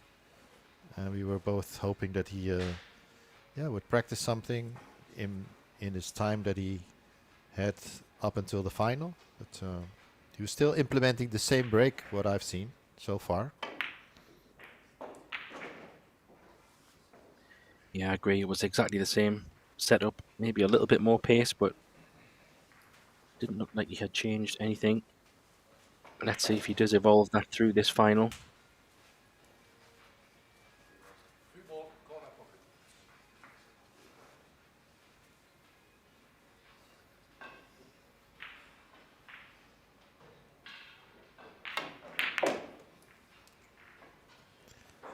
There you see the potting ability from Stefan.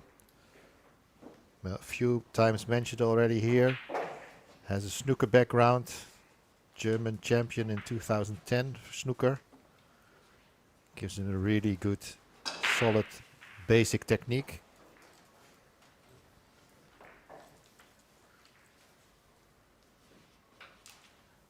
Yeah, he's not afraid to play the long shots. Plenty of cue power. And he can definitely clean the balls and make his way around the table with ease. So I do think if Joshua does give him chances, it will be interesting to see if he takes them. Also, fellow countryman. Does Joshua play the Bundesliga, Jimmy? I don't know if he does. I think I read some comment quickly in the YouTube chat that he is playing for the same club as Niels, the same team, but I'm not sure. Oberhausen, yeah, that's what I think I remember from reading the chat. Could be wrong. Ah, okay.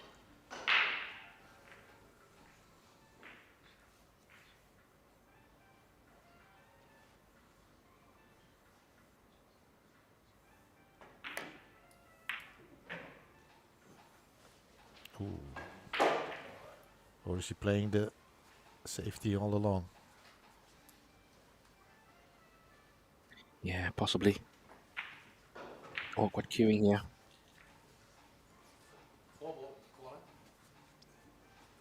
Yeah, so Joshua is playing for Oberhausen in the Bundesliga. The same team as Niels Vijen, Mark Bijsterbos. Not sure where the other players are. I know Andreas Roskowski is one, but that could be just the coach or the team leader. Yeah. It was more, if they are playing in the league, they obviously must know each other very well. It's interesting, all the balls seem to be towards the side rail.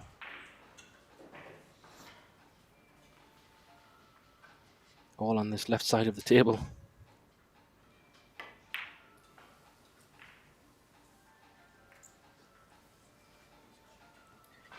It's funny how Poole can do this. So in the Niels match versus Joshua, they played 6 racks. There wasn't a single safety shot. This is the first rack, and we've probably had more safety shots than the first 6 racks. Funny old game. Did he call the side? Yeah, the other side. The 9, probably, or what? I don't know. Not sure what he's called. He's probably going to... Is it going to reach? Yes.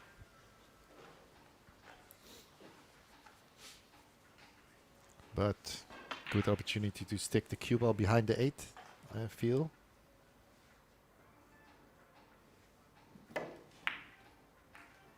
He's going the other way. way Oh, he's around. played that well. Using the 8. Yeah.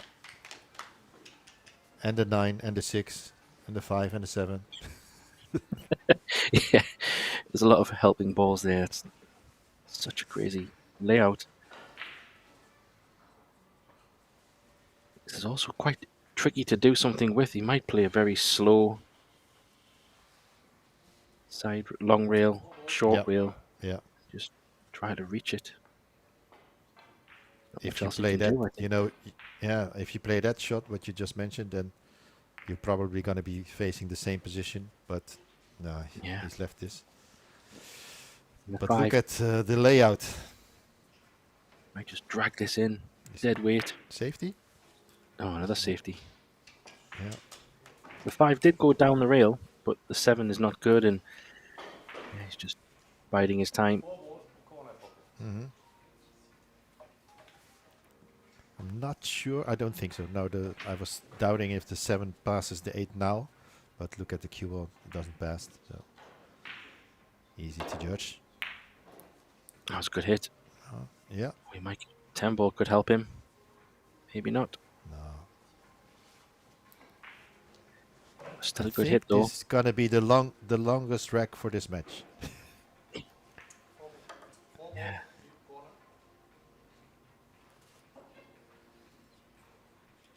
Even though I know it's the first one. Yeah, this is a very exceptionally strange rack. 4 ball's very close though. Very close. Good safety again. So Joshua just staying in control of this safety exchange at the moment.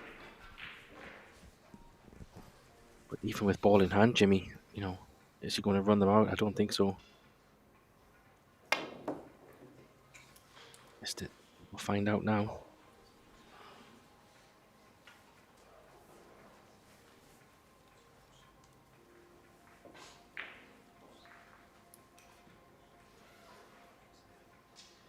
Yeah, like I say, even with ball in hand, what's he going to do? He's going to go for 3 fouls, Jimmy.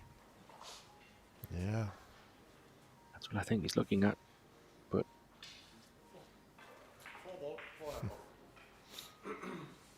Let's see. Oh, he's going to play the 4 around the angles, maybe. Keep the white ball where it is. Doesn't want it to go in the pocket. Oop. And a good shot, but Whoa. this one's definitely But- makeable. Yeah.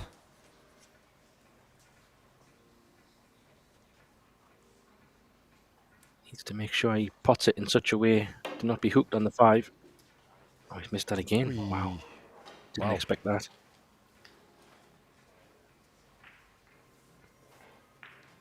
But will he play for the 3 fouls? Very hard from this position. Yeah. Unless he can play the bump on the 8 ball to open the 7. And maybe was be on the looking at 5. And then maybe still get on the 5 to leave a chance to run out. Oh, what a clever shot he's played. Just needs to slow up. That would have been so good. Yeah. I think he expected to hit it a little bit fuller on the 8. Yeah, I agree. Very clever thinking. Now he's He in still has a a chance. tough position. Yeah, using the 8 as a blocker. Yeah. I don't expect him to miss this 5 ball though. 1 cushion. I don't think he'd be giving 3 fouls.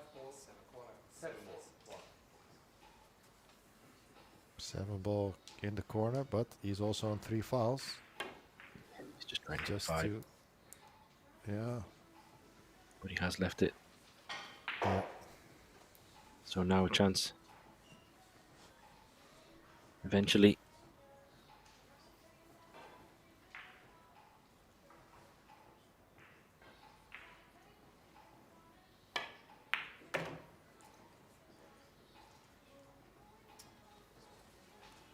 Well judged. Will he play into the 9 with the cue ball? I think. Yeah, I think so. Just a little, might even pot them both. Yeah. Good riddance. Good riddance.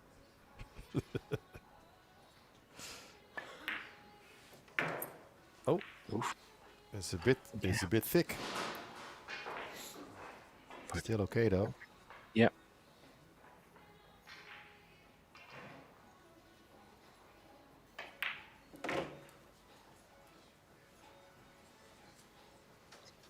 Yeah, so a bit of a tactical exchange there. Joshua was pretty much in control of all of that.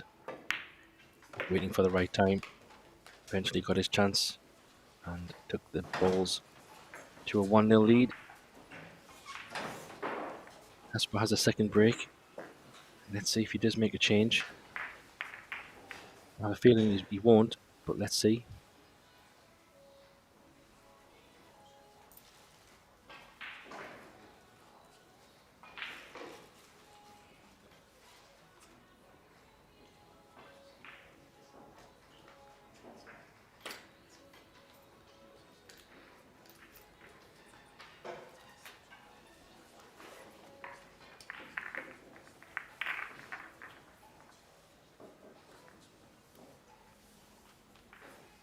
Yeah, so I'm curious to see how this match will unfold with Stefan in his first final. Obviously, very capable player. But being in a final is very new territory. And playing somebody like Joshua doesn't get any harder, but if you can win your first Euro Tour beating somebody like Joshua Filler, doesn't get any more rewarding than that. So again, same break. Not changing anything, but makes a ball this time. Yeah. No, not a shot on the 1 though. No, that's a bit unlucky.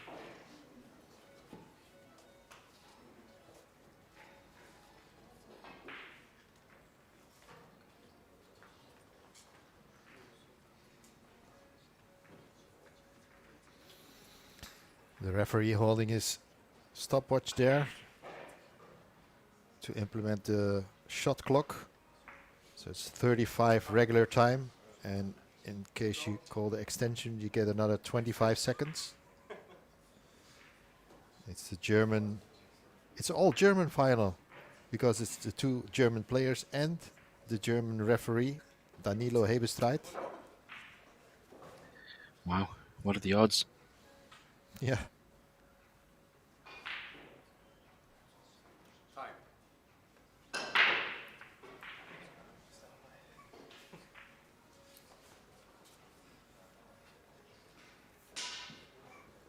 Well, that's quite nice. Yeah, like I say, I'm not sure when the last German final was. If anybody in the chat or anybody's an avid follower of history of Euro Tours, let us know. I'm sure there's been moments in the past, obviously way back in the days with Oliver Oatman and Ralph Souquet. I'm sure there would have been other finals. Oh, good effort.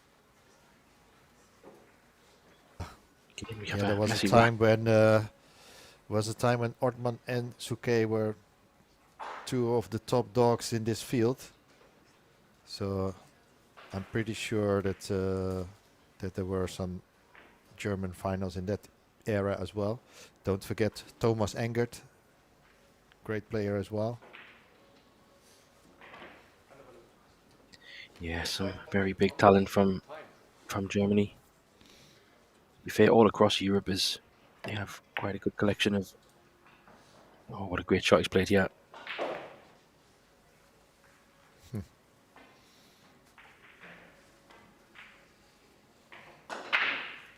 So interesting start to this match.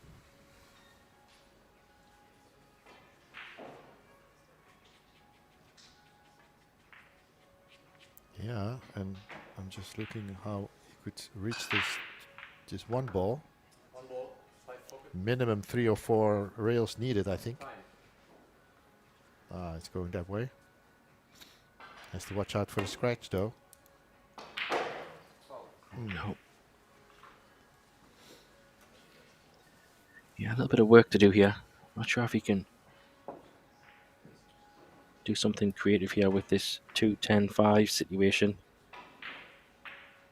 From the one, I don't know. Could he maybe pot the 1 ball and bump the 10 out of the way, leave the 2 ball in the side? And that would free up the 5 as well. Nice. Maybe it goes past. Maybe it just goes in the bottom. And actually, because the 6 ball is on the same side as the 5, if he can land pretty good on the 5, the 6 ball is pretty straightforward. Yeah, those are the best, the most difficult challenges in this rack. There's a lot of distance going from the 4 to the 5, so he has to be careful.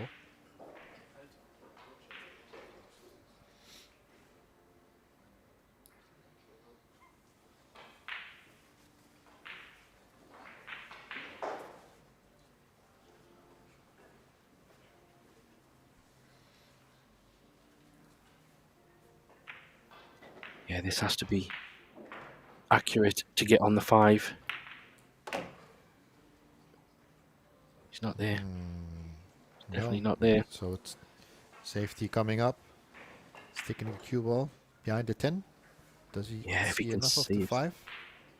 Yeah, if he can see full in the face, that's the shot, Jim. Just straight in the face. Maybe he can't. Hard to tell. Yeah, now he can. Oh, yeah. Second prize that he had that angle. Stefan finds himself in trouble again. Yep.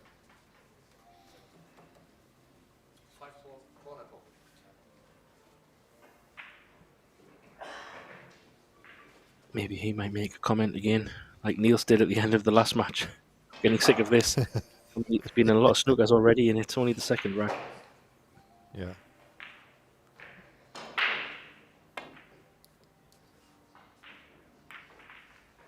It was a good hit. He hits it. But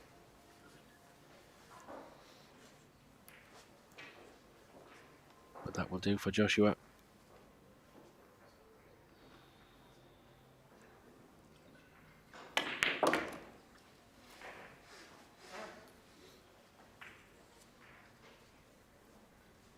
Nice angle here just to come down below the middle pocket. 2 rails. Touch pacey, but still okay. Just done this up.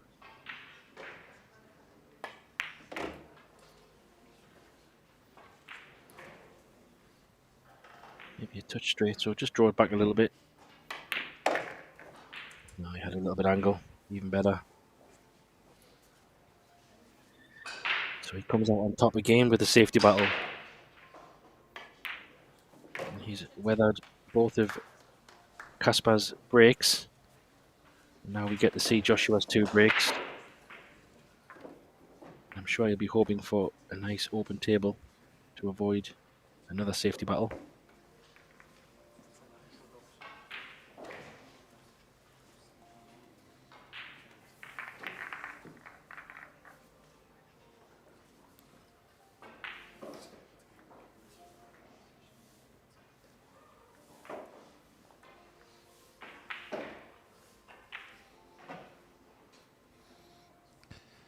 So we have had 2 breaks from Stefan Kasper, and now we get 2 breaks from Joshua Filler. That's the way it's alternating in this format. 2 breaks each in a race to 10 to decide who's the winner of this Italian Longoni Italian Open 2025, I have to say.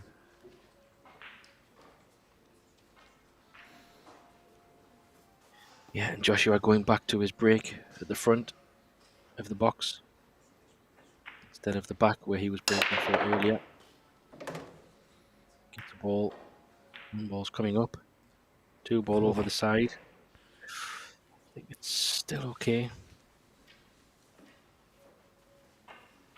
Yeah, I think he can just put it along the rail, stop the cue ball there, have a shot on the 4. Yeah, I think it's important that he stays on the rail.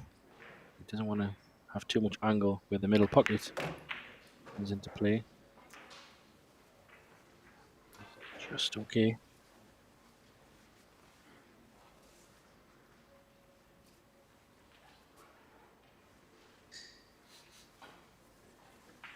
He might just pinch the pocket a little bit here and play the 2 a little bit fatter along the rail. Okay. Now he had enough to bounce out as well. Nice shot. Yeah, it creates a little bit of a gap to be able to aim better on the cue ball instead of just having just the top side of the cue ball. Oh, he judged that nice. Yeah. If he's straight on this, he can come straight back in between, past the black. Oh, he's going forward. He's going forward, so maybe it's a different angle. He's coming the other side. He wants to keep a bit low on the 6 ball because of the 10. So he's fine. So it's smart choice, smart played. Yeah, just come probably under the 8 ball. Off 1 rail. Back across. He's perfect. This is a much more what Joshua's looking for from a break, open table. Likes to win racks quickly. Overdone this a little, but I think he can hold it there. Yeah, he might even just roll it through a little bit, just to have a nice angle. He's going all the way around.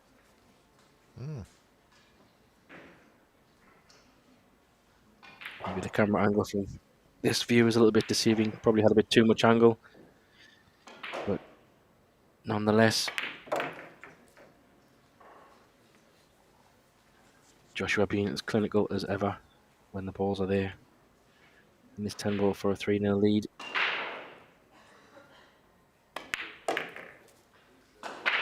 Yeah, so far Kaspar hasn't really had a shot at anything. No. And Joshua will try to keep it that way.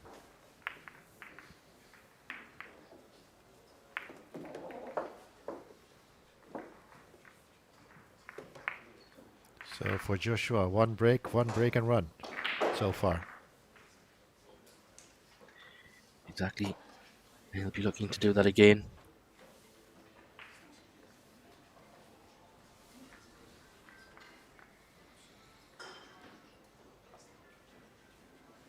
You see the equipment of Joshua having the golden PK rush and the golden air rush jump cue. And I think he's playing with one of the Pantera limited edition, special edition cues. Sorry. Made by Pechauer in combination with Predator.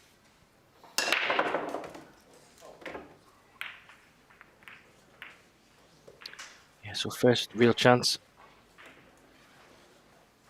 for Kasper here. And this will be interesting to see how he deals with this. Normally, we have seen him over the last few matches take these out quite comfortably. He'll be looking to do it again. No real problems. Is the score correct? 3-0 Joshua. Yeah, right. Yeah. Oh, there we go. Updated.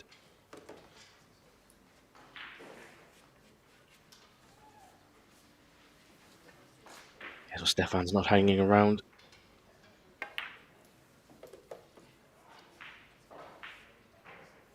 Nicely done.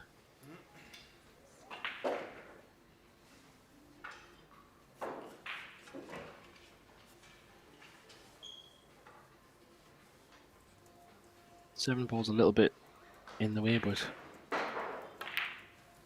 no drama.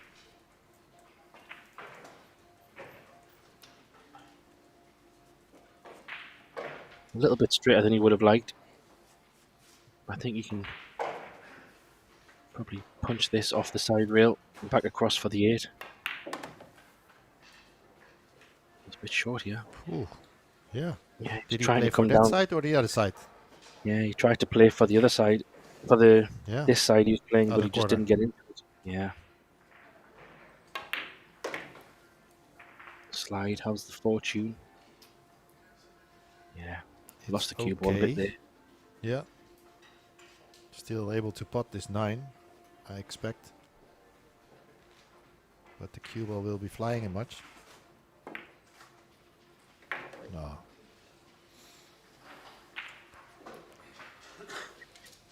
Good shot, held it well.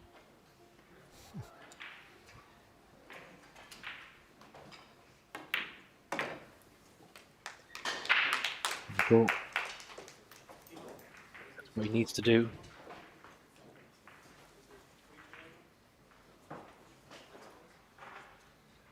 (3-1) is the score. Yeah. It's 3-1. Joshua just informing the referee that he forgot to score 1 point for Josh. Yeah.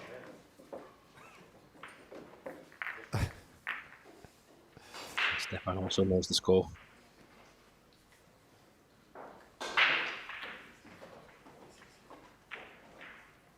Now we're back to Kasper's break.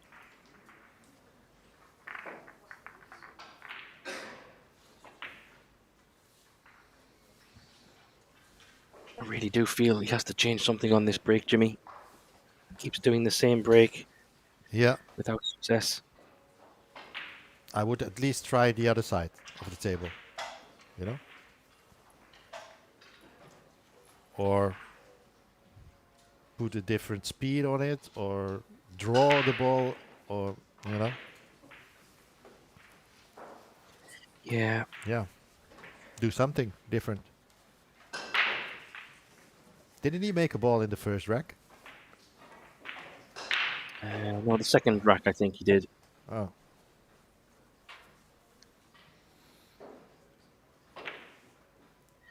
So let's see.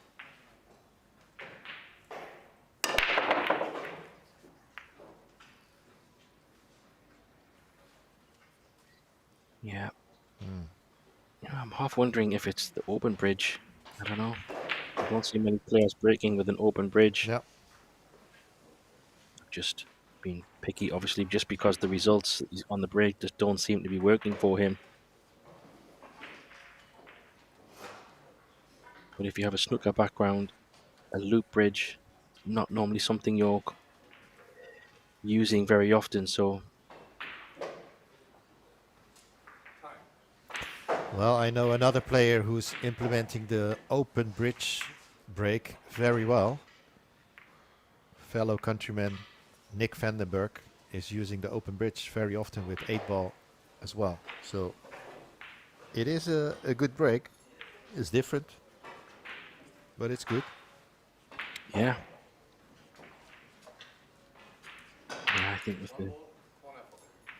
maybe it's the box break, because you're not allowed to break from inside the box. Maybe that is causing the challenge, but either way, success is not coming. It was at the point. How's your look? Pretty good. It's pretty good. Yeah, pretty good. But look at the layout again. Yeah, It's messy, right? Yeah.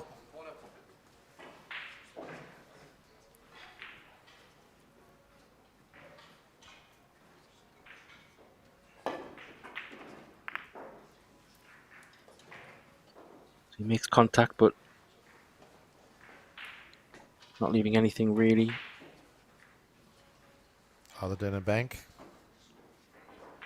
Yeah, I wonder if the 2-ball does pot. I think it does, so it might look really messy, but I think if you can get good position on the 2. So that's why maybe it's rewarding to go for the bank, because you can hold the cue ball there. Pretty good shot. That's a I good think he one. might have left an edge. Yeah. And now Joshua So can too. just thread that cue ball down the table. Maybe bumping into the 2, using the 8 and 10 ball as cover. He's trying. Yeah. There you go. Yeah. This is a tough one.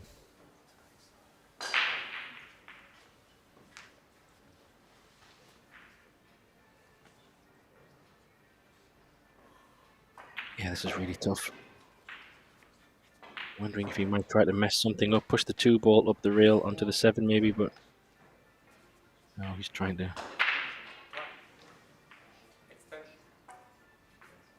Yeah, I'm half wondering if putting that 2-ball up the rail might be a better choice. It's a very difficult shot to hit. And 2 to the 7? yeah, 2 to 7? yeah, possibly. You could even put the 2 to the 7 and then kiss the 3 towards the 9. 2 balls in 1, but yeah, I just think if you miss, you're kind of selling out because all the balls are in the open. Even making contact, he was hoping for. Yeah, sorry. Yeah, that 2-ball is helpful to open up a little there. Yeah, I just think even if he made contact with the 1, what was going to happen? He was hoping to look. Whereas at least if he puts the ball safe, Joshua has to do something, or he might get a better look at a shot. Anyway, that is history now. Okay, a bit low on this, he's okay.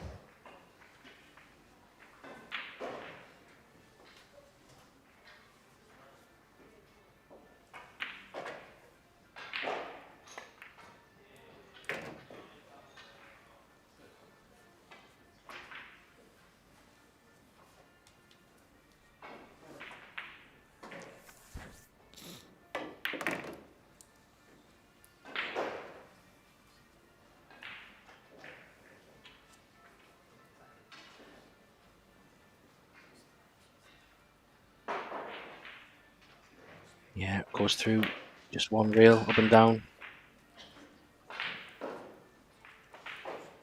Gone a little bit too far. He might have to go 2 rails, Jimmy.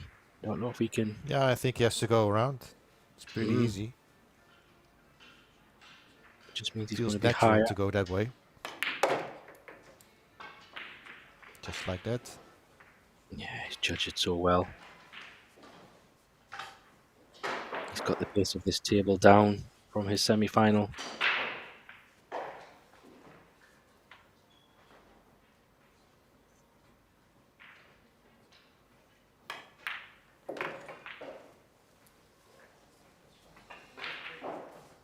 taking the cue ball up the table. Possibly 2 reels, depending how he sees the angle. Maybe short reel, long reel. Oh, he went straight up and down. Yeah, the easy route.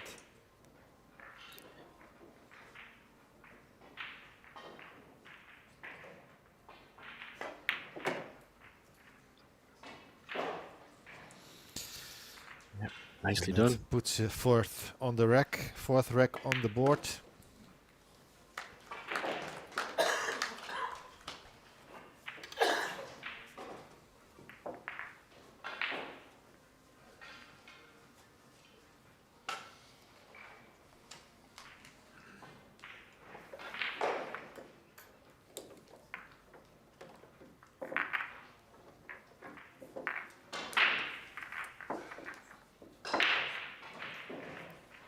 Yeah. It's gonna be tough if you don't take the few chances you get from Joshua. It's a lot of safety play in the racks, but yeah, open racks you need to take it. So let's see if he gets some open chances for Stefan. Yeah. Joshua is keeping it tight.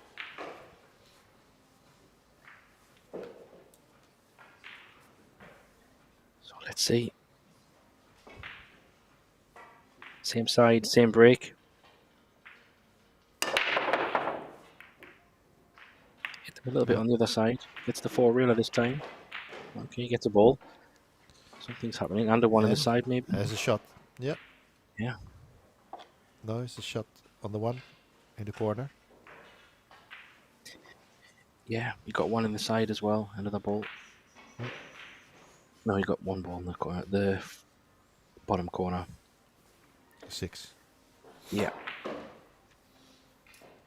he's stretching here. Don't think he can hold for the 2 in the top corner. So if he can reach this, very stretched.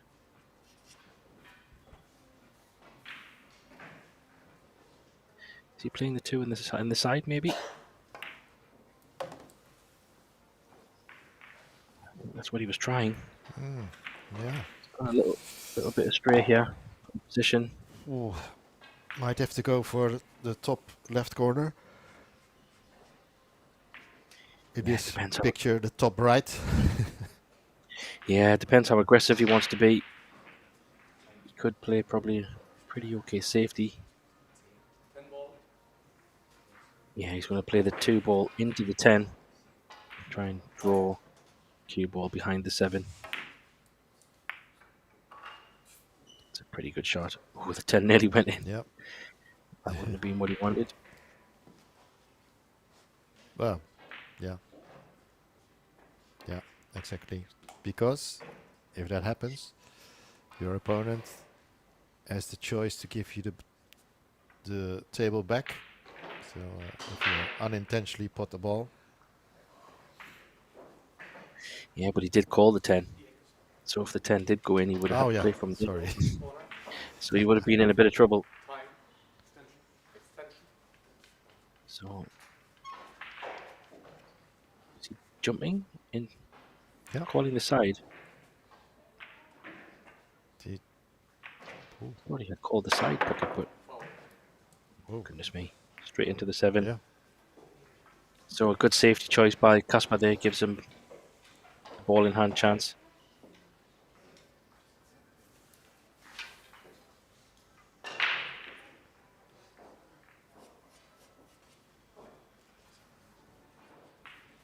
This is a good chance here to get the 4-2.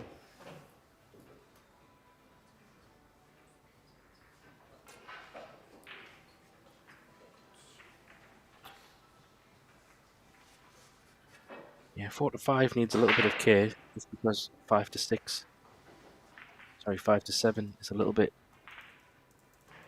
tricky. He's played, tried to go behind it, and he's had a bit of fortune there. This might need a It's a tough one. Does he put a lot of power on this, Jimmy, and go all the way across? Or does he just take what the table gives him? I think he's drawing. Oh no, Yeah, he's just punching. taking what Yeah. he's got. Then probably leave a longer shot on the 7 as well. Yeah, he's going to try and play this thin with left hand running side, I think. Oh, Good he was shot. able to judge it well. Yeah. It's actually a really good shot.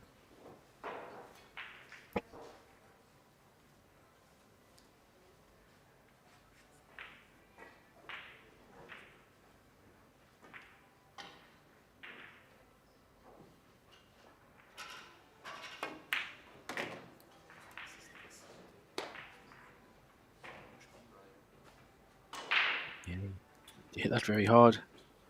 Yeah.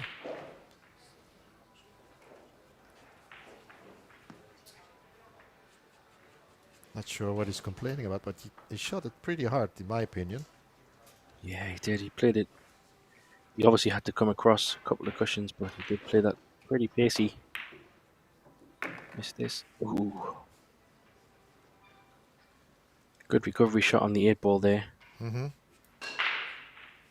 Could play this 4 rails if he likes this shot. Dig down. Short rail, long rail. Oh no, he's fine to come down this way. Flirting with the middle pocket, but fine.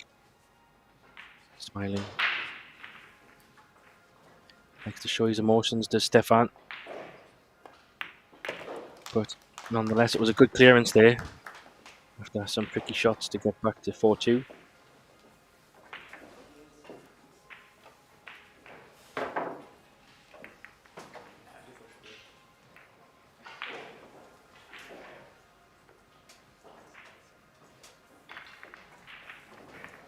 So now we are back to Joshua's break. Yeah, set of 2 breaks each. Let's see. The break was going pretty well for Joshua, if I remember correct.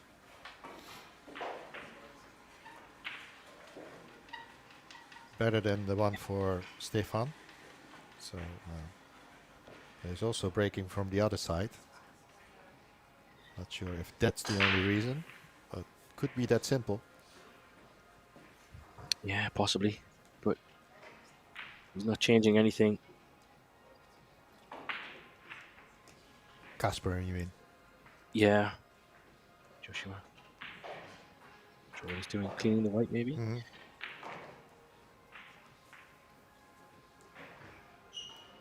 Not sure.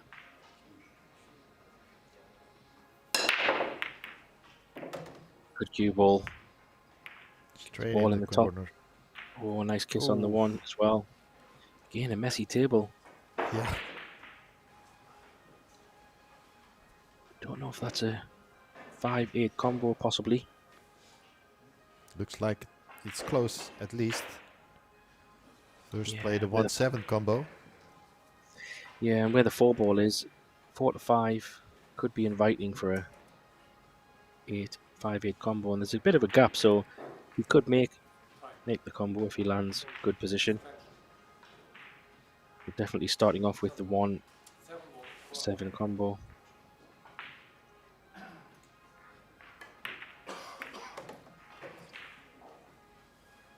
So important shot here to get the right angle on the 2 ball. Wants to get nice on the 4. He's been a little bit short.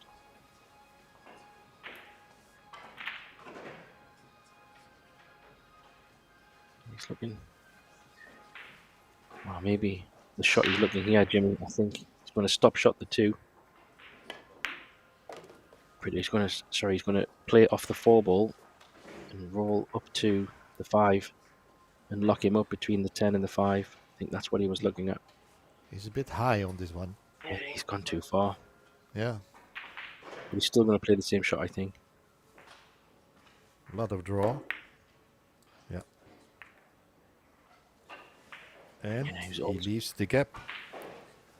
Yeah, I think he overran that 2 ball. He wanted to be a little bit lower on the 4 so he could have a natural lick off the 4.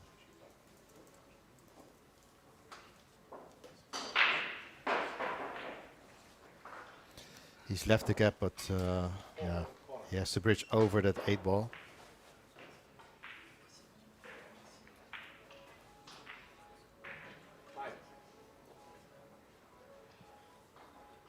Yeah, this is very tough. Oh, he's wow. on point. He hit the corner of the pocket, of the side pocket. But he pots the Yeah. ball. Has a good position to play safe. Yeah, just maybe feather off the left side of the 5, roll off the 8-ball. Yeah. Joshua's in a bit of trouble.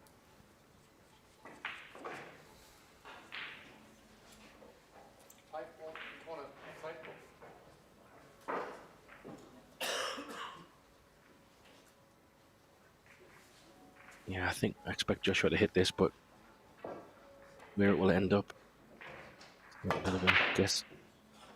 Missed this. Oh. Goodness. Yeah, I think next he was ball. aiming for the hit Back. behind the 5, I think. Yeah. Probably why he missed it, because he was trying to get behind. So 6 to 8 is going to be the shot.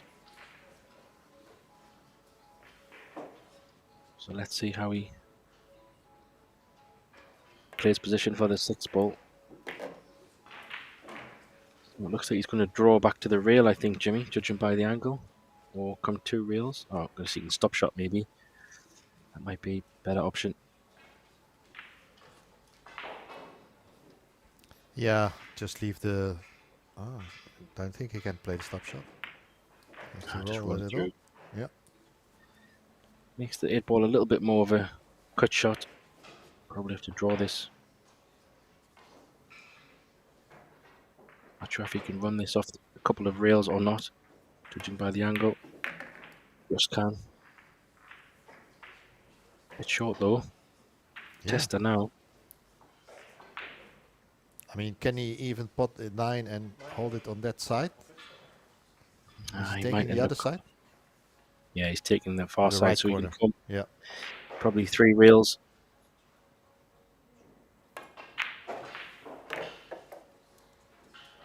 Is he going to get behind? Ooh, Oh, yeah. looks good. Oh, Oh. no. No. Wow. Good effort.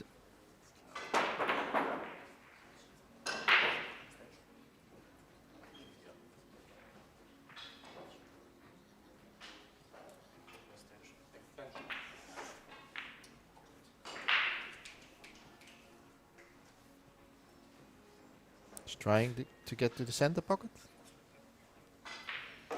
Yeah, possibly. Ah, it's really straight on to the... Whoa. It's a tough, Yeah. tough position. Off the back. He's going to play the bank.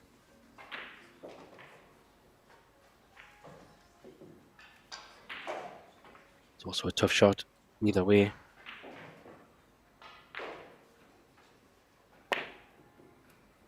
Close. Yep. Close enough. He just conceded. I'm not sure if that's allowed, but okay.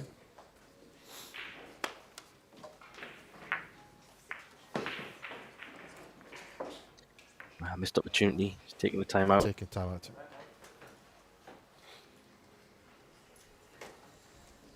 Yeah, it was a little bit self-inflicted there. He had ball in hand, but that 8-ball was a little bit tricky playing it the way he did, but he did play a good 9 pot, just didn't make it all the way around. And 5-2 lead to Joshua. Yeah, he was losing the cue ball control more and more in that rack at the end. So, yeah, tried to pot his way out. Didn't happen. Though, bit unlucky to end up with a 10 ball like that. But yeah, that's the risk of running into the 10. Yeah, definitely. But he has had a few chances, and he hasn't taken them all, so I think the scoreline is probably a fair reflection so far in this final, with another break of Joshua's to come, I think. Yep. Yeah. His second break in a row, and then we switch again to Stefan for the breaks. 2 breaks each. Yeah, so this will become a big rack. And I think, did Joshua scratch on the last break from memory? I think he did. Or he gave a chance early on.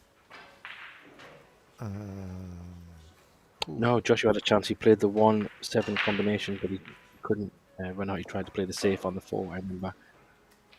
It didn't work out, but the racks have been a little bit messy so far in this final. It's only really been 1 break and run, but been open as much as it was in the previous match.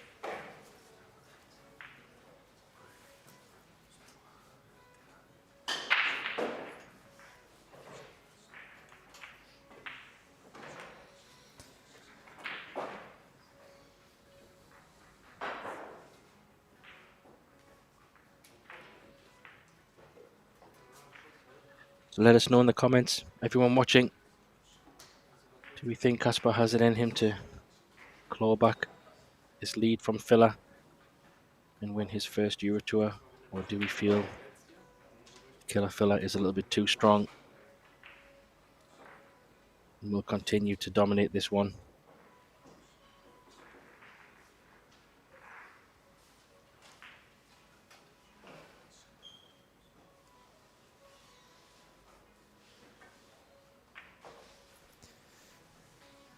Now waiting for Stefan to come back and continue this match.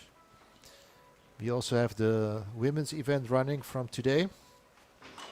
57 women have turned up for that event, playing 2 days. Tomorrow it's going to be the finals. And we have a youth event running as well on the side simultaneously.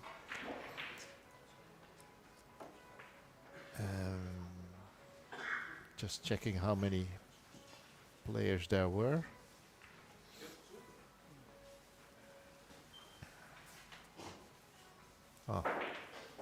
Looking it up on the EPBF website, eppbf.com. You can follow all the results and the live scores of the other matches.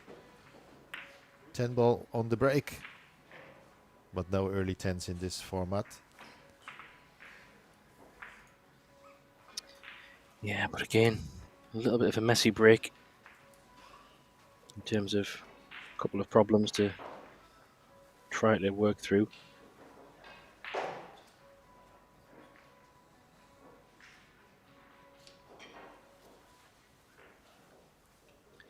Yeah, I think Filler is exceptionally strong in running the balls, obviously, but he has shown over the last couple of matches how good his safety play also is. Being very, very tight and exceptional. And also very creative.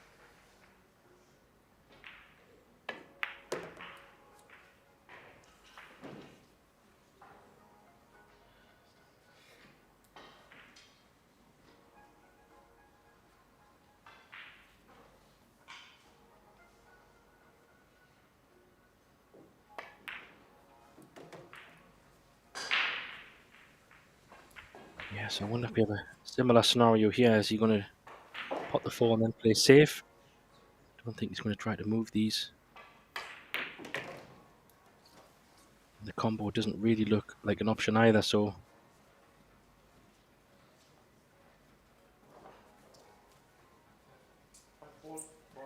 yeah, he's Playing going a to play double bank. yeah, he's going to stun down next to the 6 ball where he's putting his cue. If he does somehow pot the 5, he might still have a shot on the 6, but he's really trying to get the cover on the 7, 9, and 8. It's pretty good. Yeah. There's no real gap there either, so No again, chance for a jump as well. No chance for a cushion first. yeah, so again, Joshua showing his tactical creativity.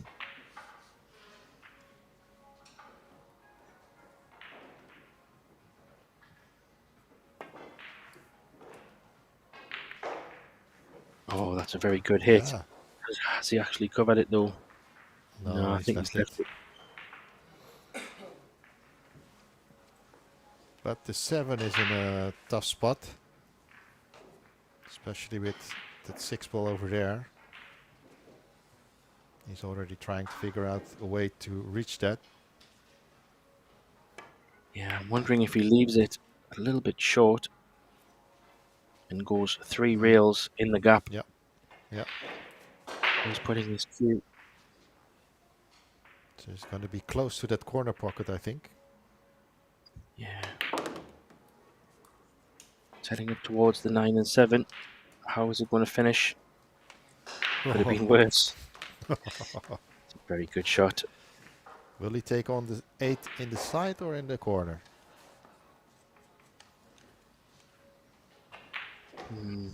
Yeah, probably in the corner, I think, because just draw it back a little bit. Yeah. Nice.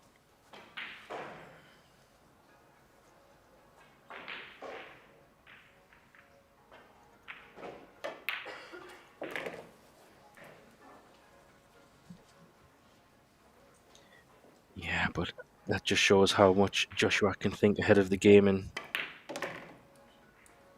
very quickly from nowhere win a rack. A little bit frustrated he overran that a little bit, but it should be fine.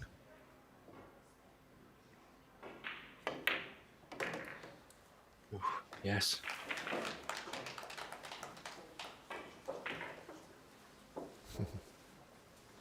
Little shake of the head, but all is good. 6-2.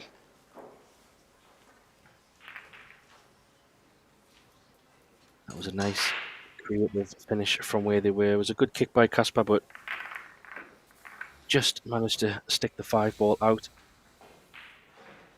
And again, Joshua played a good safety to win another rack.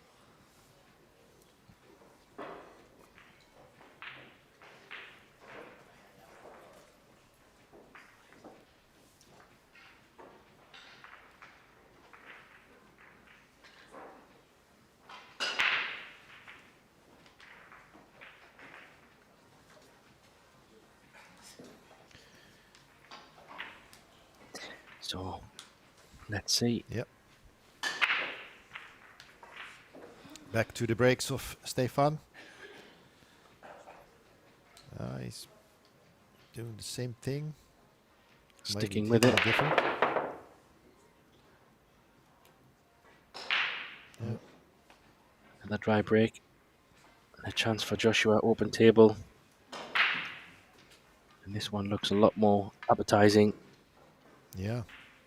These are the ones that Filler eats for breakfast.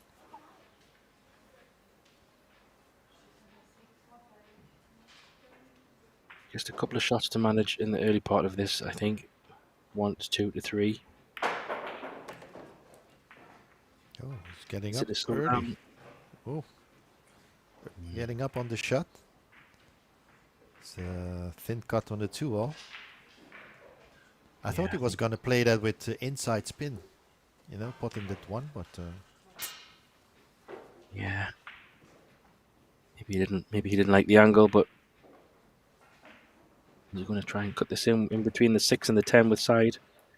Yes, he is. Very good shot. Good shout. And a good pot. Yeah. This is also a bit tricky though. Can you get the white ball out of the corner?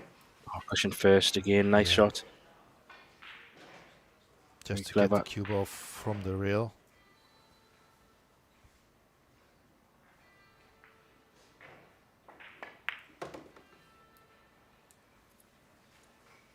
Nicely played.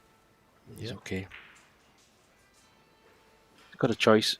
You can probably play this in the side with a little bit of running right just to straighten it up, or did you go 3 rails and play into the line of the 6? He does like to put a bit of power in shots, so maybe 3 rails. Yeah.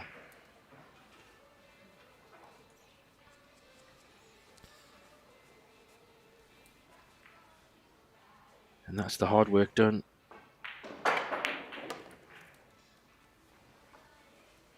Just now about getting the right placement of the cue ball.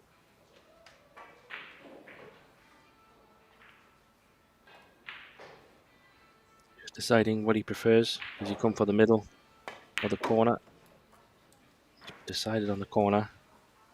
Smart choice because he can just hold the cue ball around that area for a much easier 9-10 rather than risk bringing the cue ball too far down. Yeah, smart pool selection. That's what he does.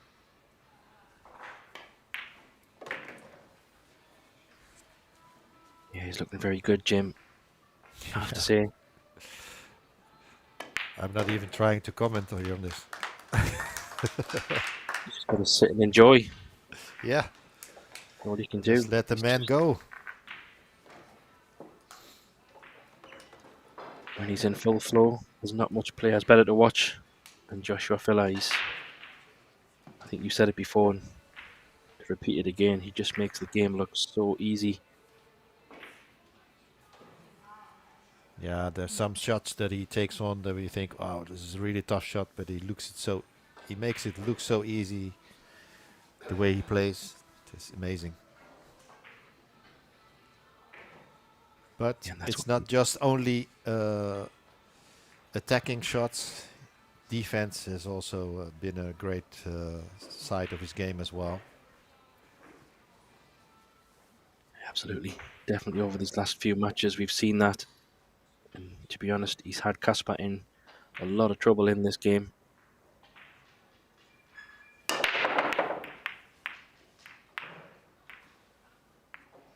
We got a lucky one. Oh no. Even that one don't drop.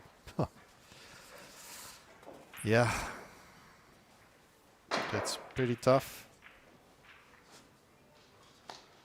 Yeah, so he's coming round for the maybe a 2-6 combo. Was he looking at there? It's right in the pocket. This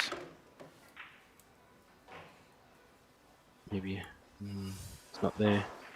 No. Wow, it's got to be saved. Oh, 2-ball side pocket. Going off the 7, off the 6. Sorry, I mean, yeah, off the 6 into the side. Oh, it went straight through. Wow. That didn't look like it went at all. No.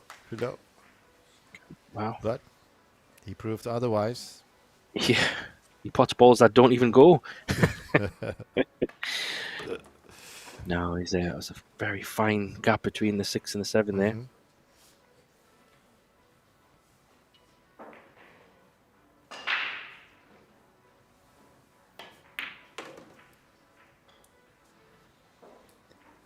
So 5 does go in the top. 6 does go in the middle. And then following that up with the 7 in the side as well. So this is looking very much like 8-2 from here.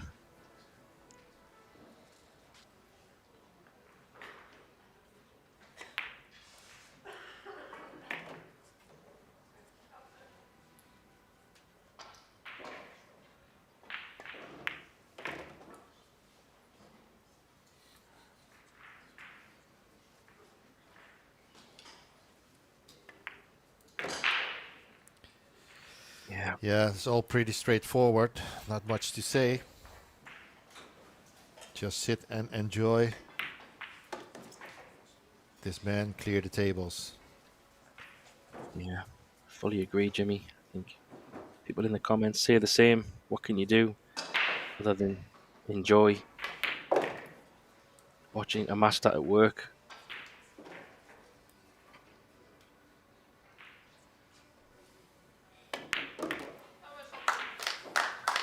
Yeah, there's another rack. Yep. 2. Oh, sorry. Yeah.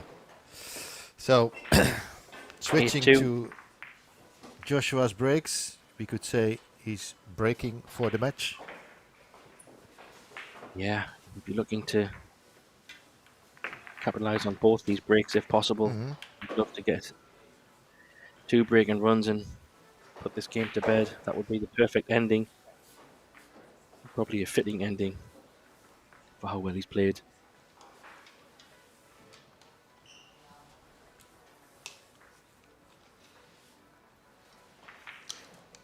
Yeah, good question in the chat there. How many Euro Tours did Filler already win? Yeah, I think from my notes, maybe 8. Someone correct me. Yeah, I think it's could 8. be right. I know he's won 3 European Championship golds and obviously the 2 world titles, but I think it's about 8, and he won 4 in a row as well at one point, which is just incredible. But a dry break. I'm not too sure if it was 4 in a row. I think it was 4 in one season, 3 in a row. But correct me if I'm wrong. I think he won Enough. a lot. Yeah. A lot in a short space of time. I think. Yeah.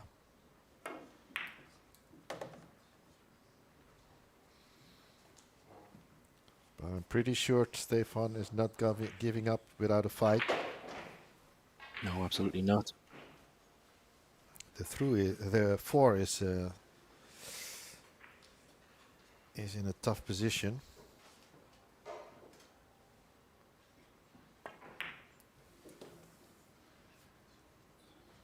Yeah, maybe playing for the 4 in the left corner in that, but the 8 ball is in the way. Will he play into the 8? Yeah, possibly. I think it might be a smart choice. Or screw into the 4, depending how he feels, the angle. Or both? Yeah, pretty good shot. He does have a cut on the Yep. 4, and it might give him an okay angle to come over for the 5. Yeah. Just while he's looking at that, Jimmy, I did check, and actually, Fella had won 5 in a row. Oh, wow. He won October 1st, 2022. Oh. Oh, he's missed it. Has he got a hook on the 6? Yeah. I see Too the cute. golden air rush coming out. So yeah, October 2022, April 2023, July 2023, October 2023, and November 2023. So he won 4 in one season and then 1 the previous season. Yeah. So Yeah. 5 in, goodness, that's 5 in a incredible. row. Yeah, I mean, to win 1 is an achievement, but to win so many, but yeah, this guy's just something special. Test that. Even those 2 shots. Yeah. Just overrun a little. Drawing it to the long rail and back to the center.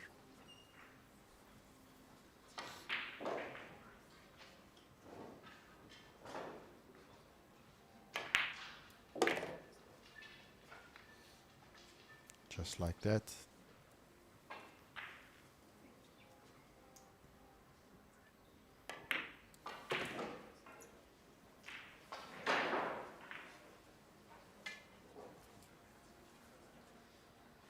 Yeah, he's just got this cue ball on a string. Everything he wants to do is working, which makes this man very hard to beat.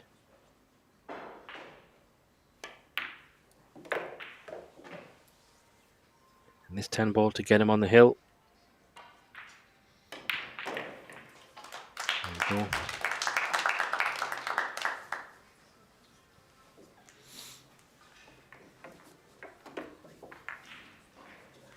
I think the writing is on the wall, Jimmy. Not saying that Casper would give up, and to be fair, he hasn't really had much of a chance to do a lot. He's had a couple, but Joshua has had him in all types of knots and snookers, and then he's been running at the same time. So I think he's came up against a very powerful filler in today's final, unfortunately. Yeah, winning from here is going to be a really, really tall order. And that would mean that in 8 racks, Joshua will be giving away so many chances. I don't see it happening, to be honest. Yeah, so could he finish on a break and run? That would be Gets a ball. Open break. No. He can No, hit the one, but it's not an easy starter, or I don't see a shot. The bank shot is not on. Line might be in the way. Yeah, let's see. Safety-wise, I'm not sure how much of the one he can see. If he can get the white ball down the table. One more side pocket. Is he going for like a treble maybe? Yeah, not sure. Treble with a bit of safety. Yeah, treble with a bit of safety. Executed flawlessly again. Yeah, Another a bit bit for of Kasper. safety. Yeah, just a bit. Full ball snooker. Yeah. Story of the day. Yeah.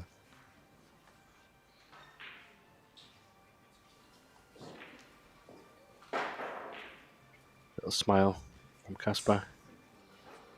Reminiscent of the semi-final against Niels. Don't think I'd seen as many snookers played in one match.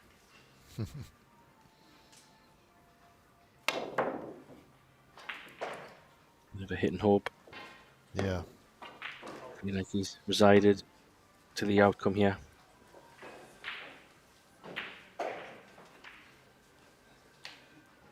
He's maybe looking at the 1-9 combo just to get rid of some traffic.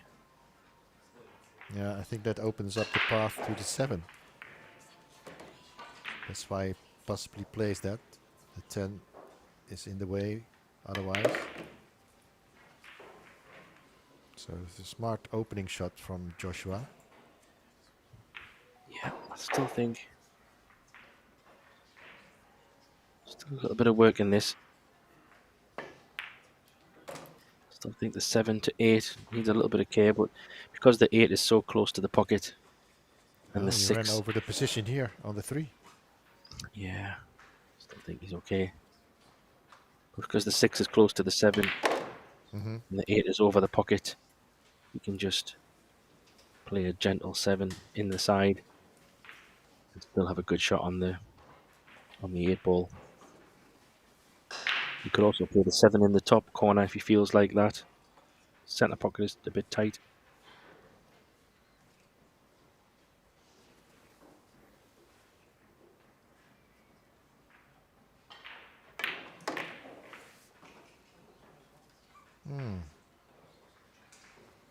A little bit It's going to short. be a tough one to hold there for the 7. Yeah, he might have to drop this one in dead weight. Yeah. Oh, it's going the other way.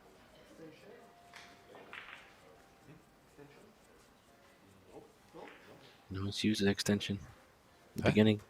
He used his Oh. extension at the beginning, I think.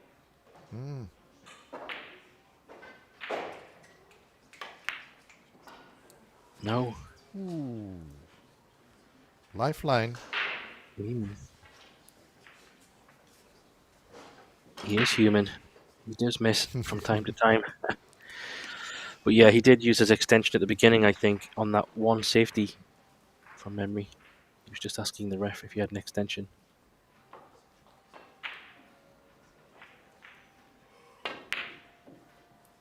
Oh. Yeah, I think it's just the score line Yeah. because he had been potting those balls all day. It feels like he's accepted in his faith. Yeah. Still needs a shot here to get back down for the 7 ball. Oh, there you go. Just try it. How's your luck? Oh. Oh. Oh, has he hooked him on the 10? No. Yes. He hasn't put a hand up, so I'm guessing not.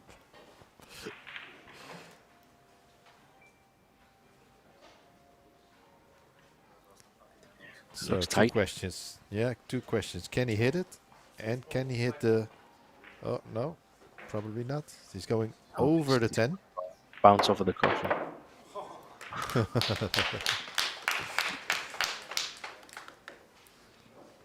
One of the oldest trick shots in the book.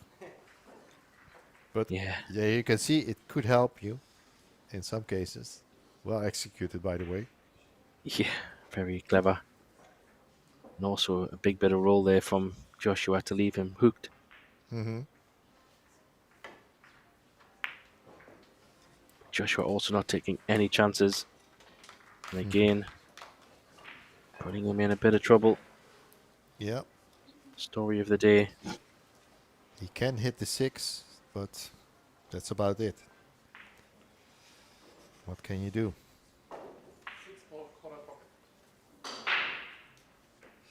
Question is, has he got enough to hold the cue ball next to the 7? No. How's your luck? I think Joshua will be taking this one on though. Must. Too close to the pocket. Can he find a path? It's a funny angle, Jim. Can he somehow get to the middle of the table? I don't know. Can he avoid the 8? Yeah, maybe. Just getting there. There you go. Great shot. So one more good shot here to get on this 8. Probably just draw a couple of cushions. Oh, great shot. Here we go. So 2 balls left to conclude this final. He's overhit that a little bit. This is for the audience. Straight in 10 would not have been great, right?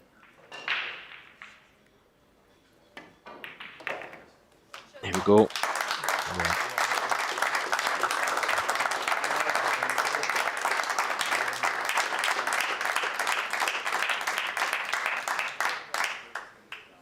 There you go, your Longoni Italian Open champion, Mr. Joshua Filler.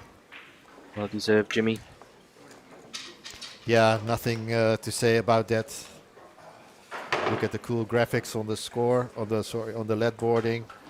Confetti. Longoni Italian Open champion. Joshua Filler from Germany beats Stefan Kasper, also from Germany. Congratulations to Joshua Filler. Yeah, also a big shout out to Stefan, getting to his first final. Wasn't meant to be today, but he'd be proud of his runs and definitely improving on those consecutive quarterfinals. Yeah, Joshua, the main man here in Italy. Congratulations. And thank you everybody for tuning in on this live stream for this great final, this great event. We'll be back tomorrow with commentary on a few women's matches and probably a youth final. But for today, this is it. You can still watch. I'm not sure if the tournament leader is gonna schedule a women's match on this table, but we'll leave this running. For now, Graham and me gonna say goodbye and hope to see you all tomorrow.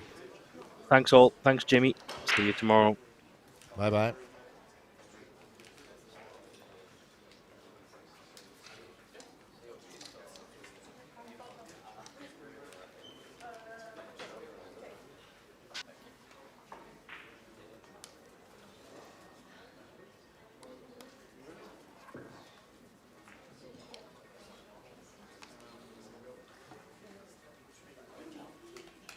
That was the conclusion of the 2025 Longoni Italian Open, part of the Predator Euro Tour series. Our other valued sponsors are Simonis, Aramith and Kamui. Presenting the trophy today are Miss Anna Scott, Events Manager at the BHR Best Western Treviso Hotel, and Mr. JP Parmentier, Sports Marketing Director of the Predator Group.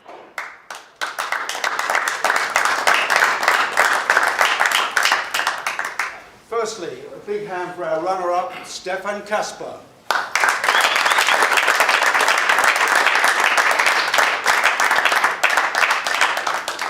But the day belongs to our Longoni Italian Open champion, Joshua Filler.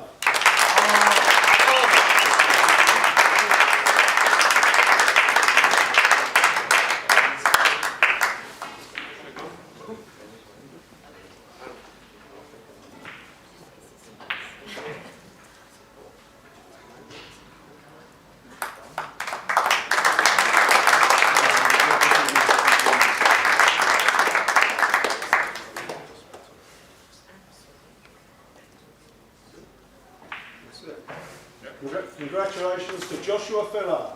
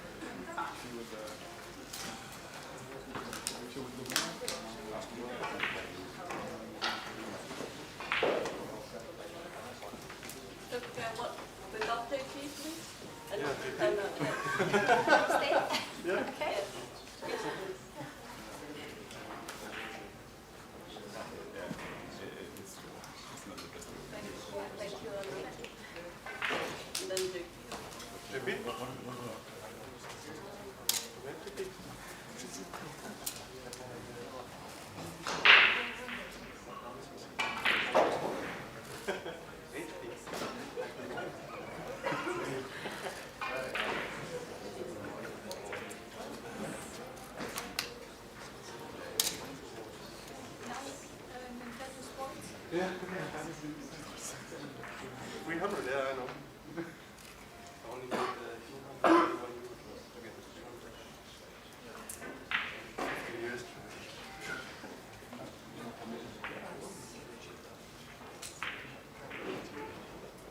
Yeah, like a third.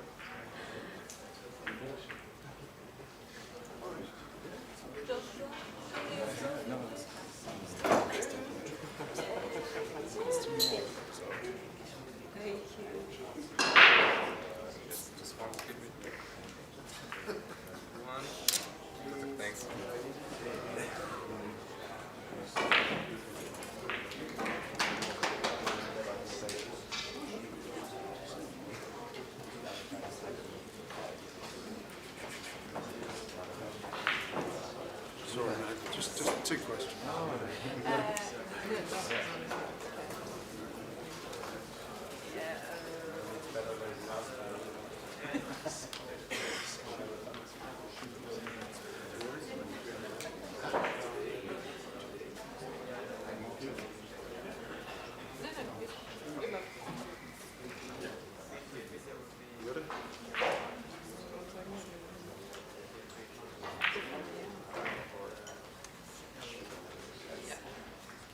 So, Stefan, your first final, it didn't quite work out how you anticipated.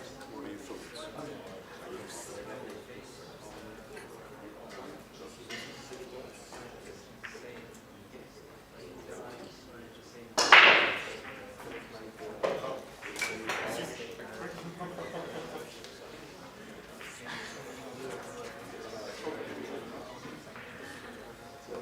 So the fact you've reached your first final, does that give you a lot of confidence going forward?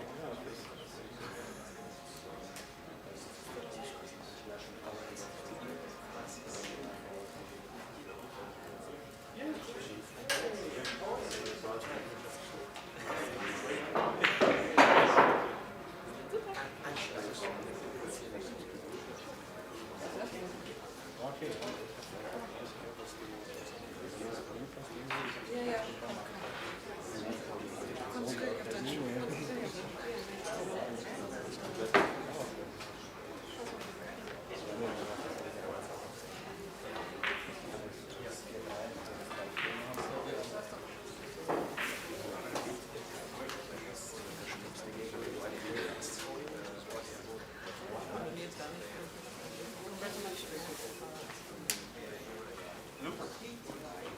Luke the Luke.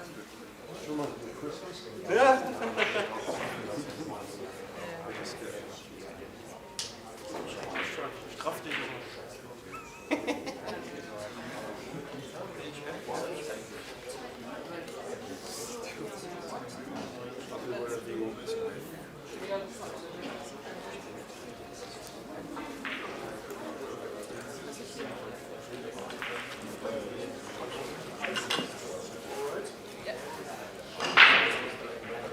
What's your filler?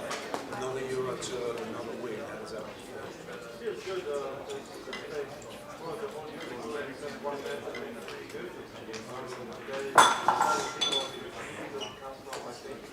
They're really good safeties, marshals, and yeah, I mean, for him being fine,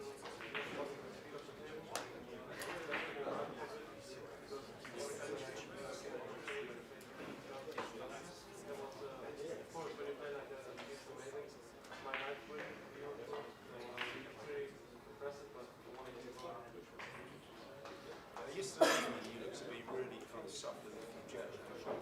Did you have a good night's sleep and overcome that today? yeah, I mean, the first really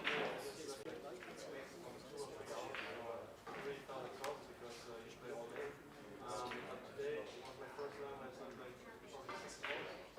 Felt much better, and I think in the first match I was kind of tired, but I mean, you play a lot of matches, you get going and through the adrenaline, you don't feel tired. I mean, I'm awake, having a nice dinner, and happy to live the game. And given the number of Euro Tour titles you've now accumulated, do you look to records? How many you can win, so you use one more than you have? I think I've settled with that because 10 years ago when I was still in business, I was just listening to record but now I'm trying to figure out play more consistent, and when you play well you're going to win more titles. But in the end I just want to play good. Sometimes it's enough to win, but of course to break a record like I think Ralph is the most time, but it's still a long way to go. Maybe 10 years we think about, but yeah, as I said, it's a long way to go, and just enjoy every tournament, and this one is good. And Well, congratulations on your title and good luck going forward.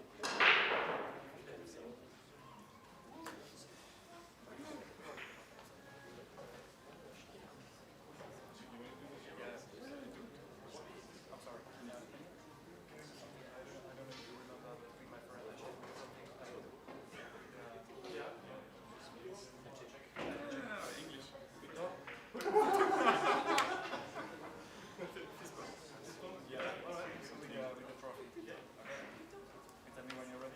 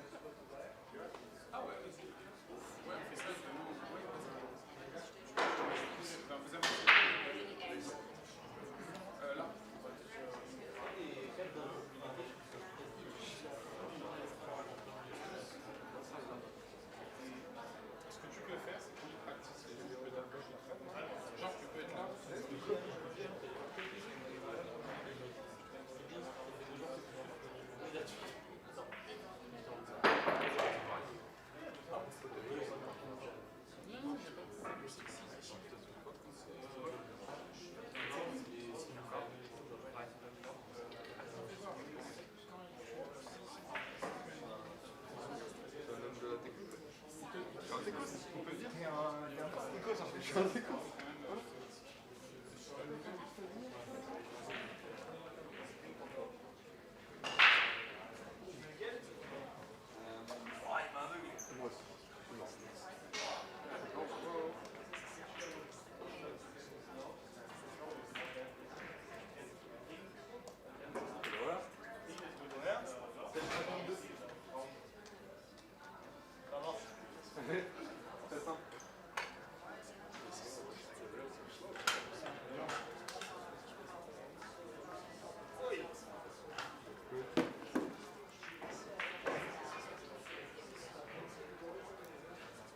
one is nice.